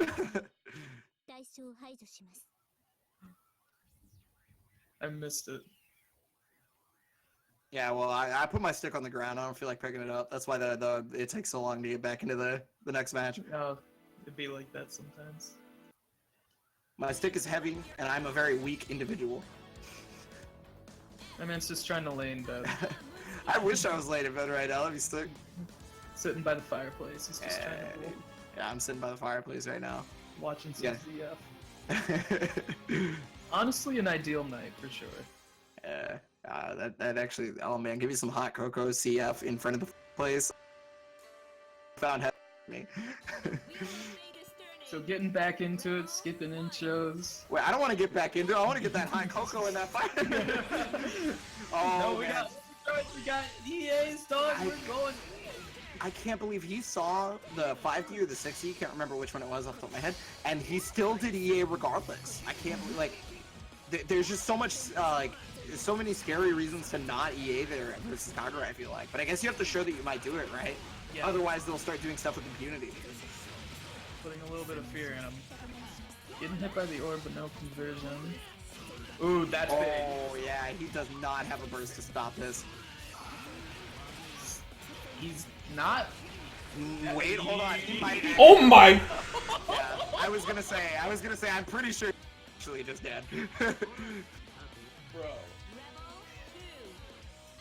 That was pretty hot. And he's coming straight out of the fireplace. Alright, throwing some orbs, throwing some projectiles. Ooh, just hanging in the eye. This guy. Yeah, that's a really nice part about Kagura's stance is it does stop your momentum. So god, yeah, burst is gonna have to come out. Running. Orb can't protect him, I guess. Maybe it didn't get big enough for the wrong. Yeah. So it has to create the rest of the projectiles as it travels. Mhm. So basically, if he tosses 2 fireballs, there's a good Oh. chance. Oh my god! Yeah. First for sure. Ooh. 5C. Oh, there's the overhead. And he gets a full combo because it was crested. Yep. It's gonna be good. Big lift up. Nice. Yeah, he Oh, jumps. jeez. Oh yeah, but I got 50 drop points. his foot. Keep going. Oh my goodness.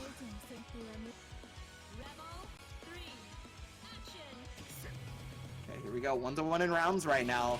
Remember, Wow. I ended up. Yeah, 2B is one of the best normals in the game for how far it reaches, and the fact that it's a low is just incredible. Oh wow, tricked him with the fireball. Yeah, it tricked him a little bit. Got the guard break. That's level 3 crush trigger, so he gets to fully charge. Okay, here we go. Setup time. Where's the Fafner? Okay, so wasn't ready for it. Overdrive. Maybe he was expecting the JC. Ooh. It just backs off. He's like, okay, you know, I've got Yeah. a pretty sizable lead. I don't need to mess up here. That's not a punish. There it is. Excellent. We talked Great about reaction. Rukawa's reactions earlier and how it was one of his best strong suits. That is just straight up one of the best examples as well. Full screen, 1 fireball immediately. 2-0 right now. Rukawa coming in. Yeah, we're looking at a reset right now. It's My definitely man's is possible. not settling. But Definitely possible. we've said before too, Haru is plenty capable and plenty able to rise above any and all challenges. Maybe he just needs a little more fire on his ass. I don't know if it's fire, and it's more like he's gotta basically make 100% correct choices in most. Because if he can't constantly be making correct choices, then S gets to. Oh, he wanted to overdrive that because that was like the in the world. Yeah, He was trying it to was overdrive like- that. It was pretty almost frame 1. Getting good confirm here though, getting things back under control. Oh, the Damn, reset. reset. Cross trigger. So scary. Yeah, okay. He thought he was like I was there. Oh, using not- the Wyvern to get around the projectiles rather than just throw them. You know, but sometimes it's a movement tool. You know. Like, Yeah, absolutely. Very interesting. Oh god, yeah, you can see that Haru is like standing and crouching. He can't decide whether or not it's gonna be an overhead. Ruka's been really, just JC. Just every time he's got somebody's blocking, he's just gonna JC them, harass them with that, and like make them so scared of it. And that's how you're gonna condition them and scare them into getting opened up by lows. Skating in, oh, but good punch. Well, didn't get the punch, but he got his turn back. He Just just as a third important. toe tap, which makes the combo negated because the hit stun like changes. Oh, got the anti-air though. This is a great start for Haru. This is gonna be a lot better because we're actually gonna see him on the knockdown situation for one of the first times in a while. 60 pressure, got him. 6B. 4 points. What do we got? 5, 6, 6. Oh, the command grab. You're right there though. Oh, Captor's gonna whip. This is a lot of damage, but since he didn't overdrive early, he can't kill, right? So yeah, he's gotta make something happen. Gunflame gets car cancel. Really? Oh, the crush trigger. Yeah, he hadn't been burying a ton, so I think Kyle is just recognizing that that's like the situation, right? He's like, okay, if you don't want a barrier, I'm just gonna take my free guard break. Yep. Oh my god. You see, just barely whiffing there. Outside of range, not a lot of health right now for Rukawa. Haru is in the lead. And this is one of the best positions he could possibly have in terms of life totals, but the problem is he still has to catch S, right? Yep. Oh, the the DP! That is one of the most horizontal DPs in the game. It's Yes. actually the only DP in the entirety of the game that can stop Azrael backdash OS because it catches him on the backdash at the back end of the side. So like that's how large of a horizontal DP it is. That's Because Azrael can't actually DP OS this character. It's mad funny. Yeah, I know Valk has similar issues with it too. Yeah. Pretty much any character you could imagine with DPOS is going to have issues with it. With a big, with any character with a big ass sword, Guys. it stops Valk from doing certain things. Yeah. Really quick, I was keeping track correctly, right? That was the win That was for the 3-0. reset. That was Okay. Yes, that was the reset. Okay, cool. Yep, 3-0. Ruka's taking this. I mean, it's definitely getting close at times, but he's not giving up a game, and he's not letting Haru take any momentum really in terms of like numbers. Yeah, well, I mean, he's got to get more than just really point. He's got to be able to close it out and part. Okay, full conversion here thanks to the crested dragon punch. Yep. Like they pressure, Sagging, gets the yep. cross up overhead. Can't convert off it though. Nice, recognize that it was his turn. 2-E-8. Let's go. Yeah, really, really good there from Haru. Strong conversion. So much damage. Wait, he could attack that DP? What? Yeah, I saw that earlier too. In the middle of the DP? Yeah, it was every late hit was like techable. It's very strange. I'm not sure what's okay, well, he got a round. Yep. Well, another round, I should say, sorry. Mm-hmm. Oof. Oh, these buttons. So oppressive. Characters. Oh, good Wyvern though. But yeah, he's changed up his Wyvern timing pretty well, and to this point, he's getting a lot more actual like conversions with it. 6B, but 6B's gotten a little bit better. Ooh, we're unblockable right there. Oh, caught him with the 2C, and there's the C-Faf. Okay, Shadow Dragon gets punished again. Yeah, Yeah. remember, see? Jumping. You just gotta yep. keep jumping it. Like, if you jump it, you're good to go. Double Fafner? Oh, he tried. That was double Fafner combo. Wasn't the worst though, the orb kind of kept him in place so he could set this up, and now Haru's got a game.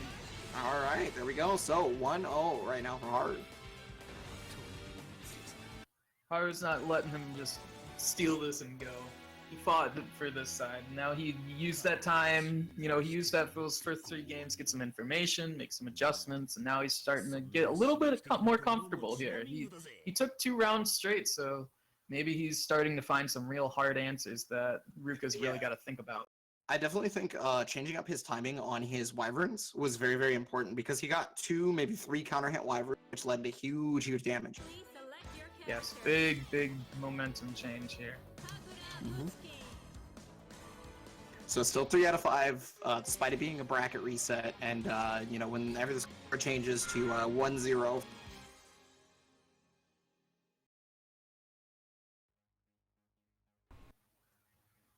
And we're going to be seeing how Ruka can now adjust to the adjustments. He's been a very adjusty boy as well. Yeah, fighting games are always like that. It's pretty much just always going to be adjustments on adjustments. It's always how it's going to be. Very good. That's how we get our good matches. Exactly. Oh, got the 2-8 right there. JC doing so much work for this character for sure. Knockdown pressure. So he's going to have a glyph knockdown. What's the set? Okay, he finally goes. So pretty much all of last set, right? He did not Fafner on Wake Up. He just kind of took it. Yeah, look at him. And so now that Ruka thinks he's not going to Fafner on Wake Up, he's trying to go for meaties. Wow. He's just... Uh-oh. It's alright. Yeah, which is fine. He tried to jump out, but the thing is sometimes you don't have the frames to jump out. That's what we were talking about earlier.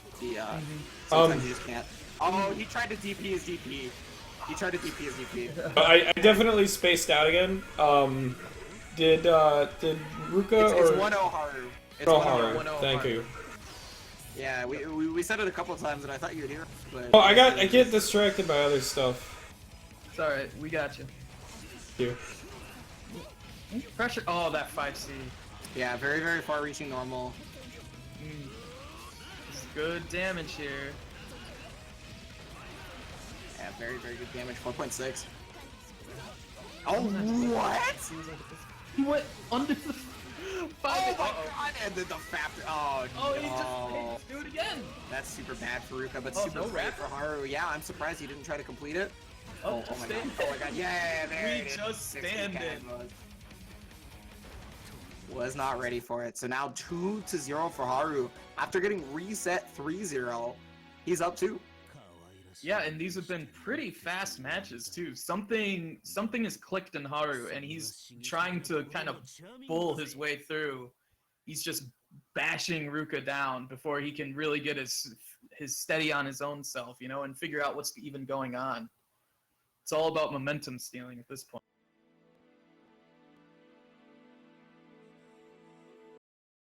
Please select your character. Pretty much making it impossible for him, impossible for Ruka to throw projectiles in the same way that he did prior and throw out 2Bs and stuff in the same way that he did prior, especially with that 5C. So like Rukawa will throw 2B out, right? But 5C will be not only far enough out of range that 2B won't hit, but then 5C will then whiff punish the 2B, and that happened several times.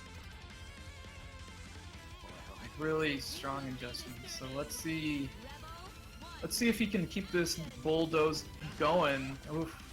Going for something. He's definitely going for a lot more risky stuff for sure. Yeah, I think that's a big important change, right? Oh, he could have Oh gone. wow. Just gonna EA, yeah. Yep. Get that active flow. Get that momentum.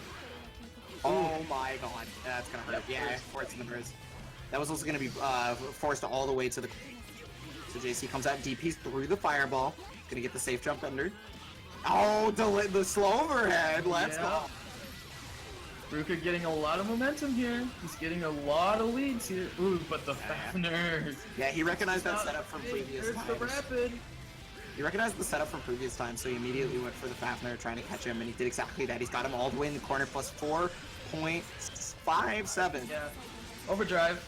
Oh, whoa! Oh, command grab the step. Yes. Ruka using that overdrive at the end is gonna put him in a tight situation on getting his burst back. Haru's at 60%. And he's on tournament point. And overhead. Really strong confirm here. Yeah, big damage starter. Or 4.3. Okay, he got out of the corner by rolling, so at the very least for Ruka, there's that. But okay, gets a crouching hit. yes. What? Oh, another big drop right there. Gets the Rapid. 2G. It's huge damage. He's gonna just barely be alive, I Oh. think. Oh, he's about to get burst. So Yep, he got his burst back. He's still alive anyway. so overdrive. Oh, that was. Jeez. It, Oh man. And he Oh, lost no, he a lot drops of- big. Oh, big drop right there. Rukawa so dies unfortunate. of his own execution. Jukebox Haru gonna be taking the reset 3-0. Complete turnaround from the. What a slapback! What a slapback from 3-0 to 0-3. So congratulations to Haru. Big congratulations. Yeah, that's right. Haru's gonna be walking away with the $100 first place prize. Congrats. Yes.